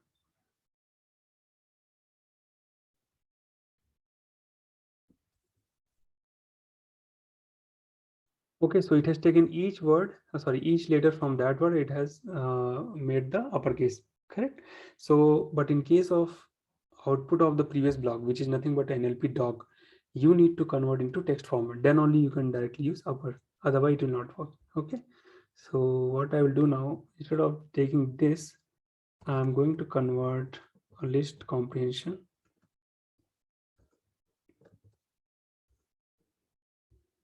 Maybe I'll take OP equal to for W in POC W dot txt dot upper. Okay, that's what it is going to work. Otherwise, it is not going to work. And once you have OP list of comprehension, I can just join them back. Okay, so how to join them back? Join by space dot join and your OP. Okay, so new OP will be your complete sentence or whatever paragraph is there. Now finally I'm going to convert OP equal to NLP dot make doc. So make sure that your output of that block is also a doc file. Okay, basically each given block is converting or processing the data and converting to doc, right? So make sure that your user defined block is also does a lot of processing, and at then output should be returned in the form of doc. Otherwise it is not going to work, because later you have to do other part of speech or NER, right? So it is going to work over NER only, not the normal string. Make doc of OP. So I'll just make final output and return final output. Okay, so now my function is ready, and after function is ready, right, you need to use one decorator here. For that we have one function called SpaCy.language import language. Okay, so what it is going to do, it is having one function called language, and in that language we have something called decorator as language. So each decorator will be represented as at the symbol. So under language we have something called component. Okay, and component takes the name of the function which we are going to add or register in the pipeline. So I'm just going to give the name in the form of string. Okay, so now let me talk about this decorator. So whenever you write a function and just before the function, if you're using add symbol and some decorator name, right, it is going to do some predefined functionality, and it is going to be applied over the function which user is defining. Okay, there are a couple of other details also. Maybe I'm going to talk about this once I talk about object-oriented programming concept. Okay, just for timing, you remember decorator is nothing but some predefined functionality, or the command has been already written in this functionality, which is going to be applied over the function which is provided by the user. Okay, so once it is done and if everything is running without any error, means it is already registered. Okay, now you are going to add to the function. So we have NLP dot add pipe, and just give the pipe name. So what is my pipe name? Uppercase, and this should be name of uppercase. That's all. Okay, so you see here, now it has been registered and your function is available under this. How to check whether function is really existing or not? So NLP dot pipe names, using this you can get, you see here, earlier up to NER it was there, right? Now we have registered uppercase functionality also. So now what will happen? Let's go back to the whiteboard. So you have token to vec. I don't know why it is not writing.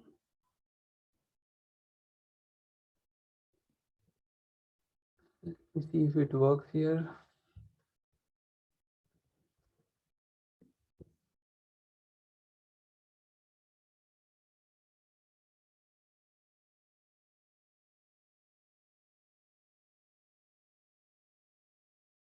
Okay, so we have one block.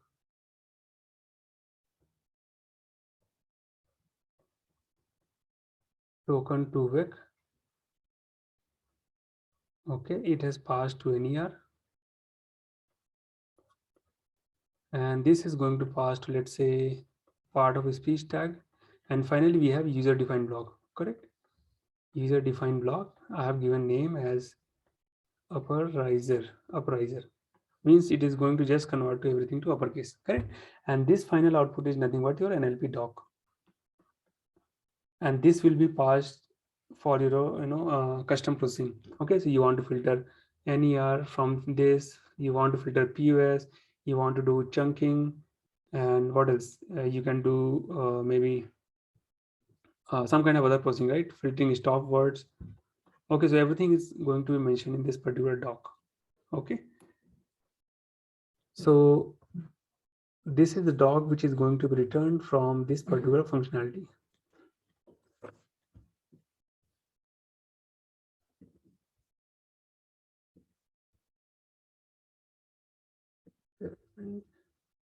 Yeah. Okay, so now we are going to prove it whether it is really working or not. Okay, so what I'll do, check the added pipeline functionality. How to check that? So what I'll do now, we have text here, right? You see here, this text is like normal text which we copied pasted from Wikipage.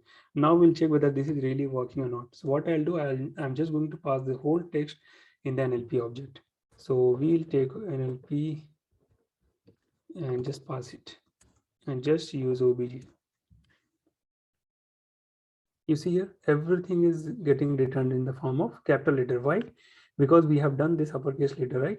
It went to talk to vec, tagger, parser, attribute ruler, limitizer, NER, then finally it went to uppercase. And uppercase, what it did all the processing and made everything as uppercase letter. And finally it returned in the form of capital letter. Okay, so that's how you add the new pipelining. You can add a number of pipelining. There's no limitation in them. So how we can remove it? So let me see here, NLP dot pipe names, and after removing we have something called NLP dot remove pipeline. Okay, so for remove pipeline, what I can do, I can just copy and paste the same name whatever I have added. So let's not remove uppercase. Maybe what I'll do, I'll just use NER. Okay, now again let's check. So once it is removed, it is going to return what particular name has been removed from the pipelining. Okay, so now let's get the pipelining name. You see here, NER is missing. So once you remove the NER, right, NER block, you are no more going to get named entity recognition from the given doc because you have disabled the functionality. You have removed that particular pipelining. Okay, and if you want to add it back, then what you can do?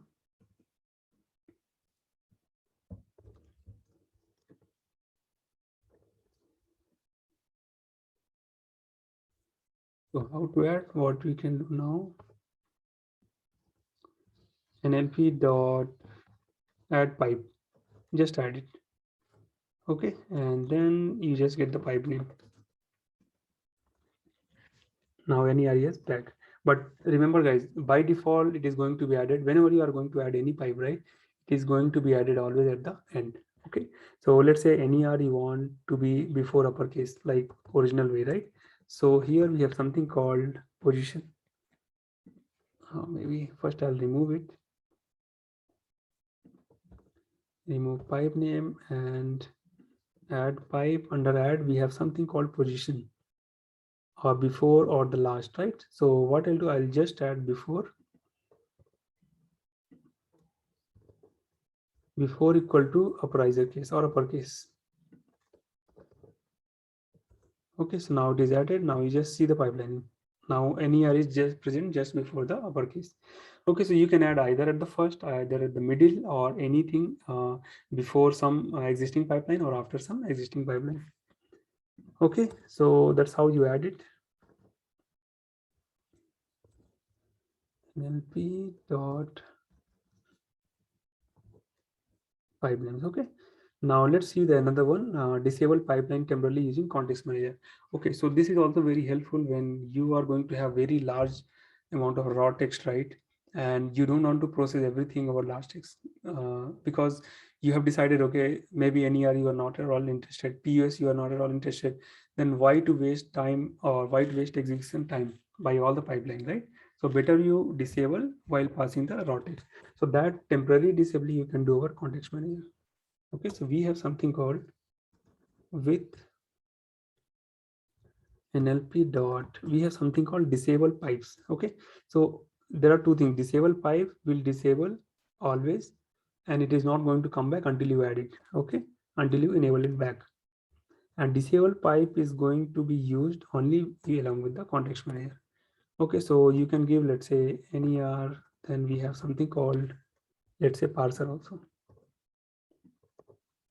Okay, so I think let me take uppercase so that I can show exactly whether it is really working or not. Okay, I don't want to do NER, I don't want to do uppercase, and let's proceed with the object. Object equal to NLP dot text, and I'm going to prove you whether it is really, wait a minute, print obj. I'm going to print just to show you guys it is really it really has done uppercase or not, uppercase conversion or not. Okay, and after printing I'm going to show you whether pipeline is really existing or not. So NLP dot pipe names. Okay, so I'll just mention within context, and the moment you come out of context, so what I'll do without or outside context, see what is happening. It has not done uppercase because we have disabled it. Okay, the complete thing. And within context, you see uppercase is not there, but the moment you come out of the context, it is going to add NER as well as uppercase. Okay, so this is one of the best way to temporarily disable any of the pipelining to save some timing during the execution if you are having very large file. Okay guys, so that's all about adding and enabling disabling pipeline. Now let's see how you can read a file and display the complete entity. Okay, so I'm going to use one file here and save the whole text. So let me go here now, text file.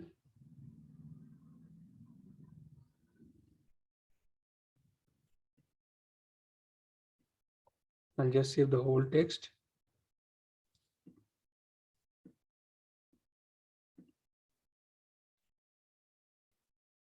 Let's say I'll give the name as ner.text.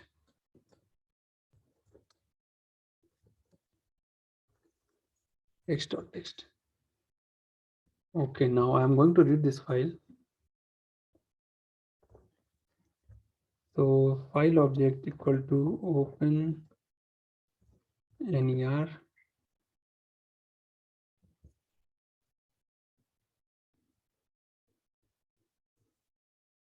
text.text. Okay, then create the whole object. Displacy dot render. I rendered what it wants, so it needs a whole object equal to what I will do NLP underscore f4 dot read. Okay, so it will read the whole chunk, create the object, and just pass that object here and give the style as ent entities. Is it ents? No.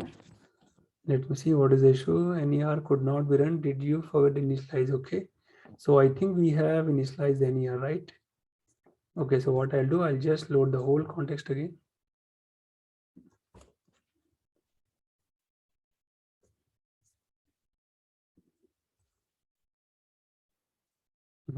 This is ENT.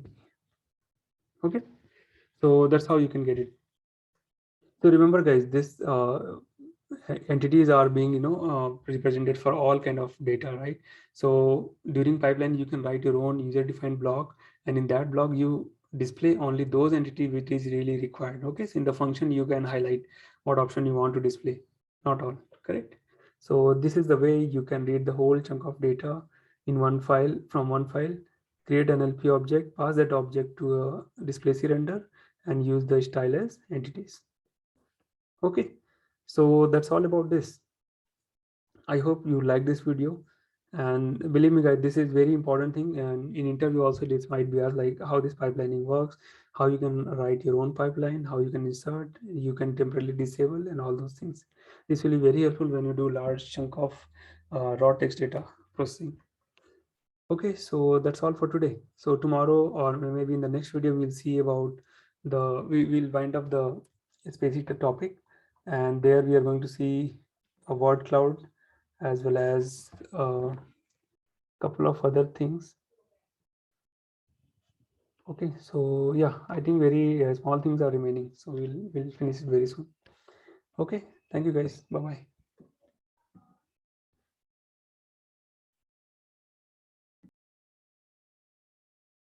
Hey guys, Pankaj here. Welcome back to my YouTube channel. In last video, we saw in SpaCy like how pipelining works, how we can add custom or user-defined blocks in the pipelining process, how we can add and remove, how we can enable, disable. Okay, so in today's video, we are going to see what is bigram, what is trigram, what is n-gram, and later we'll see how we can generate your word cloud, basically text visualization. Okay, so word cloud is very important graph, or I would say important picture, which you should use it whenever you do text processing. Okay, so let's go back to my desktop and understand it better.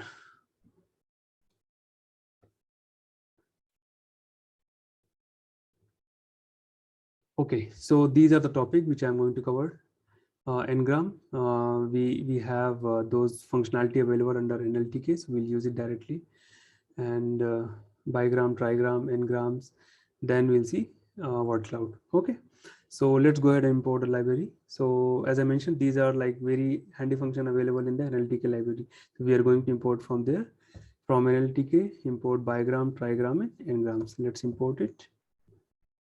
Okay, so now it is imported. So let's go ahead and I'll visualize the data first. Okay, so let me clear it. Okay, so let me write one sentence here. So I'm going to write one sentence. Let's say I am going to market. Okay, so this is my sentence, or I would say just one raw data. Okay, so whenever you do word tokenization, right? So in word tokenization, what we do exactly, we will just remove all the spaces and take individual words for count. Correct. So here first word will be I, then am, then going, then to, and market. So I assume that in the first place we have not done any text cleaning here. Okay, so I'm just going to take as it is that raw data. Okay, so whenever you generate the n-gram, right? So basically first we take bigram, or the single word of that sentence will be called as 1 gram, I can just say. So basically gram is nothing but talking about the sequence of data. Okay, so how many words or sequence of word basically. So when I say 1 gram means I'm just going to talk about single word. Single word. Okay, so that is what is your 1 gram, I would say. And whenever you are going to take or consider next word along with the previous word also, right? Then it will be considered as bigram, because here you are counting 2 words. Okay, similarly going ahead, next word along with followed word, right? Like I am, that will be your one complete sentence. So I'll just mention, in case of bigram, your first word will be I am, your second word will be am going. Then third word will be, this is yours, then going to, correct? So let's write going to.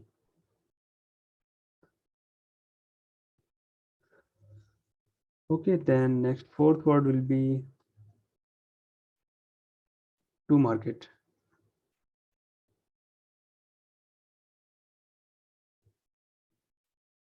This application is hanging. Let me use other application. Okay, so here I'll take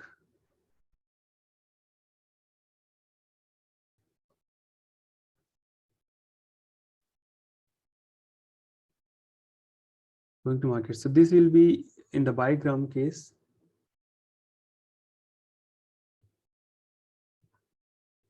My first word will be I am, then second word will be am going to, am going, then third word will be going to, and fourth word will be to market. Okay, so as you see in the 1 gram, that will be all single word, right? I am going to and market. And in the bigram, we will be considering two consecutive words. Okay, so first one will be I am, then am going to, and market. I'll tell you why it is required. Now similarly, you will see trigram. So as you understand, tri means 3, right? So triplet we have to make. So the first, let me use another color. So the first word will be your I am going. So this will be all included. Then next will be am going to. Okay, and third will be going to market. Okay, so what is happening here basically? So in the trigram, 3 different words will be grouped together and it will make as a single sentence. Okay, like that it will continue. So this will be your 1 gram,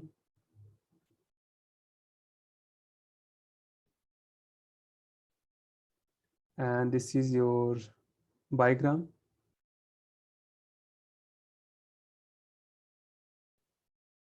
and combining next 3 words, that will be your trigram. It has a lot of advantage as well as some disadvantage also. So first I'll talk advantage. Okay, so why advantage? What is the advantage of having this bigram or trigram? Okay, so let me take one small example, then you'll understand it better. Let's say I am having one sentence, I like the food. Okay, now let's, I don't like the food. Okay, so go back to the previous session and just talk about the a single word or single gram. Okay, or 1 gram character. So in 1 gram, if you are going to consider only the single word, right? So what will happen? So let's say we are going to process one raw data of food review company. Okay, so one food review company have given the data and we are going to see what is their rating, or we are going to predict the rating using machine learning. Okay, so what is going to happen? Let's say if you are just taking only single word, right? So I like the food and I don't like the food. There are two kind of sentences given by two different user. Okay, so what will happen if you are just considering I like the food? Okay, so this will be your one feature, this will be another feature, and there will be another feature, and food will be another feature. Let's say I have not done any processing, we are just taking the raw data and processing. Okay, and similarly in the another text which is provided by user, I'm processing again 1 gram.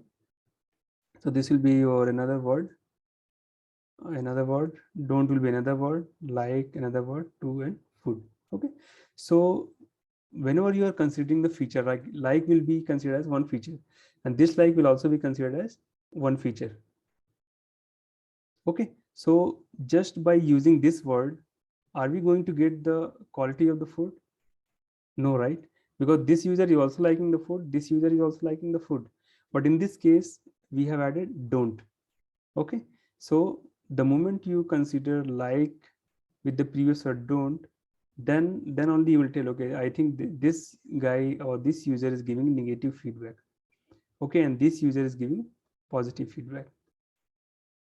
Okay, so now I think you are understanding better like why I'm going to talk about this bigram or trigram. So whenever you have this kind of review data processing, okay, so this bigram and trigram really matters a lot. This is just one single example which will help you like why exactly bigram is required in this particular case. Okay, similarly there are some other cases also where let's say you are going to predict some word what is going to come. Let's say I am going to get, say you want to predict here, right? I need this dash. Okay, so basically by just reading you will get to know, right? Okay, I'm going to get help, correct? And I need help.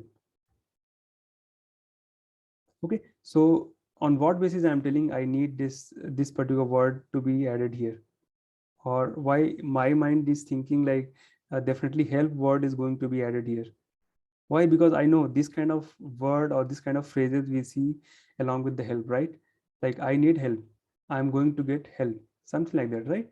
So if you see here, based on this particular context only, you would have, or your mind would have predicted, okay, help is the word which is going to be filled up here in the blank side, right? Similarly in the second case also, correct? So why this is coming? Because you have already considered, or your mind has already read the sentence in that way. You have considered all the word, okay, maybe by just by two words. So this is nothing but your bigram example. Okay, I am going to get, if this kind of word is there, right, this is nothing but your example of n-gram. So it is not just limited to bigram or trigram. Maybe you are going to consider at least how many words? 1, 2, 3, 4, and 5. So this is 5 gram, I would say. That's why I have called n-gram. Okay. So to have this kind of prediction right in the sentence filling or the blank filling in the sentence, you have to go with the more number of words grouping together.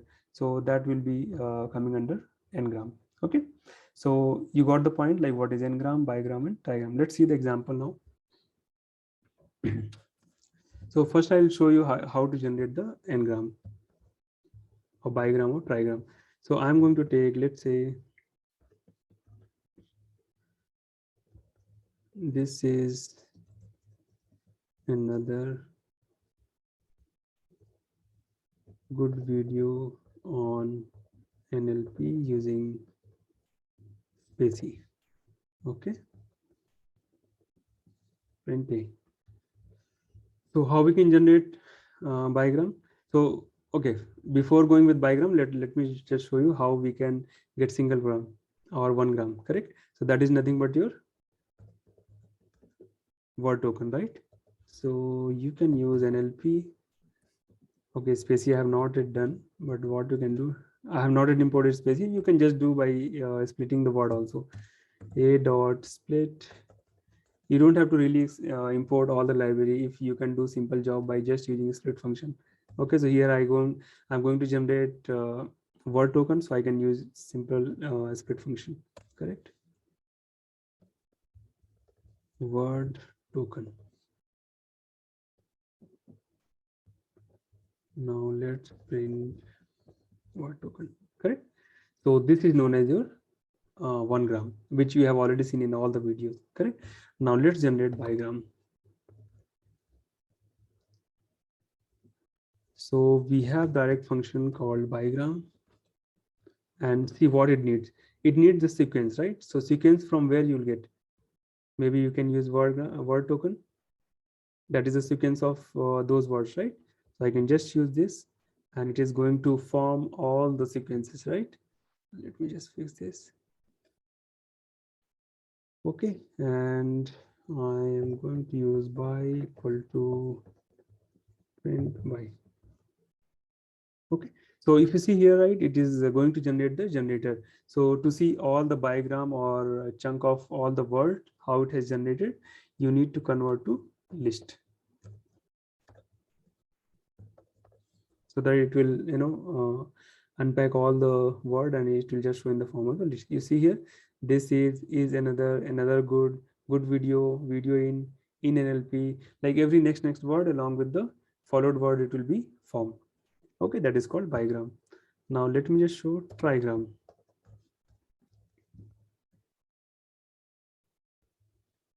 So trigram, you need to just do the same thing. All you need to change is function. Okay, now we see the next one. This is another, is another. So after this, we have is, right? So after is, how whatever next two words are there, that will be grouped together and it will be forming one sentence. Correct? Like another good video in NLP using SpaCy. Okay. So I'm going to repeat this once again once I talk about the machine learning when we do some prediction, right, in the text processing or rating prediction for the food or maybe movie or any kind of prediction in the raw text format. So I'll show the example also. Okay, so another thing I wanted to talk, right, disadvantage of this bigram and gram.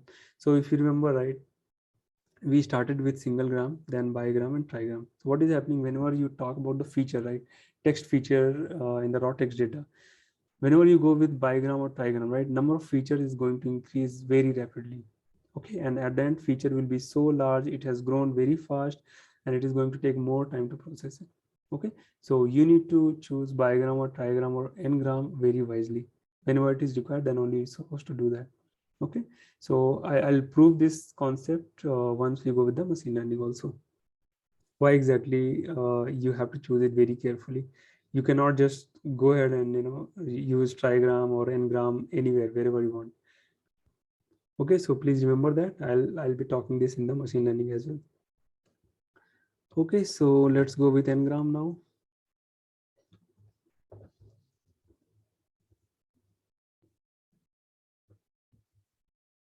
N-gram. Okay, so it is failing. Why it is failing? Because it needs another target. So how many words you want to group together and form the n-gram? Okay, so let's say I want 4. See here, so it will just make 4 words grouped together and make one single sentence. Okay, similarly like that. So basically using n-gram, you can generate by single gram, 1 gram, 1 gram, bigram, trigram, or any kind of gram.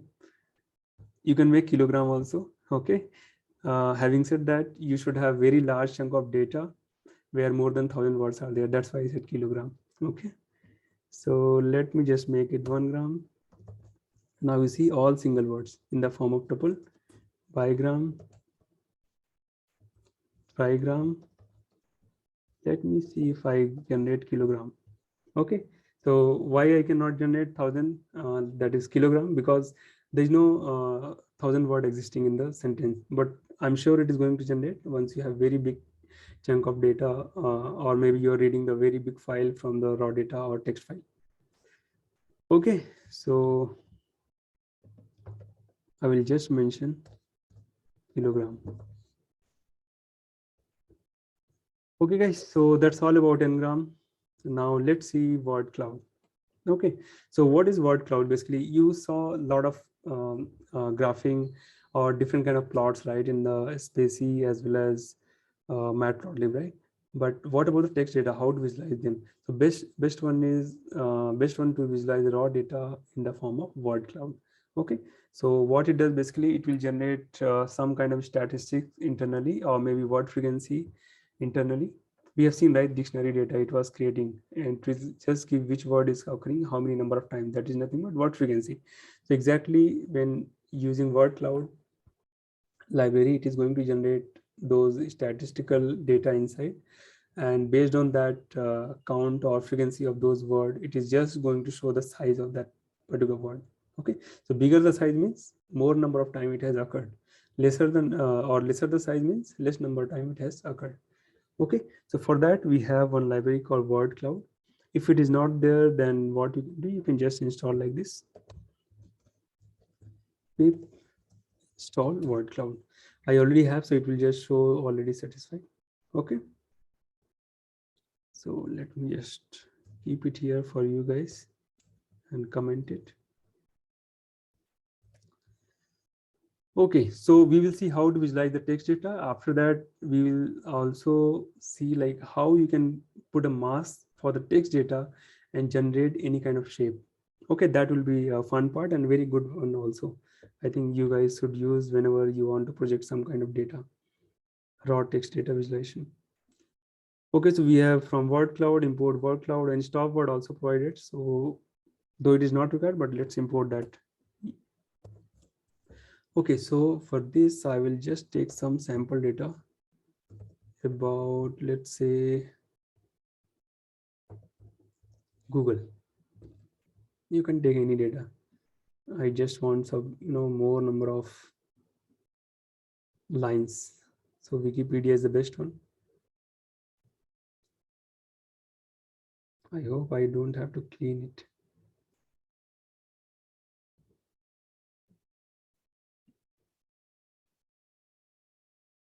Let's not go with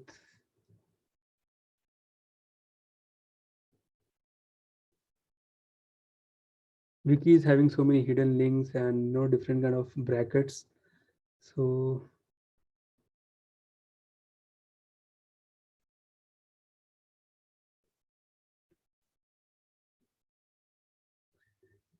it's the best source. Let me just check.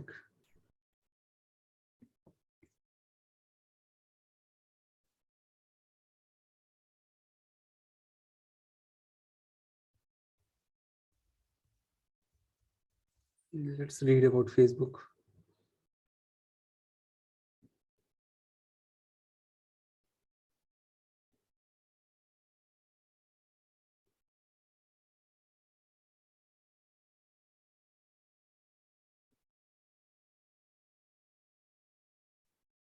Okay.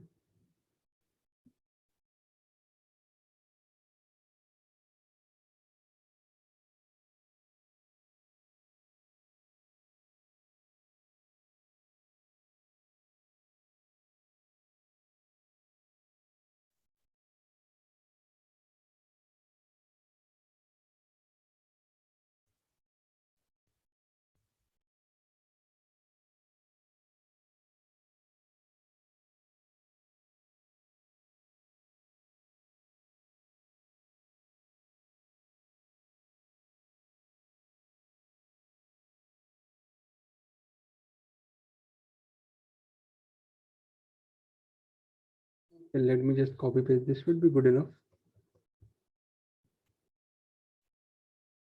So I'll just create one text called Facebook and post everything here. Okay. So once you have the raw data, right, we can visualize complete text.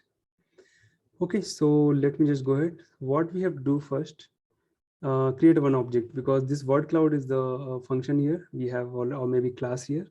So from this, I can instantiate and just create word cloud object equal to this. So while creating object, it has a lot of details, okay, a lot of parameter. So first we'll go ahead with default, and later we'll see what and all can be changed. Okay, so it will hold width and height detail also, which is good enough with default. Okay, then masking, right now it is not done by default. There's no masking. Scaling not required right now. And we have like font size also good enough for now. Background color we may use it, so I'll show later. And we have something called stop word was there. Yeah. Okay, so if you remember, I imported the stop word also, right? So we'll use it. So by default, it is going to show everything like on, is, to, post, right? So which is not required. Those are stop words. So how we can visualize only those data or those particular word in the word cloud, which is very important. Okay, so once it is generated, we have something called wc dot generate from text. Okay, so this is going to generate one image. Let's create image object, and what text? FB. Okay, now it is generated, and after that we have something called wc dot. Okay, where is that library? I think PLT we have not yet imported, right? So let me import PLT also. That is nothing but import matplotlib dot pyplot as PLT. Okay, because through PLT we are going to display the image. PLT dot image show. Okay, and what image? We have something called image. Okay, so what is basically it is doing, right? It is going to generate one NumPy array. So this image, if you would like to see, right, it is nothing but one NumPy array. Okay, so that NumPy array in the form of this word cloud object, and imshow basically generates basically read the image in the form of array, which is nothing but your pixel values for the given data. Okay, and that is what we have given here. If you see here, read about X, what it is, see here, array like PIL image. Okay, so this array is nothing but coming from where? NumPy array only. Okay, and once you have the array, you can visualize the data by using imshow or imshow or image show function. Okay, so now you got the default image, which is good enough. Now if you see here, right, whichever is shown as a bigger text, right, means the occurrences of those words are high in the given text.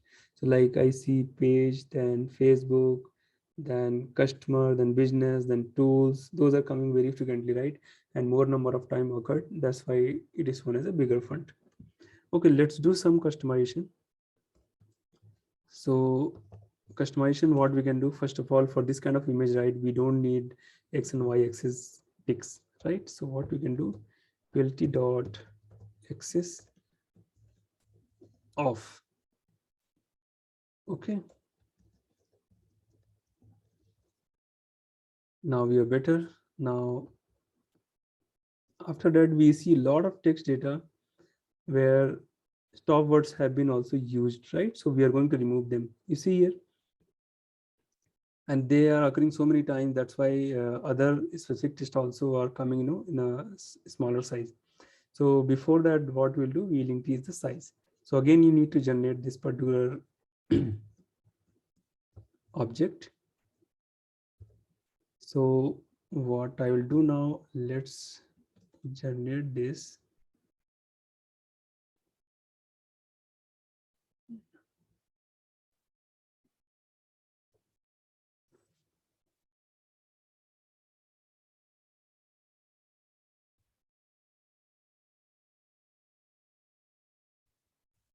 Okay, so what we have, let's talk about width and height, right?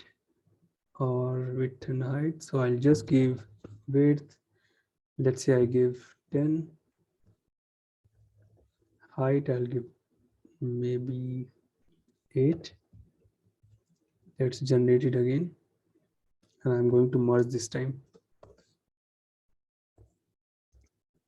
This is not required. Couldn't find space to draw. Okay, looks like I have given too big a space.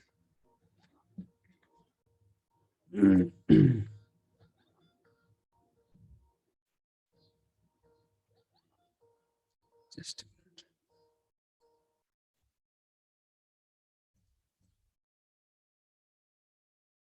okay, so in show,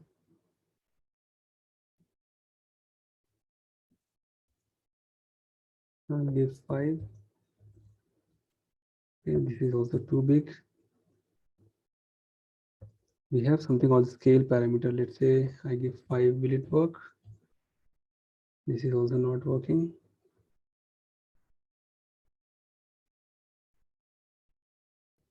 What else we can do? 20 by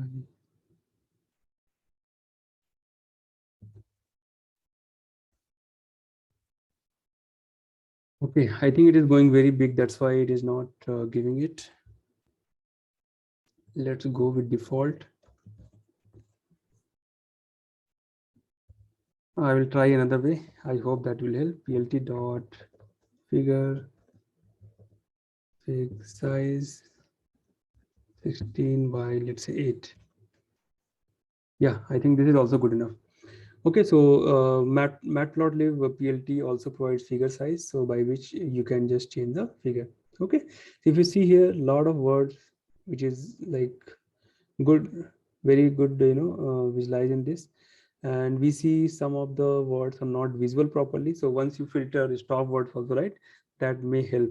So I can go ahead and just generate using some stop words also. We will see some change. So we have something called stop words equal to stop words. Let's see if it changes something. Yes, it has, see, a big difference. You see here we have one word called find, which is a stop word.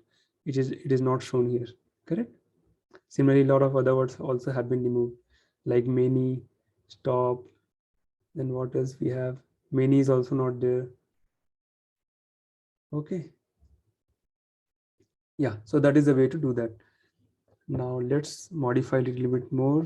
plt dot axis of, what else we can do? I'm going to generate this along with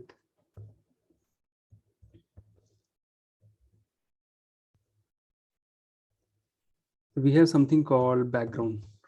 Okay, right now if you see, right, background, it is left with black, right? So what we can do, I'll just make white. This is also good to use sometimes. Yeah, it looks more neat and clean, right? So that way you can do. Now next, what else we can change? So we have something called mask. Okay, so we'll see mask. This is very important part. So since we are talking about the Facebook, right? So let's generate one Facebook mask. So the whole text will be visualized in the Facebook logo. Okay, so let's do that. And I'm going to generate. Okay, guys, so I'm going to generate this Facebook image first. Let me share my desktop once again.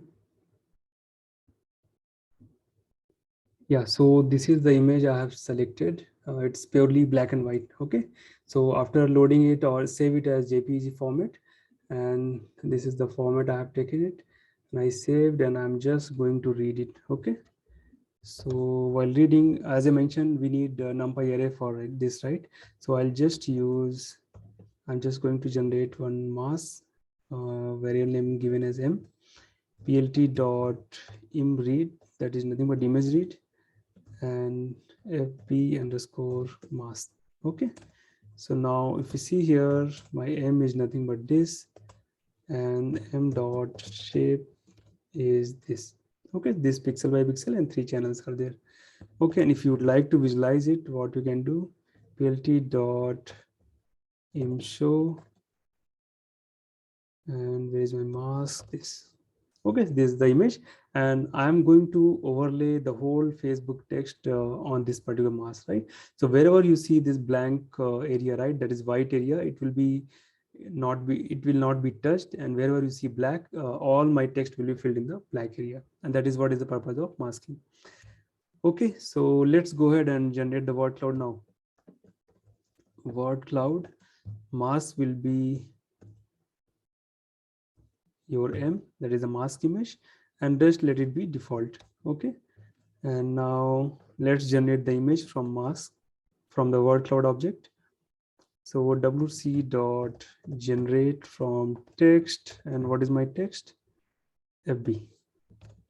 Now image is got generated, and let's display it. plt dot imshow img. Okay, so now you can see one blank area. This is F phase. This is what is there, right? And all other area which is like not white, basically black, all the black area has been filled with your text data. Okay, so now let's see if I can increase the text size. plt dot figure fixed size to 16 by 4.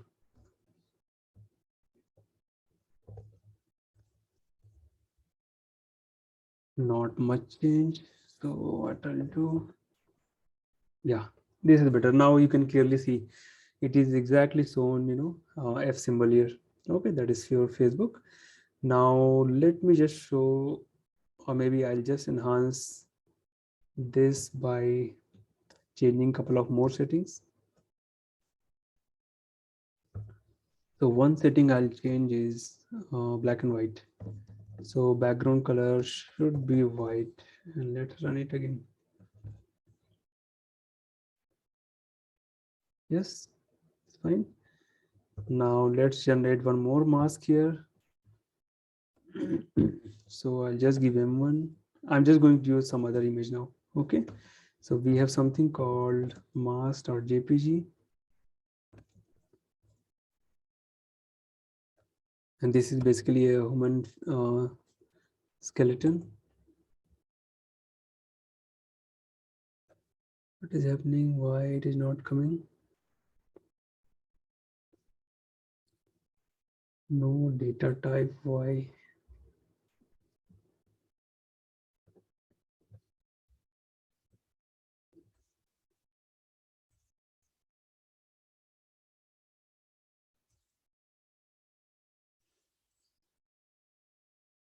I don't know from where it is coming. Let me see if any other image is there.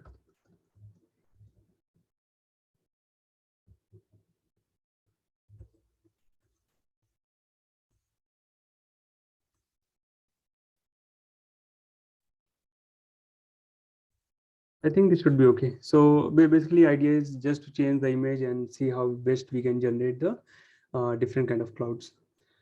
Okay, so this is good enough. I'll just try one more time. If this works, then fine. Otherwise, we can wind it up. So M2 or M1, let me just check if any other image we have. We do have word cloud JPG, wine mask. Let's try wine mask.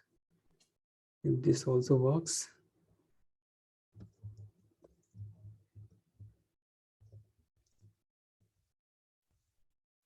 M1,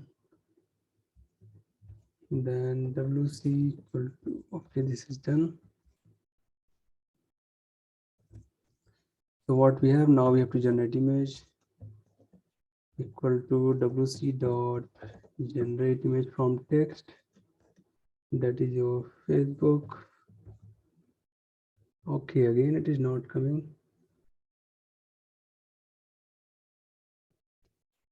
There is some issue in the generation.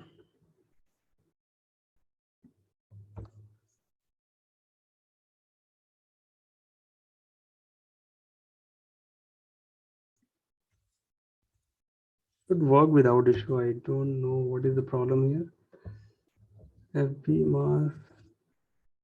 Okay, it is not working for anything now. Okay, let's delete and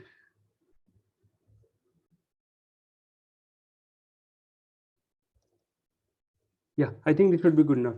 So now you got the idea, right? You basically plot or generate the word cloud with default setting.